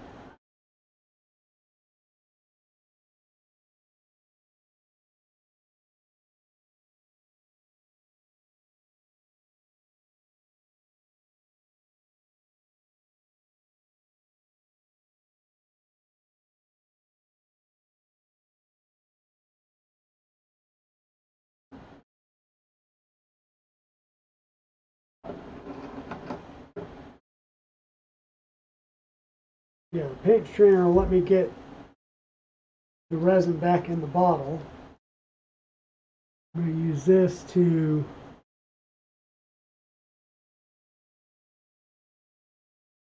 try and get as much resin pushed off.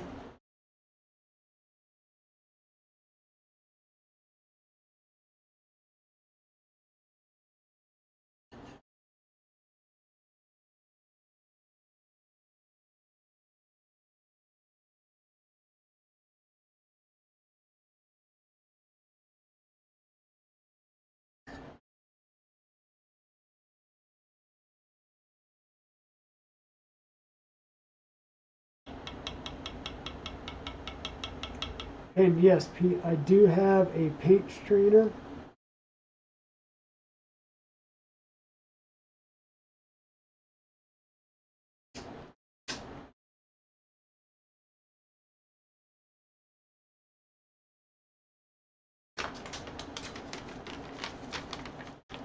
And that way, if anything does break loose, well, that's going to be fun. It'll get stuck before it makes it in. I think I do want to try one more time to see if I can get it to... Yep, not breaking loose.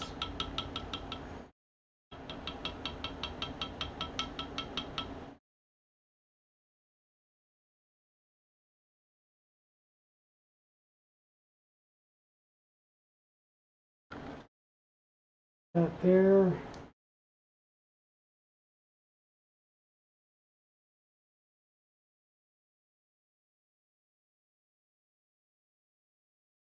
Yay!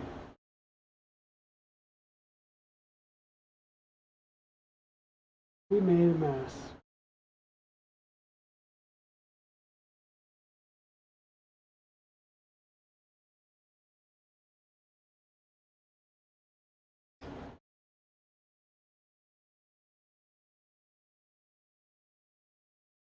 Yeah, if I had a funnel, I would have put it in a funnel.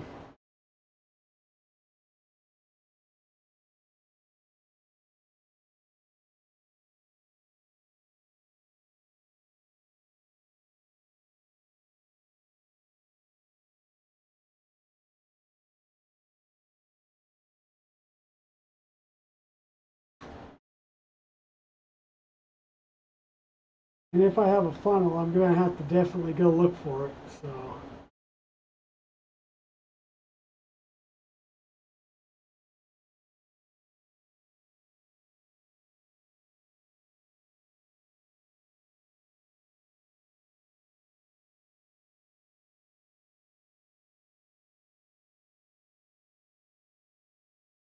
yeah, print one. You could probably do that.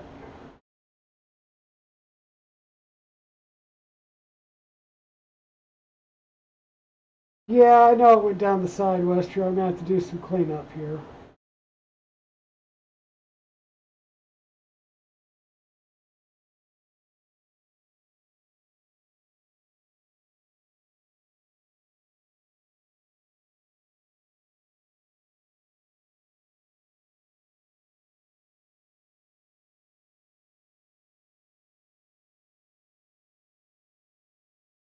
Yeah, I can print a file or a funnel.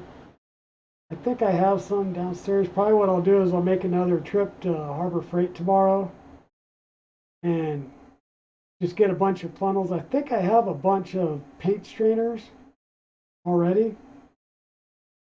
I'll make sure and stock up on gloves and, like I said, get a funnel, some gloves. See if there's anything else I can come up with that I need, because, well, why not?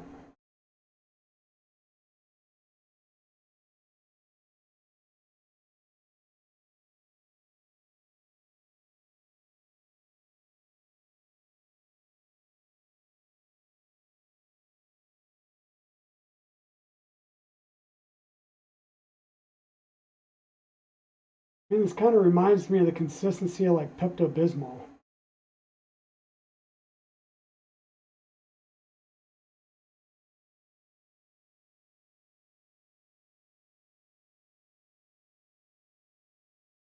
Thanks, Pete. Are you saying I should probably get that going on one of the printers behind me while we're doing this?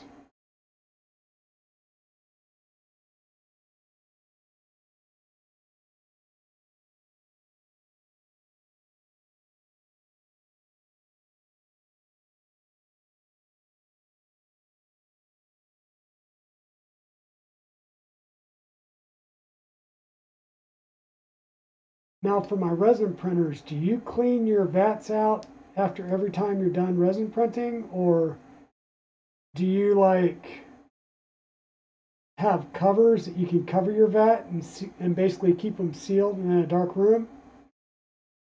And that way you can run different vats with different resins or different colors?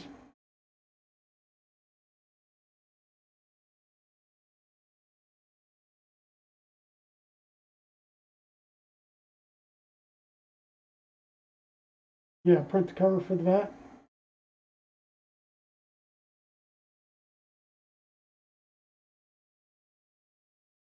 Probably be best to do that in maybe a TPU, so it'll have a better seal to it.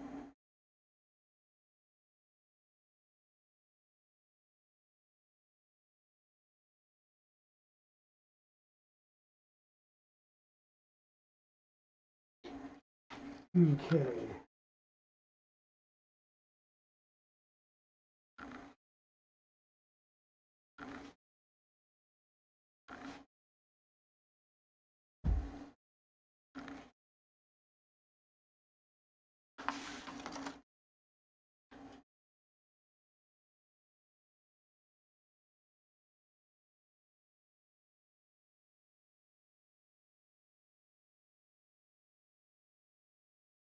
Now, this needs to keep the light up. Okay.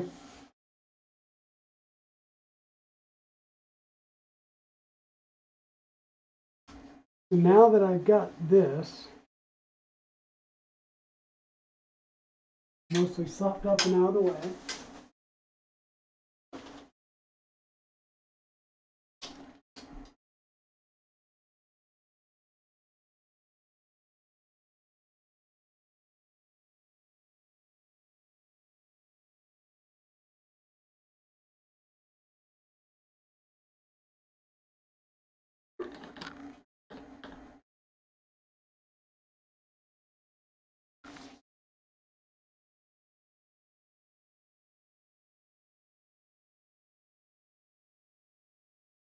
don't worry, I am going to hit that with some alcohol here in a little bit. So I've got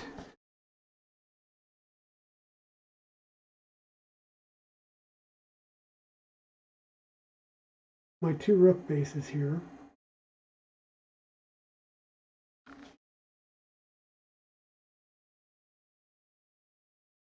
And so you're saying now that there's a little bit of release in the tension of the FEP, I should be able to hopefully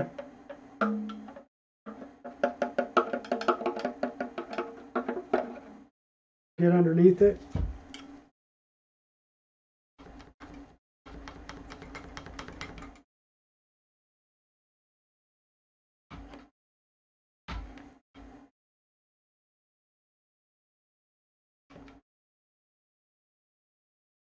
All right, one broke free.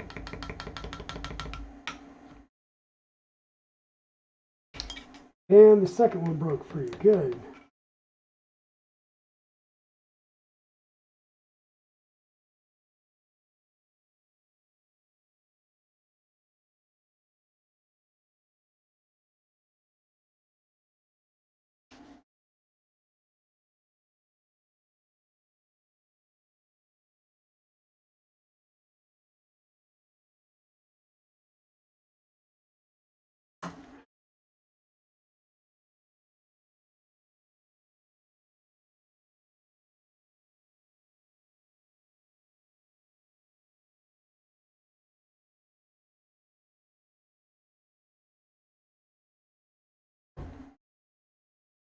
Trying to get it. Okay, so it doesn't appear to have any damage. So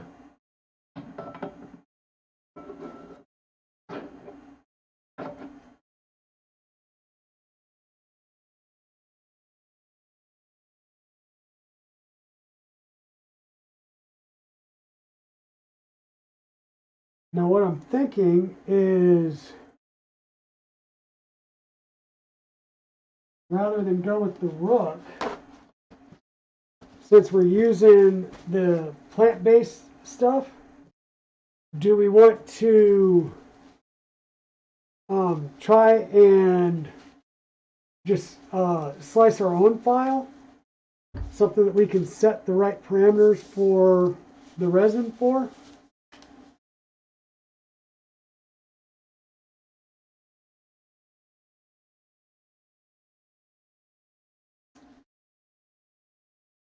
Does that sound like a plan to everybody?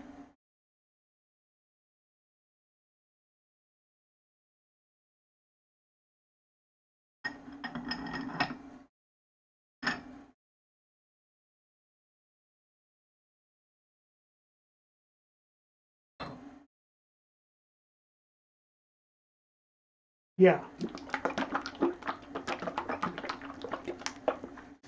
Did make sure that this was closed. I did that one time. I had a protein shake, Westery, and I had it open. Wasn't paying attention. I was like, oh, that hasn't been shaken in a while. And I just picked it up and started shaking it. Threw protein shake everywhere.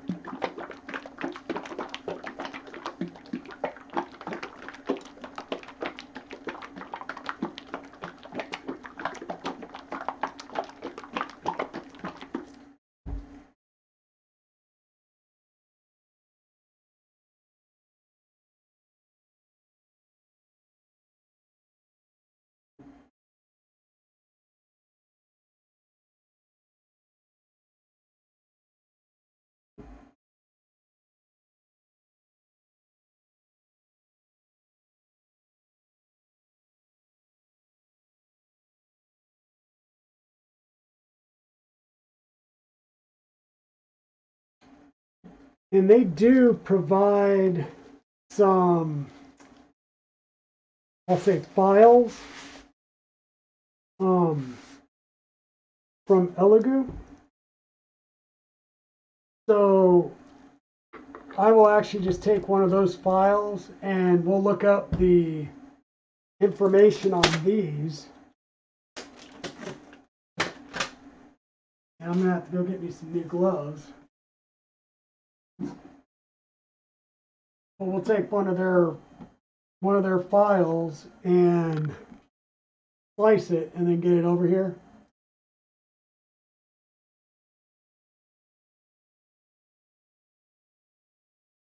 Yeah. So let me see.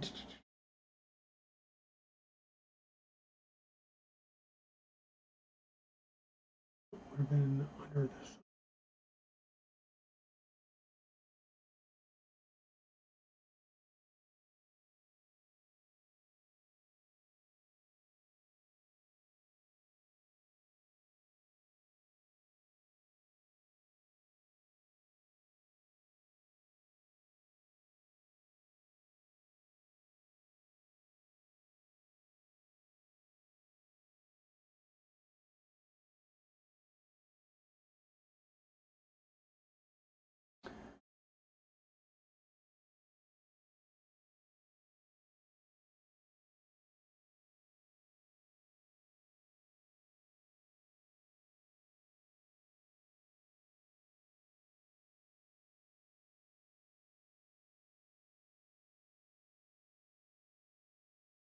Okay, standard plant-based polymer resin.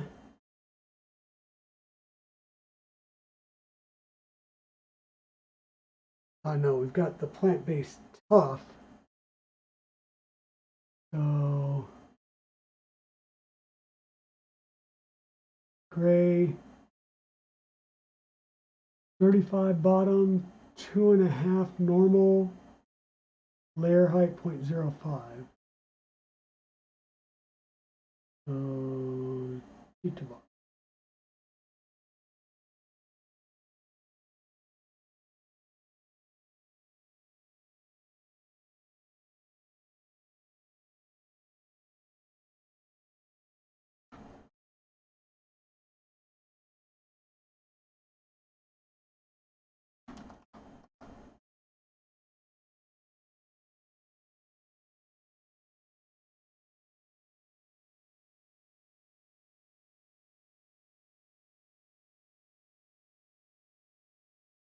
We said 35, 2.5.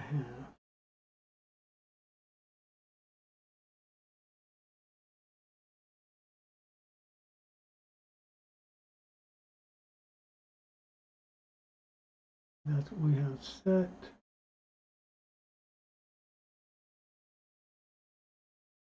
Doesn't list anything for rest time or anything like that.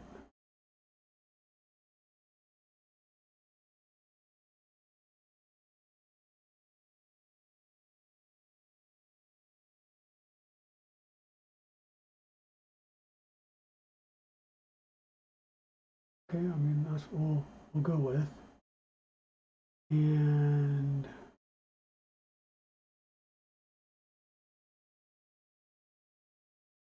close that. File.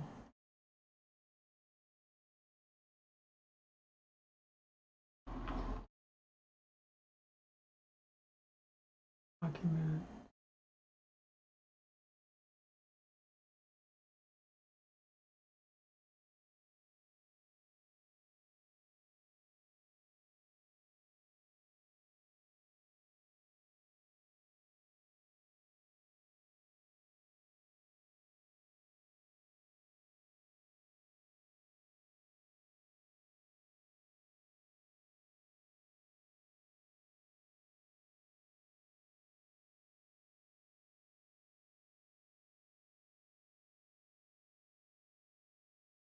Okay.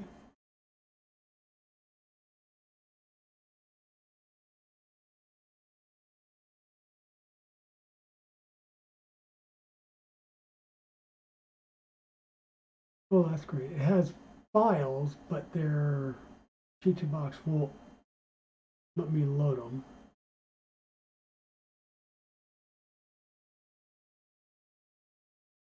That's interesting.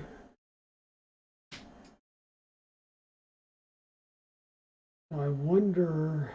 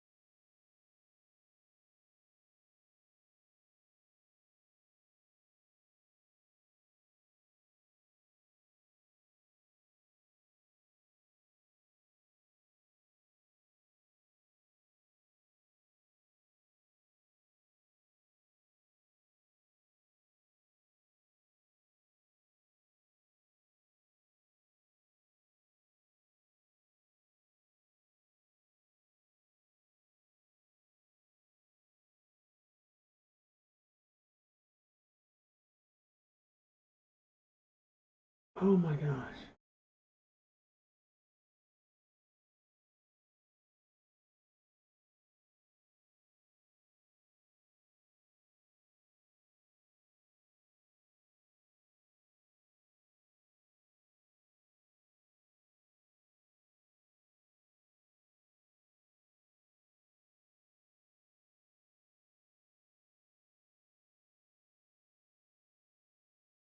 Okay, let's do that. And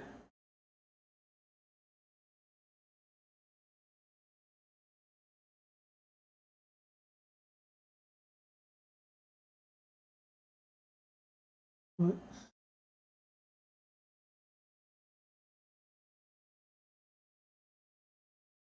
scale down to, that's going to be big. Let's go to 25. Okay. Scale that to 25.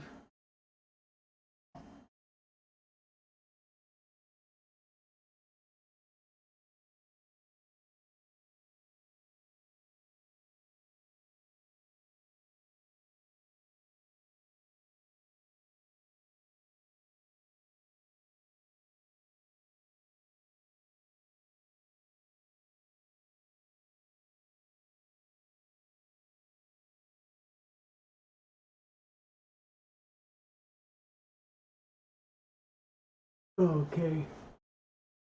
So anybody have any pointers on Box as far as walking the new guy through?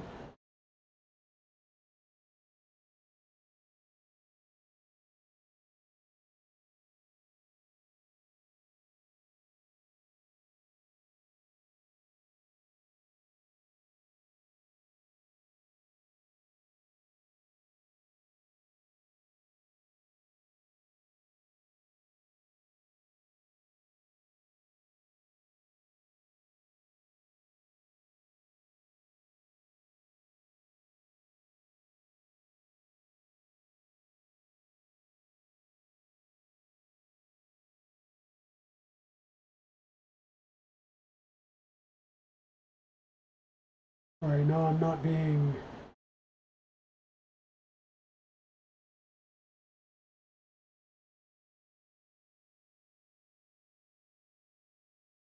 talkative, but that's because I'm trying to figure out Box.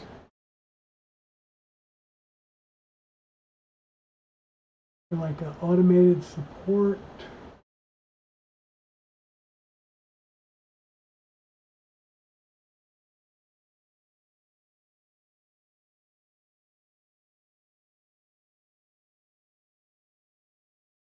Hold it. If I remember right, I need drain holes, correct?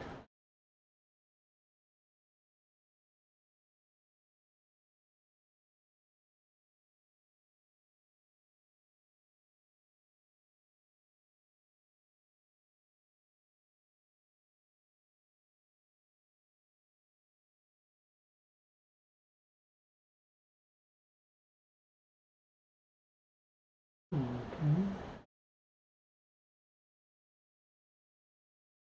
Oops.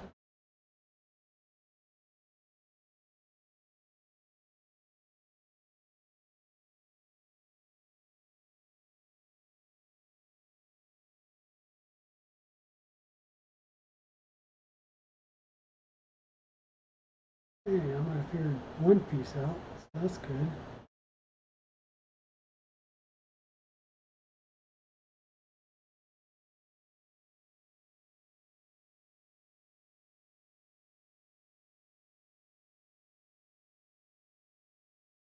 Yeah, so I'm trying to use the manufacturer's recommendation, and I'm trying to. I'm just trying to grab a file that I knew would work because for whatever reason there's a group of files that came with the Elegoo Mars, and it says, oh, it's a pack from my mini factory. The STL files are there, but it won't let me open the STL files for whatever reason. So what I did was I grabbed one of Eastman's busts. In fact, you know what? Rather than try and do my own, I think what I'm going to do,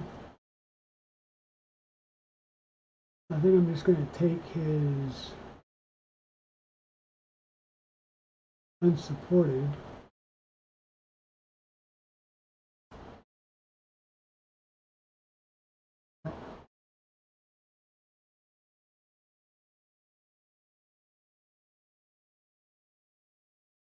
Rather than taking one of his, I think, because he has pre-supported busts and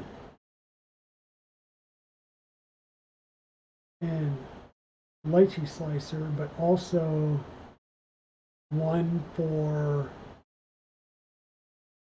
like an STL.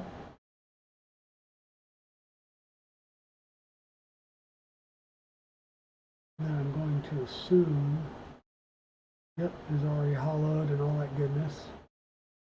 I don't need to use support, so I need to use slice and see what it comes up as.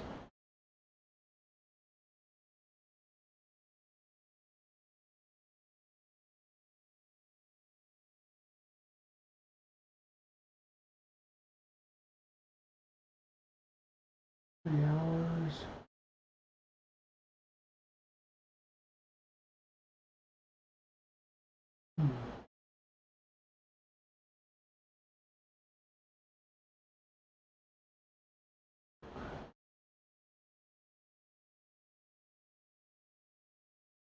That scale.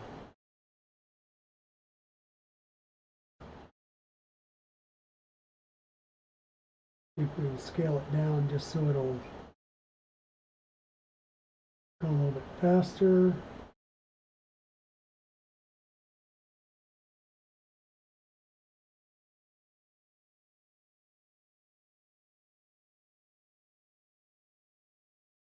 And you know what, screw it.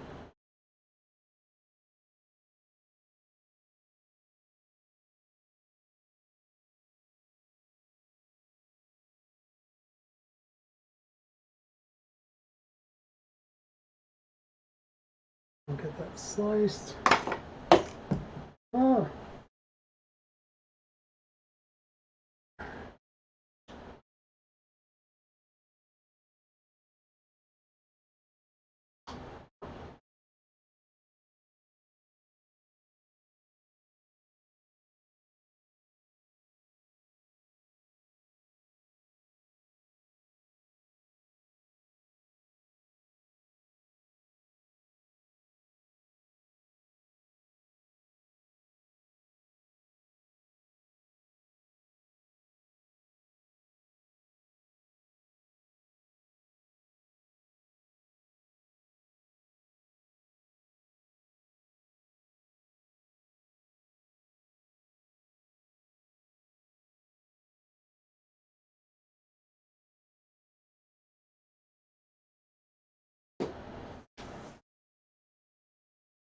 Okay, so we've got a file that's at the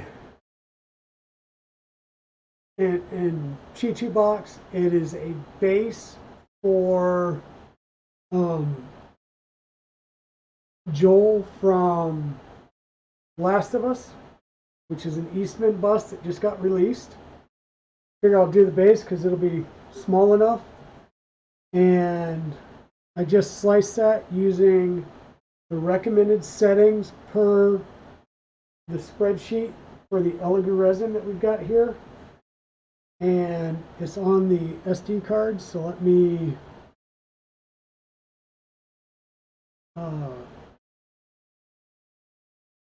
eject that.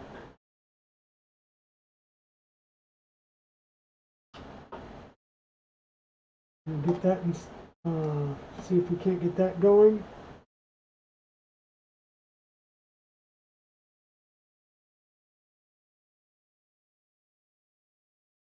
And we still have everybody with us, or at least a couple of you with me. All right, we got a few people hanging out. That's good. So we're going to hit print, go up, find our file, and so don't know if you guys can, probably not, but it's pre-supported, it's pre-hollowed and all that good stuff. We're going to hit go, and I'm going to let you all keep an eye on this after it goes down and it starts doing the first layer. And what I'm going to do is I'm going to run downstairs real fast and grab some more gloves, okay? And that way I'll have some more gloves and I'll get some additional, well, that didn't work out well. I'll get some gloves, I'll get another thing of paper towels. If I have my blue paper towel roll down there, I'll bring that up. And that way we'll be prepared if we have another success or a failure. Either way.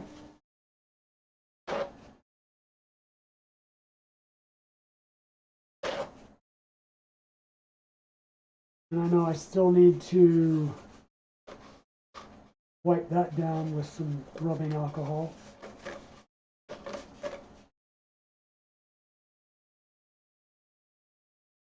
Leave that aside to work on that. Okay.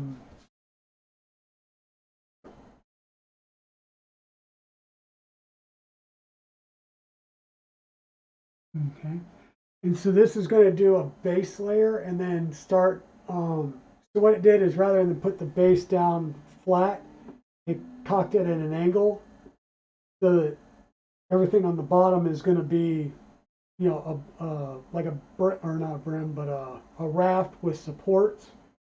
And then I'll start doing the print. And that should hopefully make it easier to peel off when it's done or if we have a failure.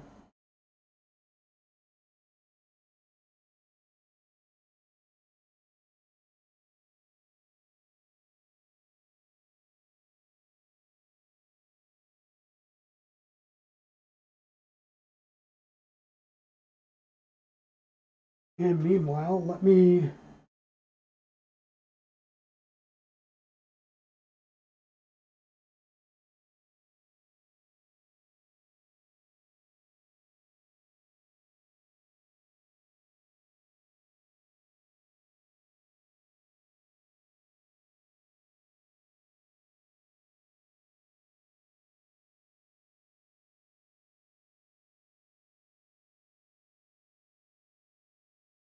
Hey 19 Watcher 99, how are you doing?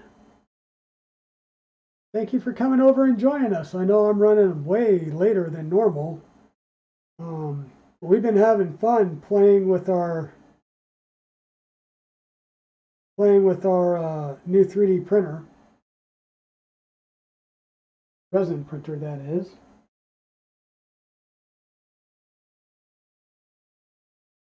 But what I was thinking is let me get the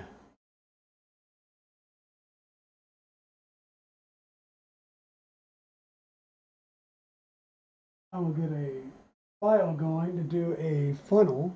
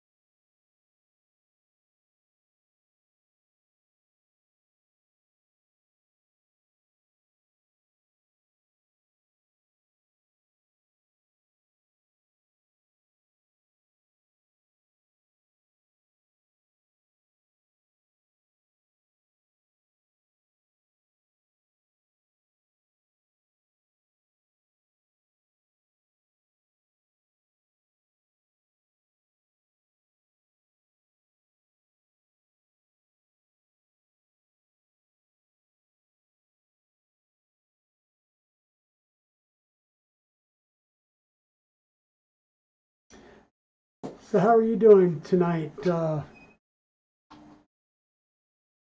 just toss them up.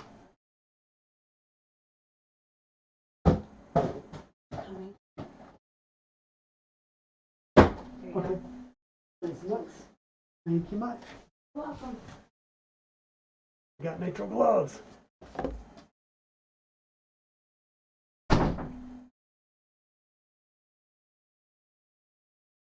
Sorry, Watcher, I got a little quiet.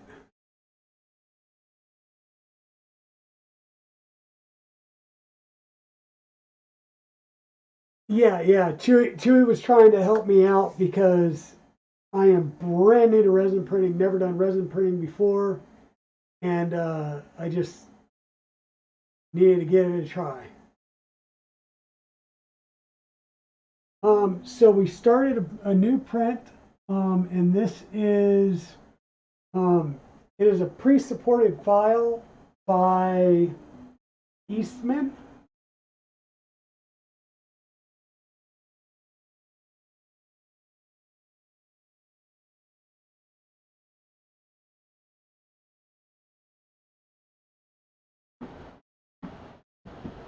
It was making a little weird noise, and I think it's just the I think it's just the top because it did make that noise when the top was off. So, yeah, Chewy. So the test rooks failed, and once again, that is using the test file that was pre-sliced. We did have the bases got about that wide, but I noticed that they didn't stick. They fell off, or actually they stuck to the fet at the bottom of that. So we stopped that print. We drained everything out. I made a bit of a mess because I don't have a funnel, and now I'm getting ready to print a funnel. And I'm trying a different print that I sliced and used the settings for this plant-based tough resin that Elegoo provided on their, they have a spreadsheet of what to use time-wise and speed-wise for their printers with different resins. Yeah, and so that's what I'm doing is I switched it over, sliced a completely new file, sliced it with settings recommended by Elegoo for this resin, and now that's what we're going to try and go.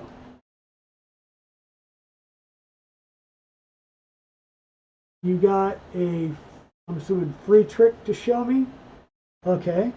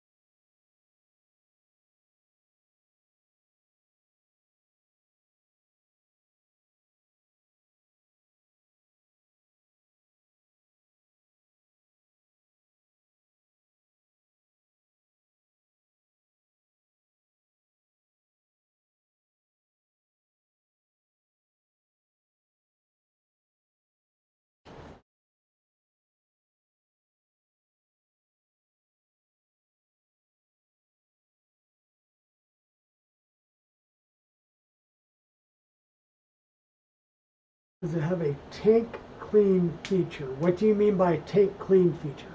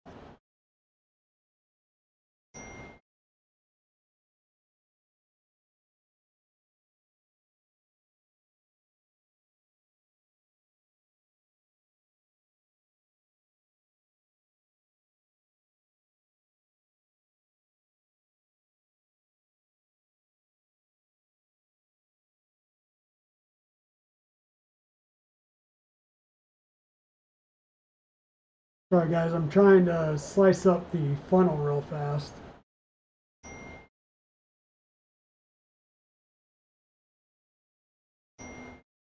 I'll have that ready to go when the time comes.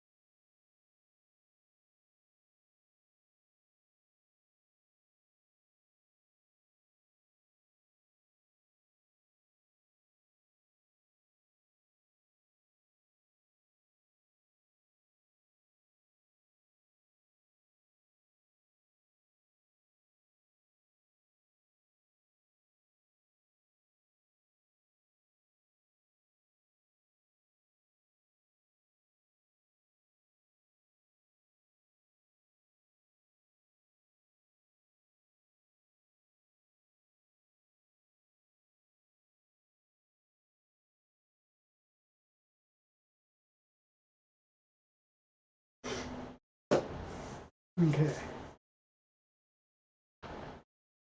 We get caught up. Download and print about 2,000 of these.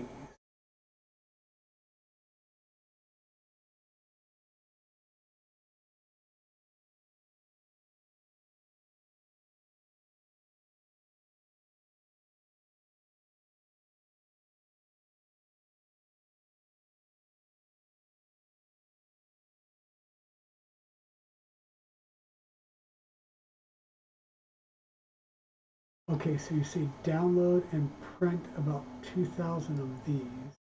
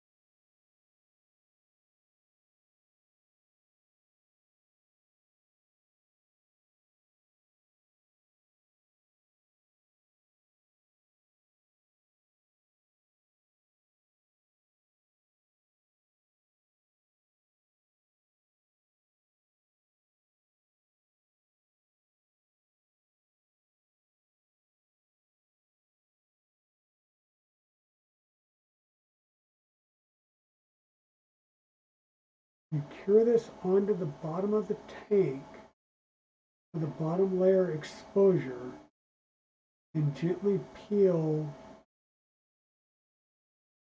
the wall film with all the bad stuff cured in. No, unfortunately it doesn't make sense. I'm trying to understand. So you've got this little tab, and what I'm gathering is you're going to cure it to the bottom, the bottommost layer, and then that allows you to pull basically the. Oh, thank you so much, Westry, for hanging out so long. I know it's getting kind of late, and I appreciate you hanging out with me, sis. And like I said, we should have something in the mail to you tomorrow, maybe Saturday, but we'll see. I will get it out in the mail to you soon.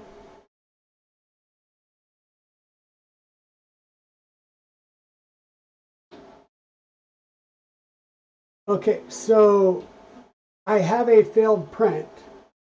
I stick the tab down into the resin. I run an exposure cycle for 35 minutes that does the whole bottom plate, which makes one solid base layer. And then that allows me to use that as a pull tab to pull the whole thing off. Is that what I'm getting, Chewy?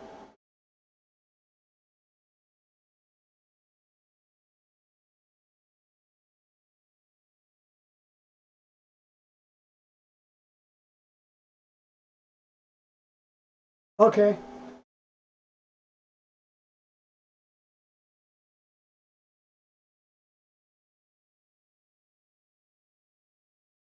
Okay, so I don't necessarily want a fully, so go at the low end of a first layer cure time for the resin that you're using.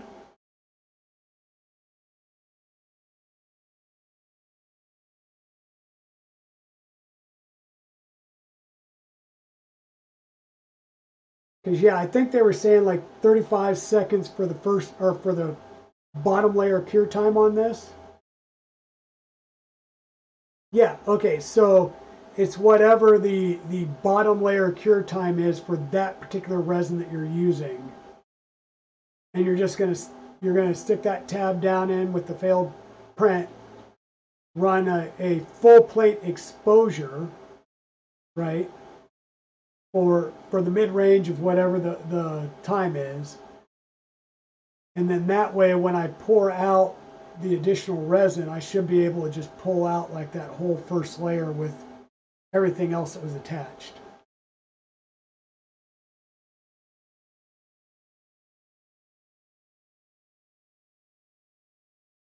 Okay, makes sense. I will have to get that started then, yeah. I will definitely have to do that because, yeah, I see that as being way easy. And I know when I was talking with Evil Diesel, he said he had a hard time getting his first layers going good, or his first prints. He like had several failed prints, but once he finally figured it out, it's like, okay, just rinse, repeat, rinse, repeat, rinse, repeat, and keep going. Yeah, and I can see that if you can get it to pull up cleanly off that FEP, because just trying to scrape it, you're eventually you're gonna I'll say gouge or mar the surface of the FEP.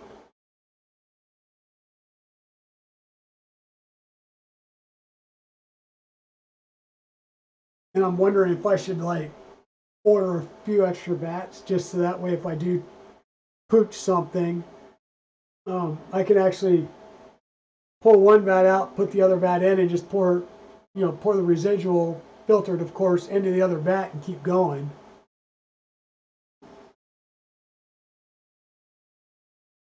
Yeah, that I've heard too, that you don't really want to clean the FEP with ISO like you would a normal printer because, yeah, it clogs the FEP.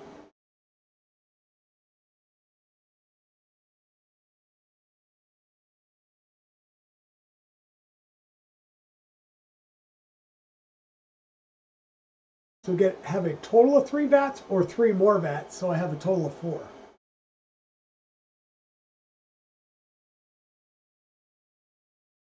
So now you're going to make me want to go and get all of, you know, I need like 15 vats, and I guess I'll need like 5 gallons of resin.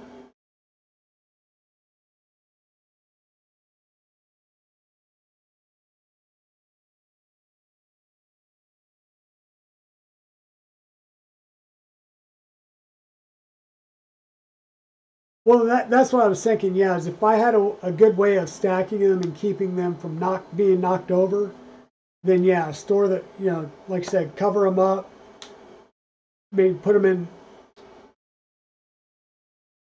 one of those little Gridfinity shelves, or print one that somebody has, I'm sure, designed for it. And then as long as I have it labeled what the type of the resin and what resin's in there, it should be fine, right?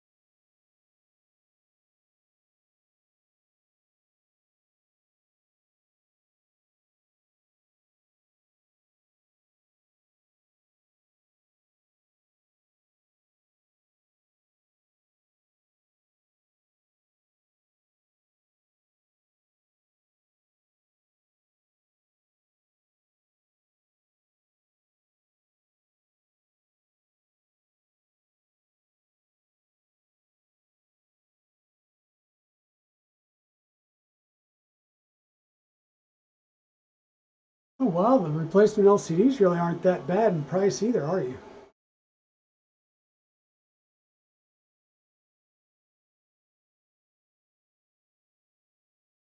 Yeah, I was going to say at that point you still have to, like, how do you go about mixing? Do you just take your little squeegee and just kind of go back and forth to try and,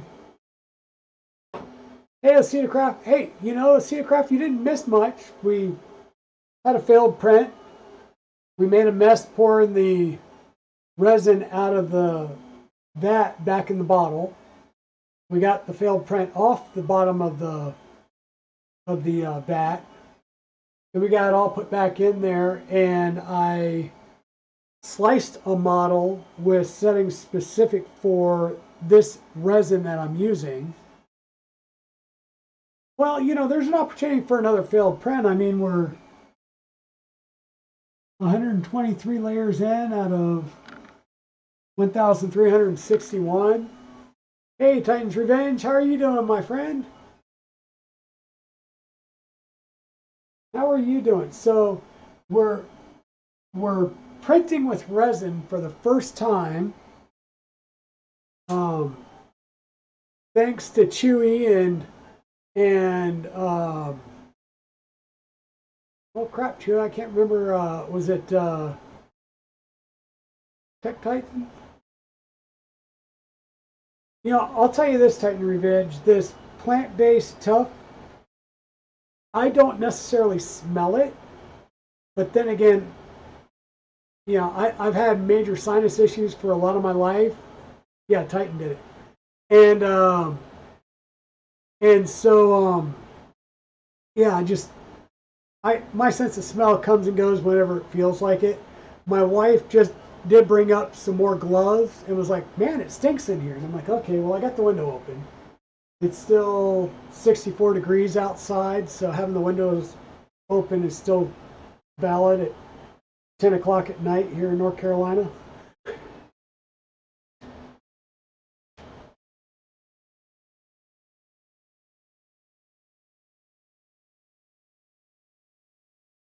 Yeah, see the crap. So, yeah, there you go. Miss Dragon apparently is still online, and even though I thought she said she was going to bed, but so she can smell it. So I will take it that the resin itself does stink a bit.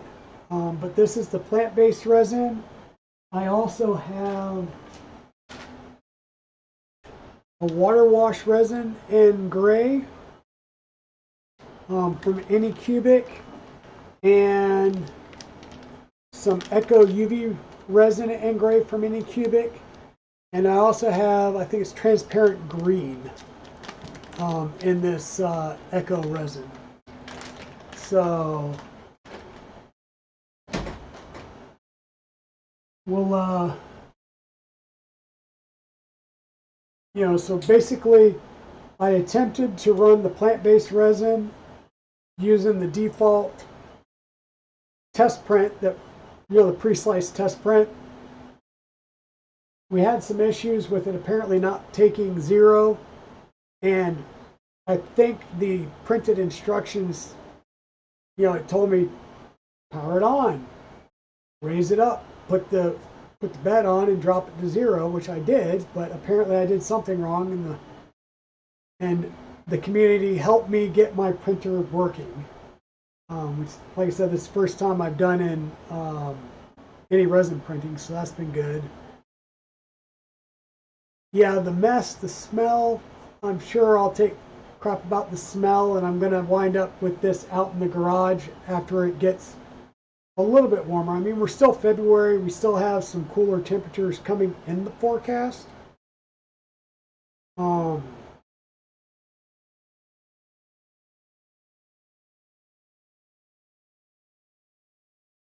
Yeah, so like this weekend, we're going to get down into the low 30s at night. So, then it comes back up into the 40s, 50s, and 60s overnight. Well, we're supposed to hit 80 degrees next week. So, yeah, this is rough.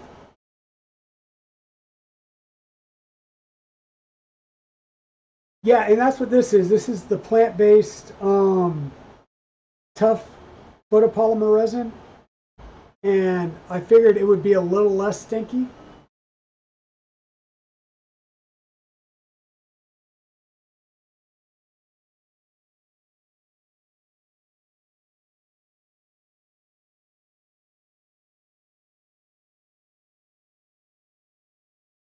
Okay, the Elegoo air purifiers, gotcha. And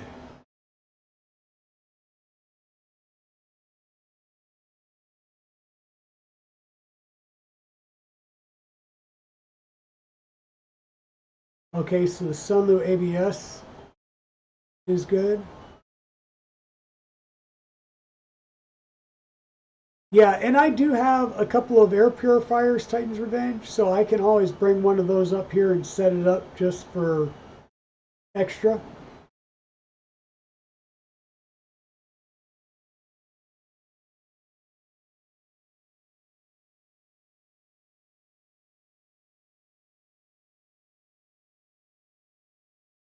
Okay, gotcha. As far as the resin getting thicker at the cooler temps.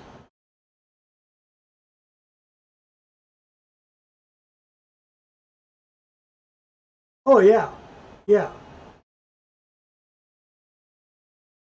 And in this room, like it could be cool outside, cooler, or like 40 outside. I have the heat for this room because this upper bonus room is on a separate thermostat. It's a separate zone, and I'll set the heat for like 70. Right? I'll get a couple of prints going on the FDMs, and next thing you know, it's like I'm like sweating. I'm like, what is going on? It's like 78 degrees in this room. So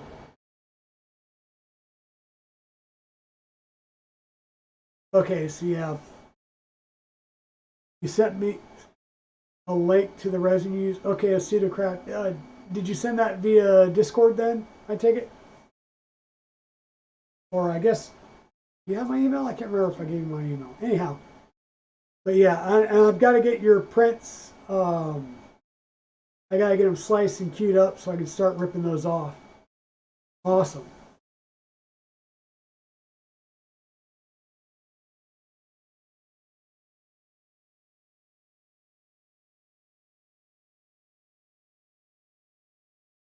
Oh, Titan. I've got a Wham Bam hot box that goes over any of my like Mark IIIs or my Ender 3s.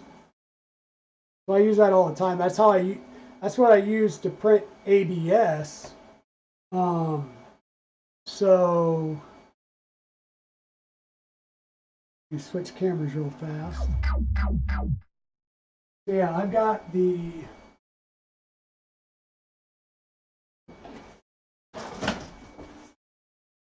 Wham Bam hot box here. I just have it collapsed down, and I normally have it over the ender, and that's how I printed all of my ABS for my V0. And I still use it to print ABS when I have parts that are too big to go on the V0.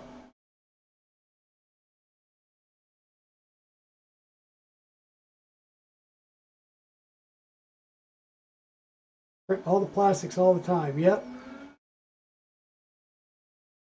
Okay, so I'm assuming then they have a smaller Wham Bam box just for the.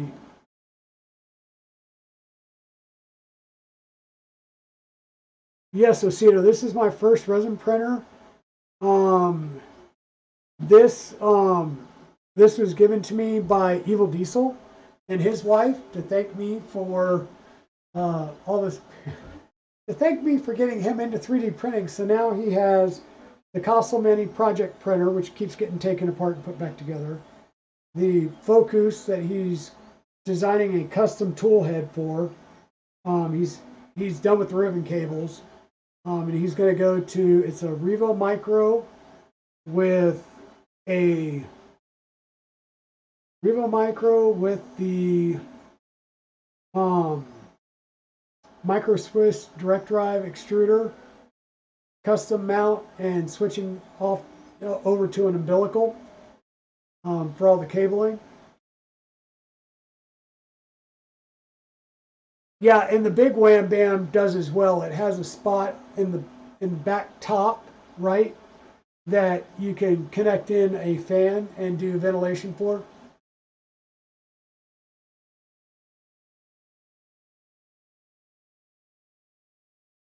Yeah,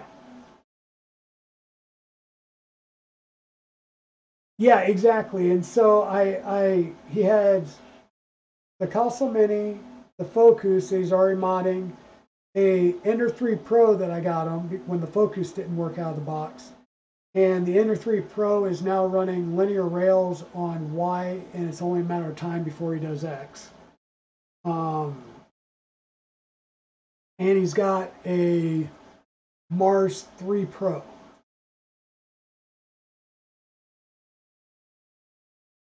Oh yeah, well I've had these. I went and got these a lot of them because I was building an airplane, like an actual two-seat flying airplane, Vans RV-12IS.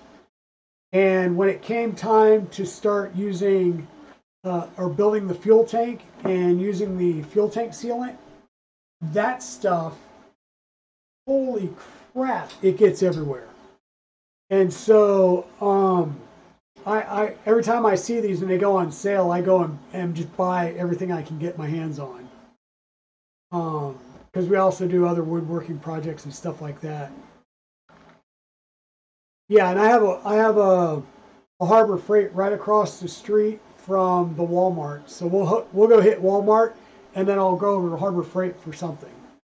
You know, and I know I've got one of those big rolls of blue shop towels.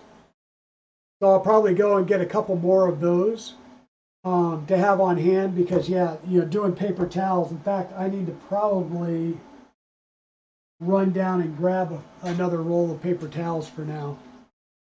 Um,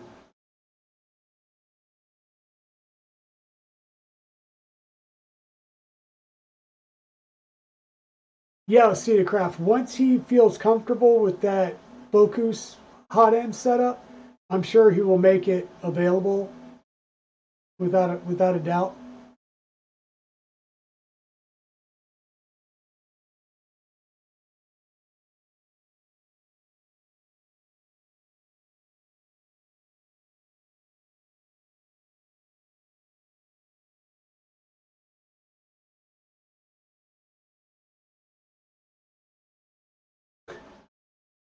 Yeah.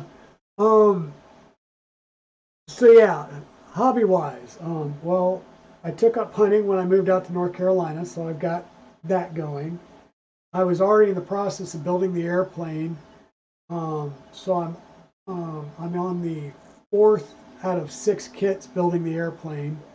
When I'm done with the fourth kit, it would basically be a rolling chassis that just needs engine and instruments for.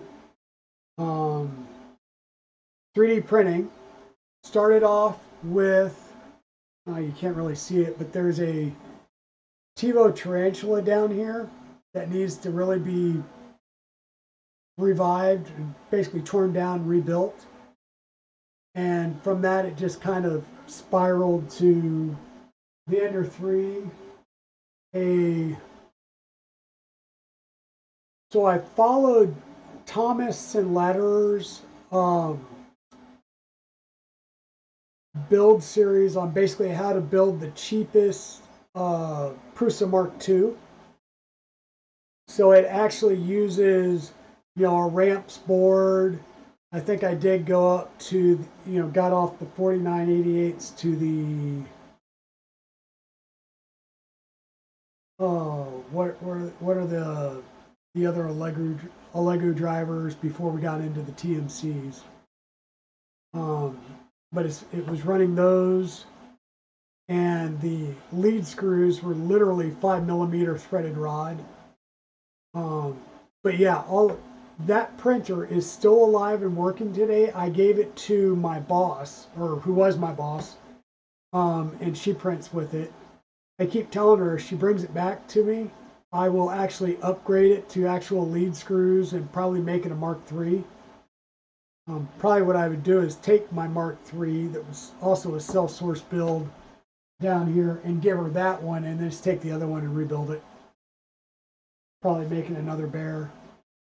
And then I've got 2 Prusa Mark III bears, the Prusa Mini right over here, the Voron V0.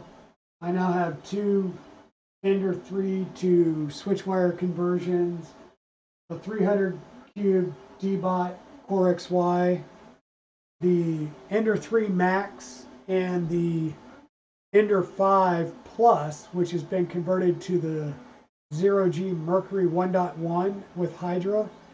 So it's a Core XY gantry system now with the triple lead screw kinematic bed, like a Voron Trident.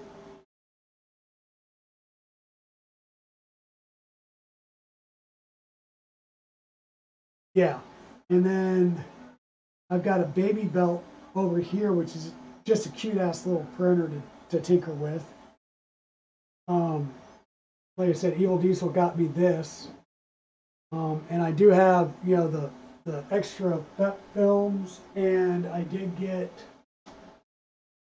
the Wham Bam flex plate. So once I kind of get this working, I will install this and go back to redoing the Z drive or the Z0. I got the wash and cure station sitting over here for it. So yeah, I think we call this a hobby / addiction.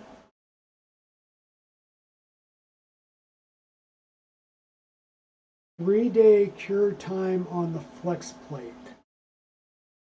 Oh, okay. You mean actually doing the magnet to the build plate, or the build plate?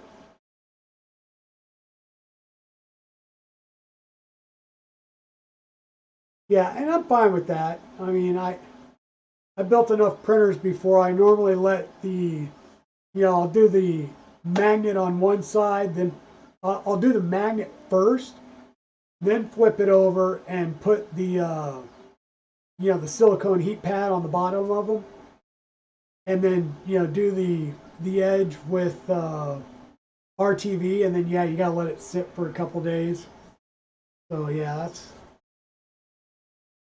that's no big deal. Yeah, one of the other things I showed at the beginning of the stream. So one of the things I started dinking with say dinking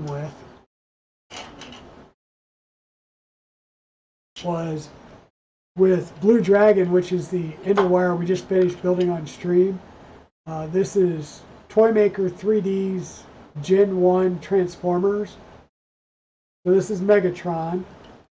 And of course his arm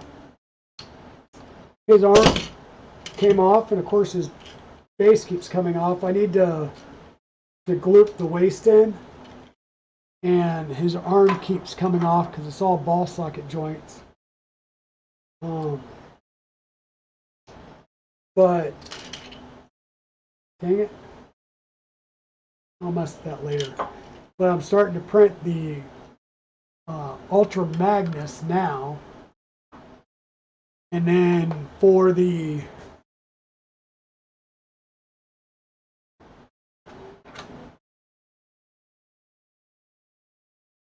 yeah, so that's why I want to get a successful print before I start doing any mods to it. But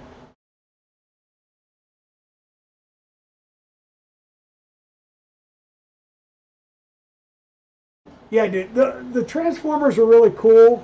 They're not a commercial license though, so you can't sell them. Yeah, and I'm sure if you wanted to like do a giveaway or something, you could probably talk to Toymaker and see if you'd be allowed to use them as like a giveaway or something like that.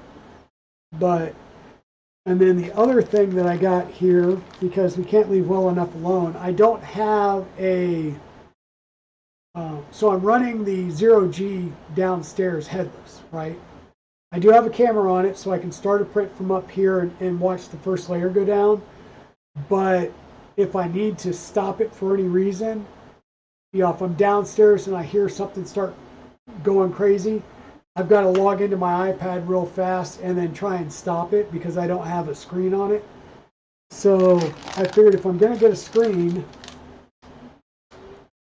well, might as well go big, right? So I had a TFT 35, which was on that printer before going into a Big Tree Tech Mini, SKR Mini E3, before I upgraded it to the Hydra. So I figured might as well just get the 7-inch HDMI screen. So I've already got Clipper screen installed. So it's just an HDMI connection and a USB connection to the CB1 module, and this should be up and running. So I'll have this as a screen now, and I have a EBB 36 CAN bus board in UTC that I plan on putting on the 0G, and that'll give me just 4 wires going to the tool head, and everything else on the tool head mounts to the EBB board. And then I have another of their newer CAN bus boards that are made for the Stealth Burner coming. So one of my probably Red Dragon, unless I do go and convert the OG Ender 3 to a switch wire, will get a CAN bus board on it. Yeah, I can't leave well enough alone.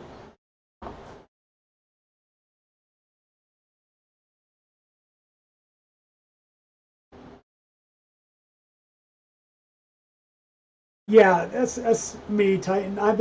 I print things and then give them to friends and stuff.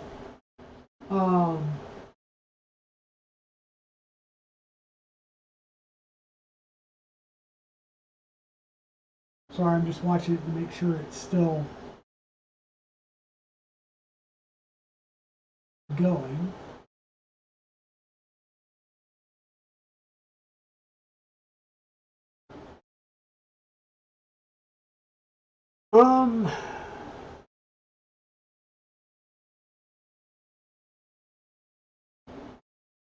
Yeah, normally my mom and dad come over for a visit. My mom will 5-finger discount something. So yeah, that's going to be the first clipper screen installation I've done on my printers, though everything in my house except for my Prusas, which are still running on INC boards, and my Prusa Mini, which is running on the Buddy board. Everything else has been moved over to Clipper.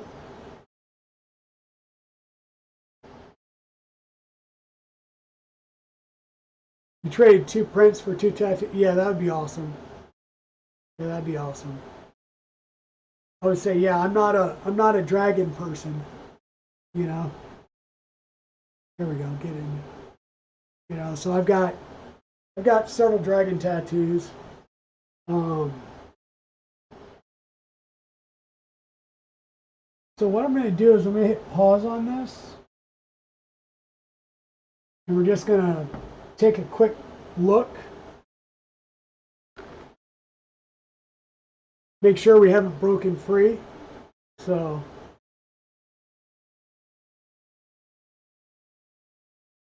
we wouldn't have to buy decorations. That's awesome. Ooh, and we actually are good.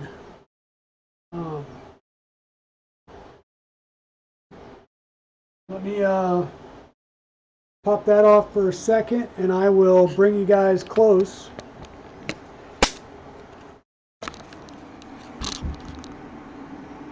So we are getting good print going. So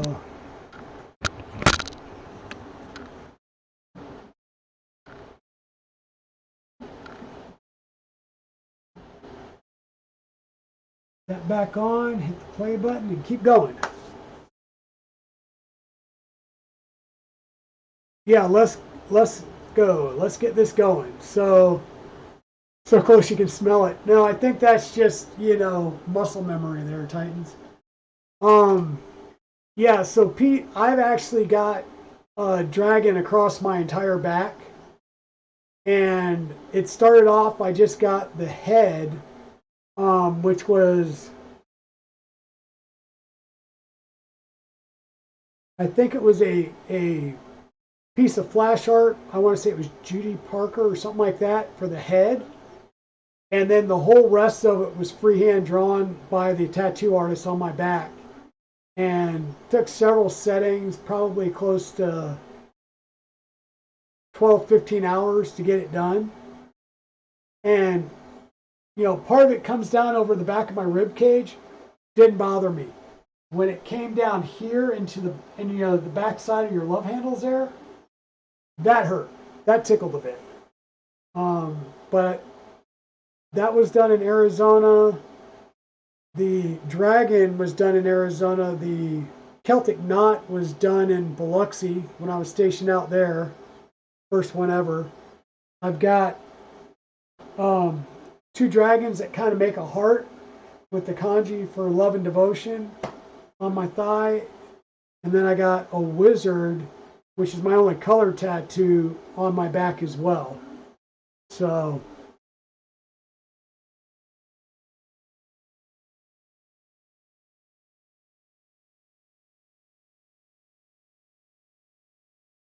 yeah, I know it was pretty long.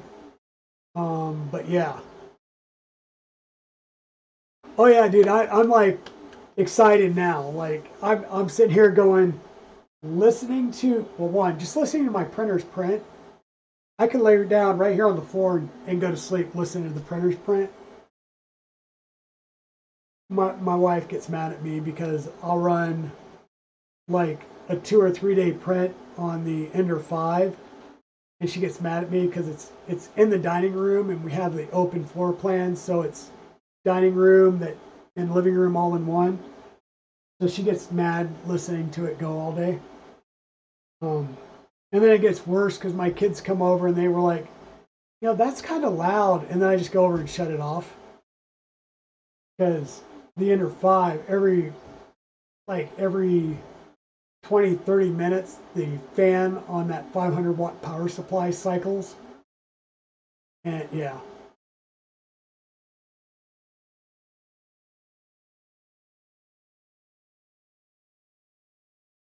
Yeah, and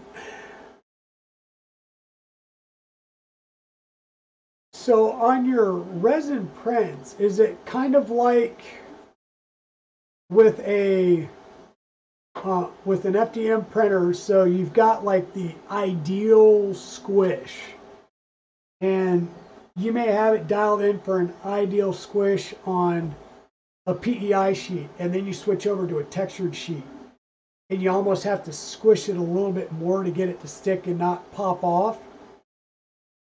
And then you forget and you go back to your regular sheet, and now you're like super squished, and it's a little bit harder to get off. Is that the same thing with resin, where if your Z height's not too good, or if you cure too much, does it get harder or easier to get it off the build plate? Yeah, the burn-in layers for your first layers. Yeah, the times are so important. Yeah, and we're getting a much better result off this print than we were on the test rooks. And I have a feeling it's just the fact that I'm using the plant-based versus, I would say, the standard Elegoo resin.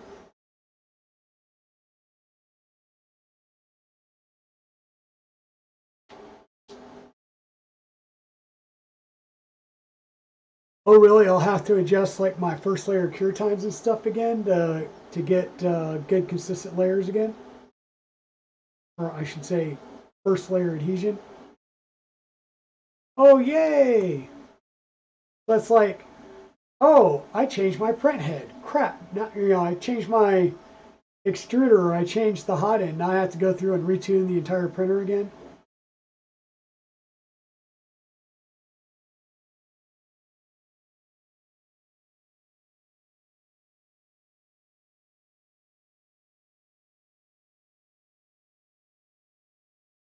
Okay. Well, yeah. So I mean, like the remaining layers, like the standard layers, should be the same based on the resin and the recommendations for it. But the first, the bottom layer cure time is the one that you'll have to play around with and fix the Z offset.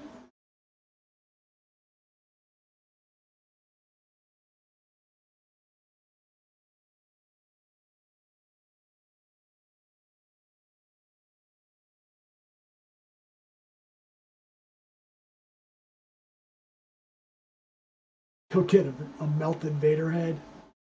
Well, that's not necessarily a bad print, right? There was melted Vader heads in several of the movies and the later ones. Yeah, it wouldn't change the layer times at all, but you would have to redo the Z. Okay. Well, while we're sitting here, we got plenty of time. Like I said, I haven't even opened this up to even look at it yet.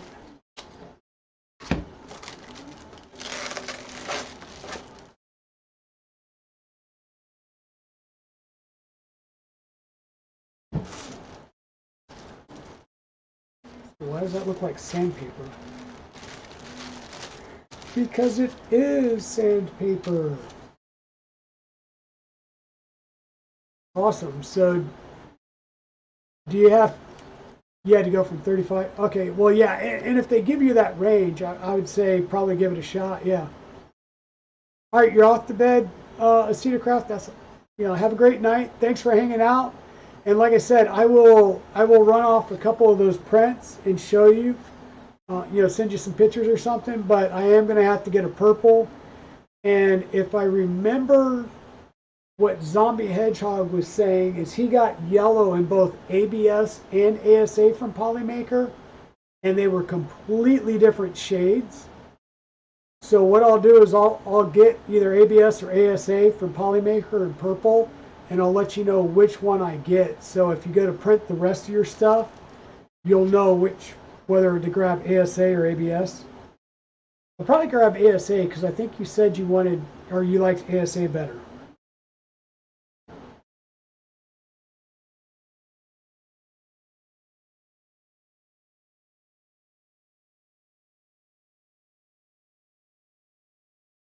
But yeah, good night, Craft. Yeah, no problem.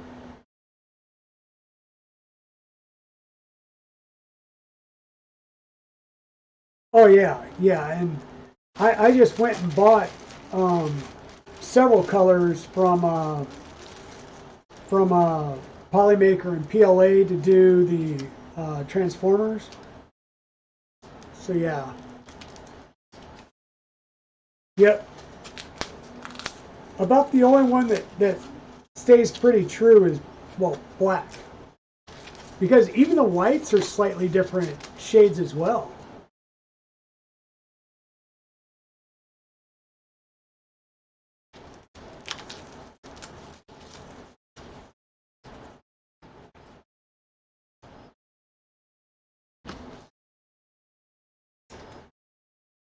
I gotta say, they package their stuff really, really well. Okay, so I've got 2 flex plates, and yeah, that is a honking thick magnet. Good gracious. I mean, it's definitely going to stick well.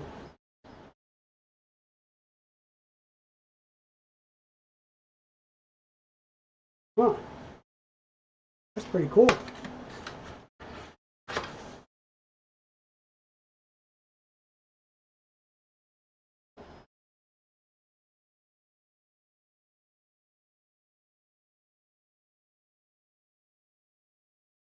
Yeah, so what I'll need to do is loosen it back up, get the sheet of paper underneath there, and just do a Z home, and that ball joint will rock up some more.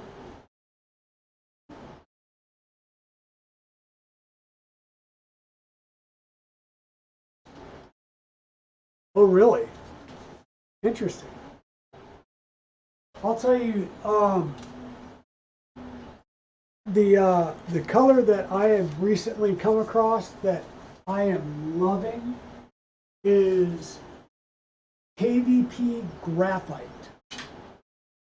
So rather than using black on Blue Dragon and Red Dragon, I use that graphite, and that is an awesome, like, super dark, like gray to black charcoal color.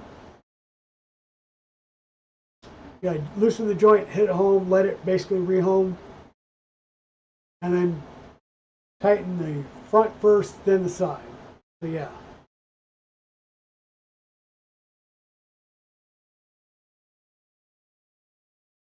Gotcha. Gotcha, gotcha, gotcha. Okay. Well, folks, this is printing. If you don't mind, I'm going to leave you for just a second, and I'm going to run down and I'm going to grab some more paper towels, because this is all I have is these 3 sheets of paper towels. So yeah, KVP, Keene Village Plastic. They're here in the States, and that's what Boron, like everybody talks about Boron. In fact, they're the only one that has Boron red as a color. It's like a licensed color for them. So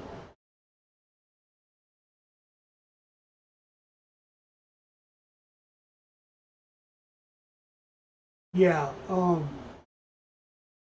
okay, so mostly Elegoo and any cubic, yeah. So Titan's Revenge, you weren't. I don't think you were here for the big part of it. So my buddy got me this printer as a thank you gift for helping him get into 3D printing. He's got, we knew each other from the military. He's got a lot of PTSD issues and some residual nerve issues, and the 3D printing has helped focus him a lot and help him get through some of the PTSD stuff and things. And so they got me this. He's actually got a Mars 3 Pro, I believe it is. So he's got the one that's a little bit bigger. And so he was like, hey, I've got resin. Yeah, I like it. I know you don't have resin. So he got me the resin one. And I have a feeling it's because That way we can ramp up production because he has already sold some tabletop miniatures for D&D because we have a local shop in town, and he sold a few of the designs that he has made. And then he had a buddy that wanted him to print like a whole set for him and some like dungeon dioramas and stuff as well. So I have a feeling the local shop had a 1-year exclusive license with a company, and once that's done, he's already been reaching out to them to see if we can't come in and provide some custom services for people in the gaming community there. And this will give us a chance to ramp up because with his bigger size, he can do like the diorama pieces while I'm running plates of the miniatures.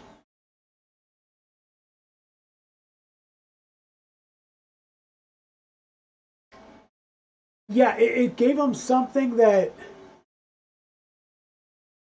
when he's in a bad place and can't focus, he just has to push away from everything. Unless it's just a push, print, and go, which is why I need to get him a working one.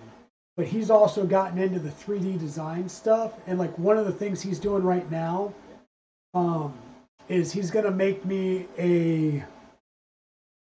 an intro for the channel. So he it probably won't come out on my phone, but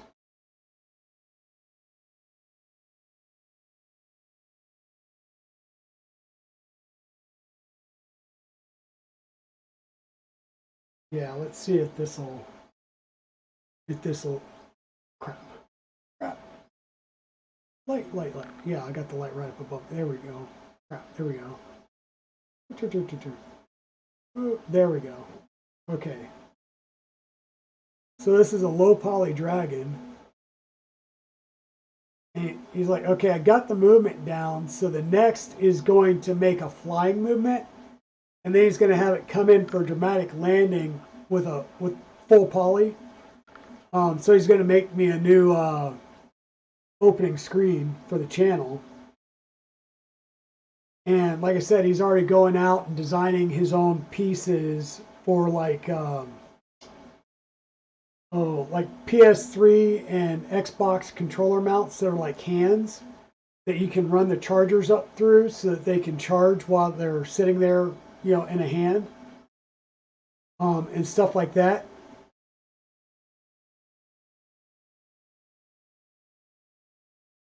Yeah, I didn't think about changing the brightness down. Thanks. So guys, I'm going to mute the mic real fast, and like I said, I'm going to run down and grab some more paper towels, so we'll have them when this gets done in 3 hours. So maybe I'll stay up, maybe we won't. I don't think we'll stay online for 3 hours. Oh, whoops. There you go. Thank you. I thought you had gone to bed, but you're like still up down there, huh? Still up. Okay, well, thank you. You're welcome.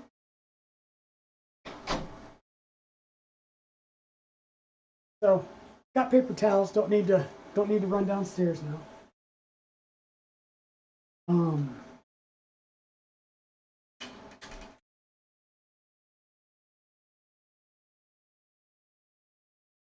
Yeah, making some custom controllers for vets. So one of the things that I do with the hunting, so I went through a hunting mentoring group. That's how I learned to hunt here in North Carolina. And so I still work with that same group and as a mentor now, mentoring new hunters. And the people that were running it have a deer donation site. So every year people can donate their deer and they'll take it to a processor that processes it, and then it goes to local food banks to help people in need, right? Well, everything gets used. Of course, the bones and carcass goes away, but they'll skin the deer, and there's another group that will actually take the deer hides and tan them and then create gloves for wheelchair vets.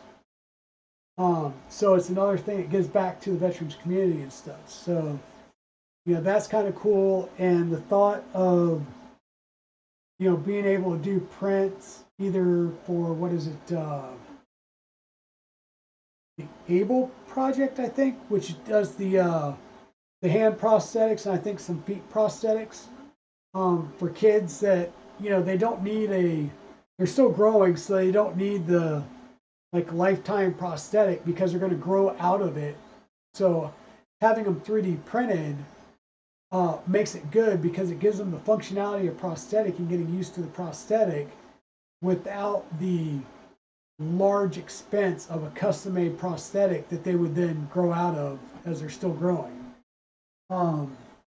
So I've thought about, giving back through that. I've been doing Toys for Tots for a couple of years, and I did close to 2,000 toys for Toys for Tots this year, which is the real reason I got the Ender 3 Max and the Ender 5.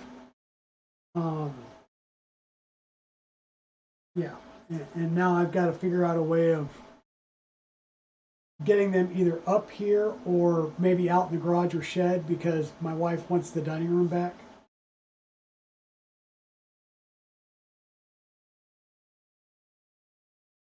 Yeah, that was the one you were considering. Yeah. So yeah, like I said, a couple of the other projects that are going on, I wanted to get this up and get it started. And then one of the next projects we'll begin working on is I've got a Death Racer that's partially built that I need to finish putting together. And I still need to print the rider for it. I printed it out in carbon fiber PET G, and I think I'm going to reprint it all in plastic because the carbon fiber PET G, there's a couple of screws that are like M3 by 50 millimeters. I have actually sheared those screws trying to screw it into the plastic. And that's even drilling the plastic first. I got to show? Okay, well, I'll show you where I'm at with it right now.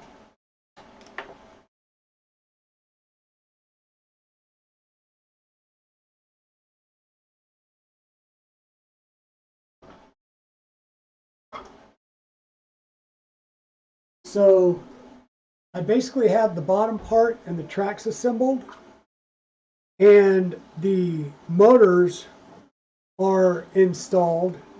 I'm going with the original, I'll say motors, not the super hyped up motors, because I'm not all about, going for the speed race and all that good stuff.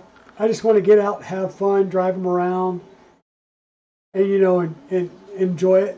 But I figured I saw the first one out at Murph this year, and there was a lot of people that were having mechanical breakdowns, and I think Joel's actually blew apart because it was half glued together. So I did this in I think this is stone blue. It's atomic filament stone blue carbon fiber PET G. And I mean, it printed beautifully. So yeah, it needs the torque, and these are the original spec motors with the gearboxes on them. But yeah, the newer ones, they were going with buy the motor and then buy one of 2 or 3 different gearboxes for them. And it's getting more expensive, and I just wanted it as a fun thing to kick around and have fun with. And I need to get it put together so that I can actually, I'll say, learn to drive the darn thing before I get out there and make a fool of myself, because I can't even go in a straight line, So I've got that project. I've got all the parts for a Rook. Like I said, I started to build a Rook. Oh, hey, good night, 19 Watcher 99. Thank you so much for hanging out with me tonight, or with us tonight. And thanks for letting me borrow Chewy for a while to help with the printer. Have a good night. Thanks for it. Um,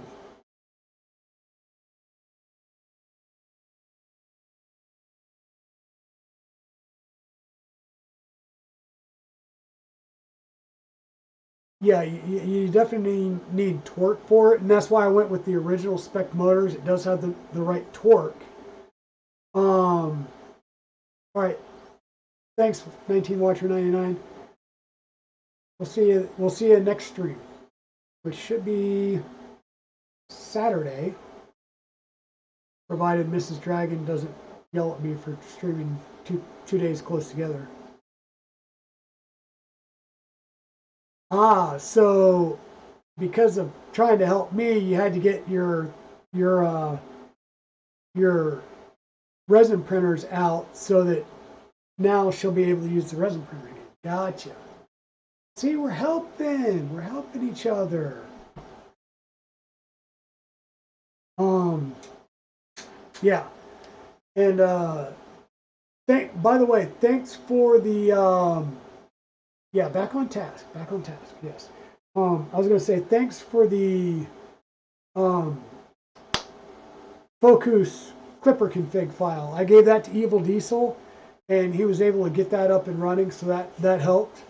Now he's going to have to tweak it when he completely changes the hot end, but I can help him through that.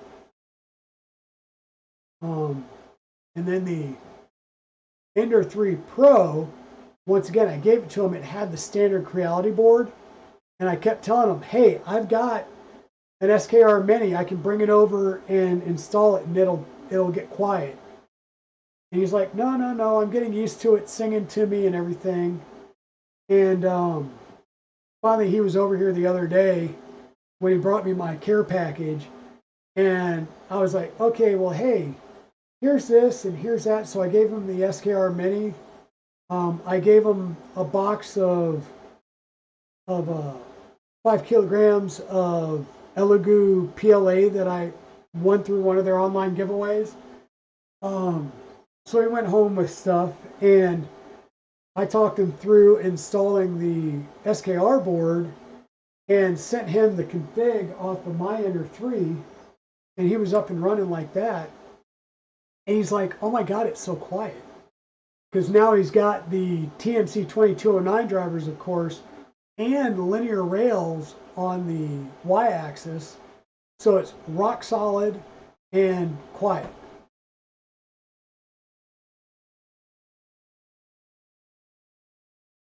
Oh yeah. Figuring out that it's a different, I'll say, path name for that would have driven me crazy.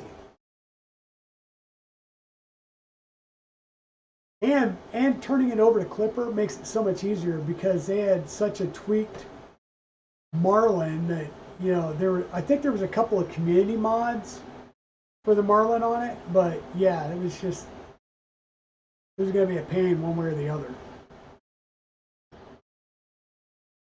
So I appreciate that.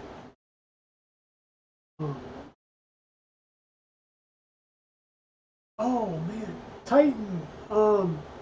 It just dawned on me that I did not get a chance to see your stream the other day with Uncle Jesse. How did that go?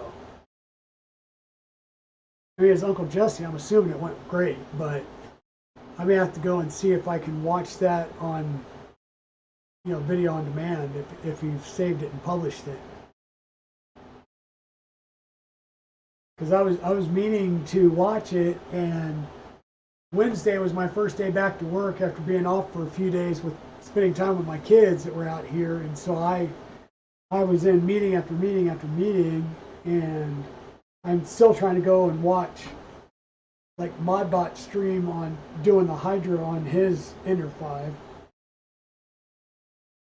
So trying to get caught up on all the streams.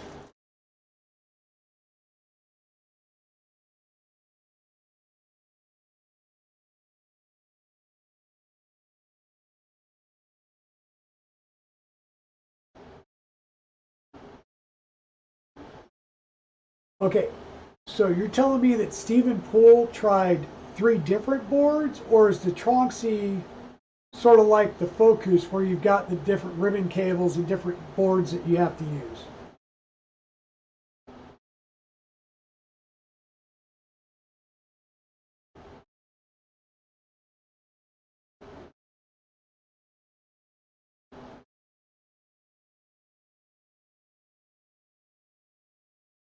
Yeah, I know Big Tree Tech had some issues and like with their initial SKR boards, but I've had a 1.3, actually two 1.3s and a 1.4, and never had a problem with any of them. I did let the magic smoke out on the 1.4, doing something stupid, and just about everything I've got is running, actually everything but the Prusas, which are running the Prusa boards, you know, the IC or the Buddy.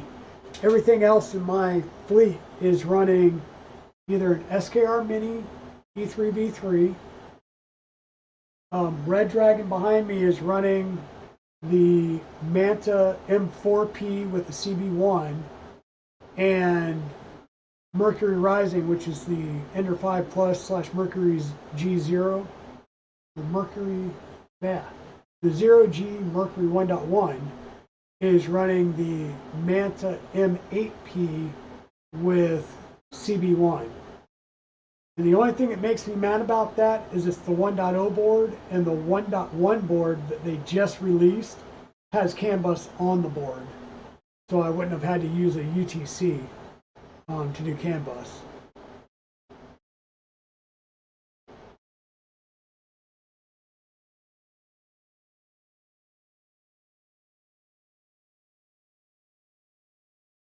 Okay, so you used three different SKR boards and all of them were bad. So they were the older ones though.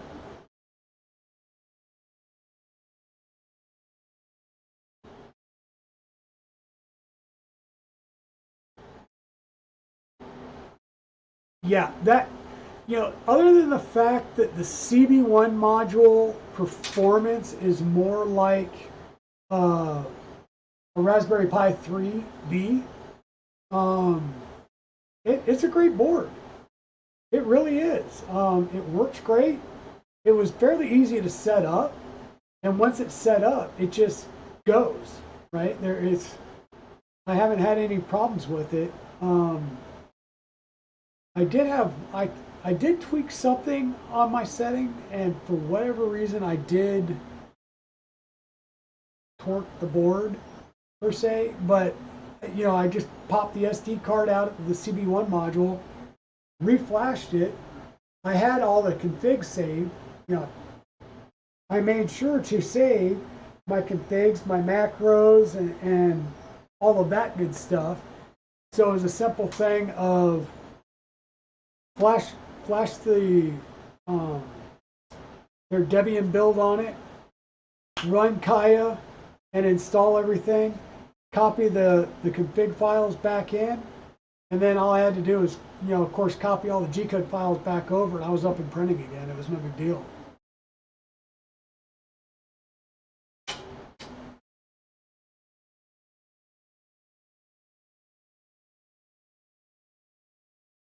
Yeah, gotcha. A known working mini E3V3. Yeah. And I would say I've got a Big Tree Tech Pico board, and you know, I keep meaning to put it over on the V0, but it's like, it's working. It's solid. Do I really want to, you know, put the you know, take the SKR Mini E3V3 out and then put the Pico on it and redo the config? I mean, granted, it's basically cut and paste everything but the pins, right? But it's working. It's solid. Like, I'm sitting here looking like, do I do the V02 upgrade to it? And the more I think about it, and I watched Steve Builds, Nero 3D, and Greg's Maker Corner tear down their older V01 builds and rebuild them from the ground up. And I'm like, it's printing like it's rock solid. Like I had that print failure, catastrophic print failure. Like it spit the bed out of the enclosure, right? And so I put a Kirigami bed on it, and I swapped the X extrusion out for the extra light, like skeletonized aluminum gantry. And of course, I had to reprint the XY joints because they're a little. That gantry is a little thinner than a normal 20 or 1515 extrusion. And I literally, like on the old bed, the cantilevered bed style, I would constantly be releveling the bed. Or I would have to offset the print to the back of the bed to guarantee it was going to stick without warping. On the Kirigami bed, I have did the bed screws adjust once when I installed it before Christmas. And I have not touched that bed since then. And all I do is I say, okay, I've got some new prints that I'm going to be doing for Oceanocraft. I'm going to slice them. I'm going to swap out to a different color. And I'm going to, hey, print. And it's going to print perfect. Perfect first layer, no problem. You know, and that's killing me because I don't have that on any of my other printers.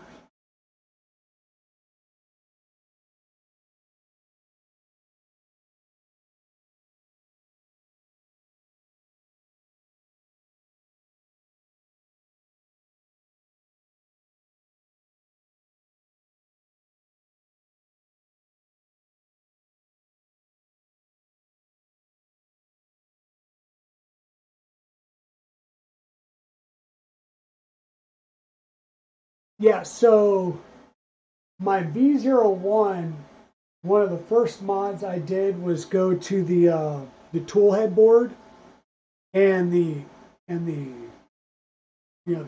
V01 umbilical. So I have the tool head board, the 14 pin connector that comes back to the board between the two motors, and then everything breaks out from there and goes to the controller board. And so I'm not going to go can for that. I don't think it's worth really going to can for that particular tool head because those 14 24 wire gauge wires versus 224 gauge twisted pair and the 2 heavier gauge for the power. I think it's a toss up for the V0, but on the Ender 5 Plus, which is a 370 by 370 bed and like a 400 height, build volume, that's a lot of wires and moving mass that's moving around. If I can take that down to just 4 wires, I think it'll lighten that tool head up a little bit. Hey, Monlight, how's it going? How are you doing this evening? Oh, thanks for the belated birthday, Monlight.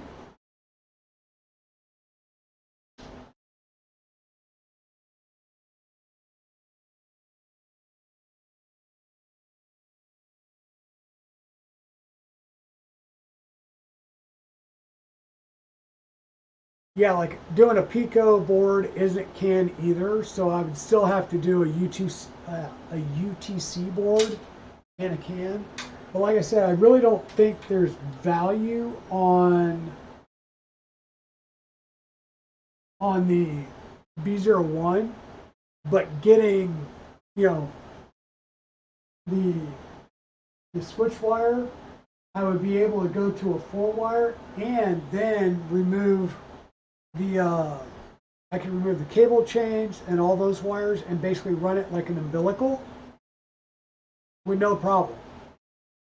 And that lightens up the tool head, would allow you to go faster. I mean, you see how fast I'm printing right now. And this is kind of my standard. I think I'm doing 80 millimeters a second.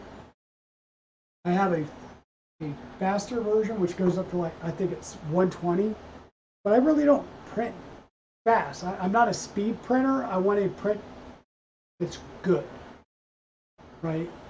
That I don't have to go through and do a lot of work on or post-processing on. Though if I, if I do another helmet, like, okay. So I haven't picked these up, but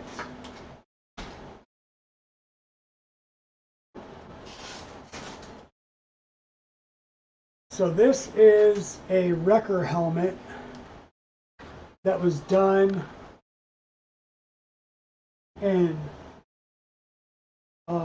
Polymaker Polylight Sparkle Dark Red, aka brown. This one finished, it was printing on the D-Bot, which you can't see because the helmet's in the way. It printed on the D-Bot here, and it actually finished printing like a couple of days after I got to Murph last year. And the only issue is the very top. I didn't have enough top layers, so I did get some holes in the top of the print there. So I'd have to, I could fill that in and sand it down if I wanted to really paint it. You see I have some, I'll say some scars from all the support, but this came out really well. And then I of course have this is the Sparkle Dark Blue, but this is one that was printed by Loyal Moses that I won off of his stream. And then I have one that I have printed, and once again, this is in the Sparkle Dark Red, and I've got the visor material, but I still need the tint to make it reflective. And I'm still working, I'm going to work to try and get this scene as much out of it as I can, and then probably go in and do some filling, but I need to just work on sanding it down and perfecting the fit. And then this one I might actually like sand down, fill, prime, and paint, and add on some accent pieces. So, but yeah, I do actually print some things on my printer other than bits, bobs, trinkets, and little things. I do some big prints. So.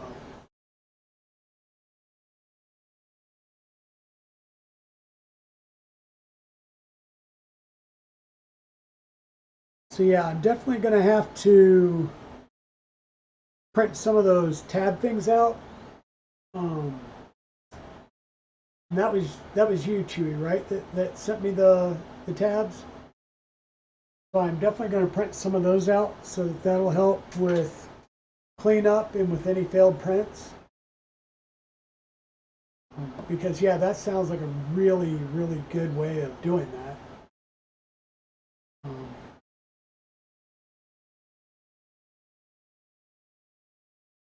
I swear these layer heights are so small that I'm not seeing it move, and I keep getting weirded out that maybe it's hung or something.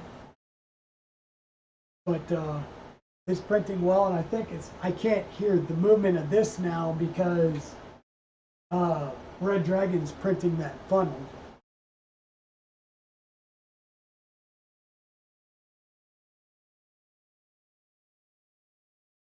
In fact, I'm actually going to pick up the speed on that just a little bit.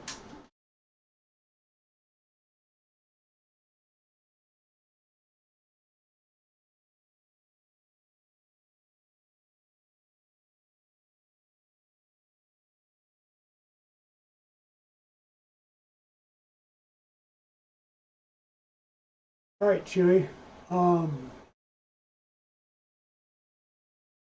Champed my loafer.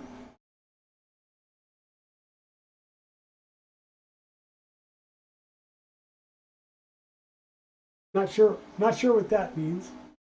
Um,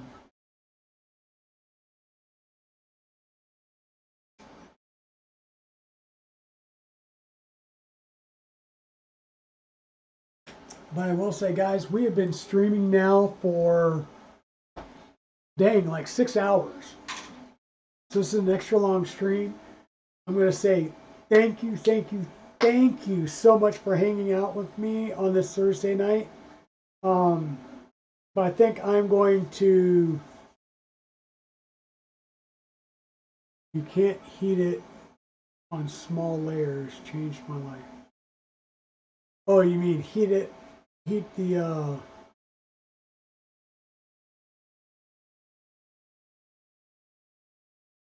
Okay, got it.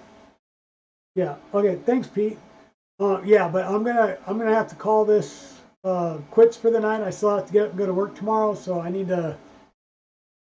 to grab something to eat and get back. Yeah, it is very quiet, like very quiet, and the fans are a lot quieter than on most FDM printers. And I think it's because they're actually in the chassis, so you don't hear it as much. But thanks. I'm definitely going to go and get some extra vats and a few other things. And I will definitely post pictures of this. I need to keep an eye on the time. Now, here's a question for you guys before I end the stream. If I let this print finish and let it sit there overnight and come out, get up in the morning and start the cleaning, is that okay, or do I really need to sit there and pull this off as soon as it's done?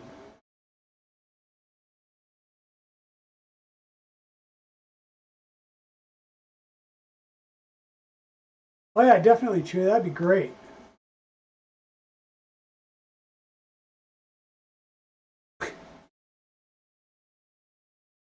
All right, thanks, Steve. Okay, so I can let it go, finish the print, and I can come in tomorrow and, well, one, it'll give it plenty of time for it to drip. But then I can just take it and actually do the washing and stuff in the morning.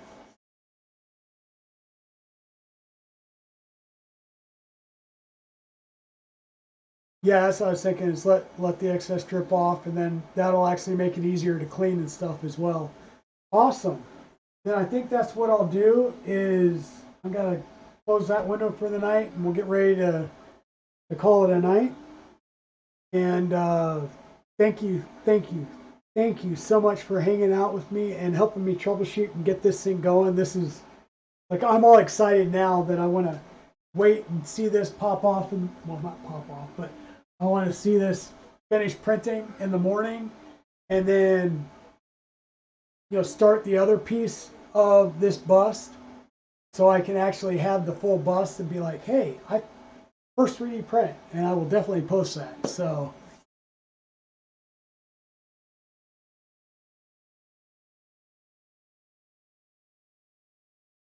okay.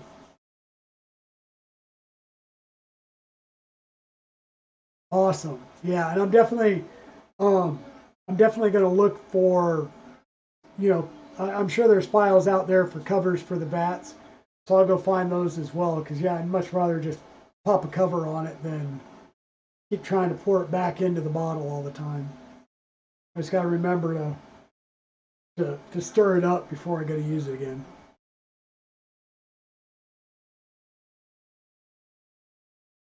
Gotcha. Awesome. Awesome, gang. So thank you very much. I'm going to go ahead and look to see if there's anybody that we can jump over to. Or if you guys have any suggestions on who we can raid into, that would be great too.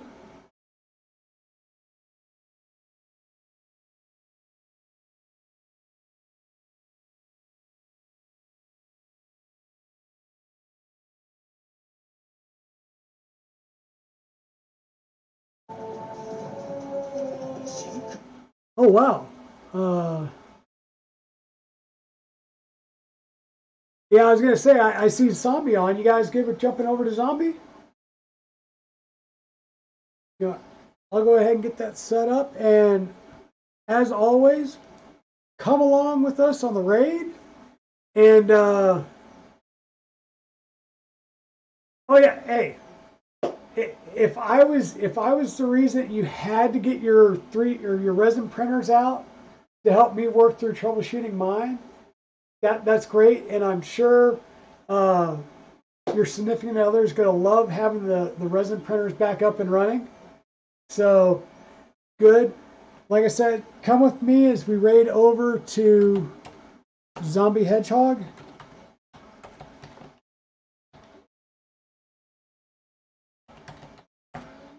I spelled that right. And thanks for hanging out with me. We'll be back Saturday at 10 a.m. Eastern Time. I know it might be early, and I probably won't stream for this long. It'll probably be just a couple hours stream, and then I'll take Mrs. Dragon out for lunch for letting me hang out with you guys for all this time. And okay, Brooke will message you in. Awesome. So thanks a lot, everybody. Let's go over and hang out with Zombie. See you all Saturday at 10, and then we should be back on our schedule of Tuesdays and Saturdays. So thanks a lot, all, and we will talk to you guys later. All right. Bye.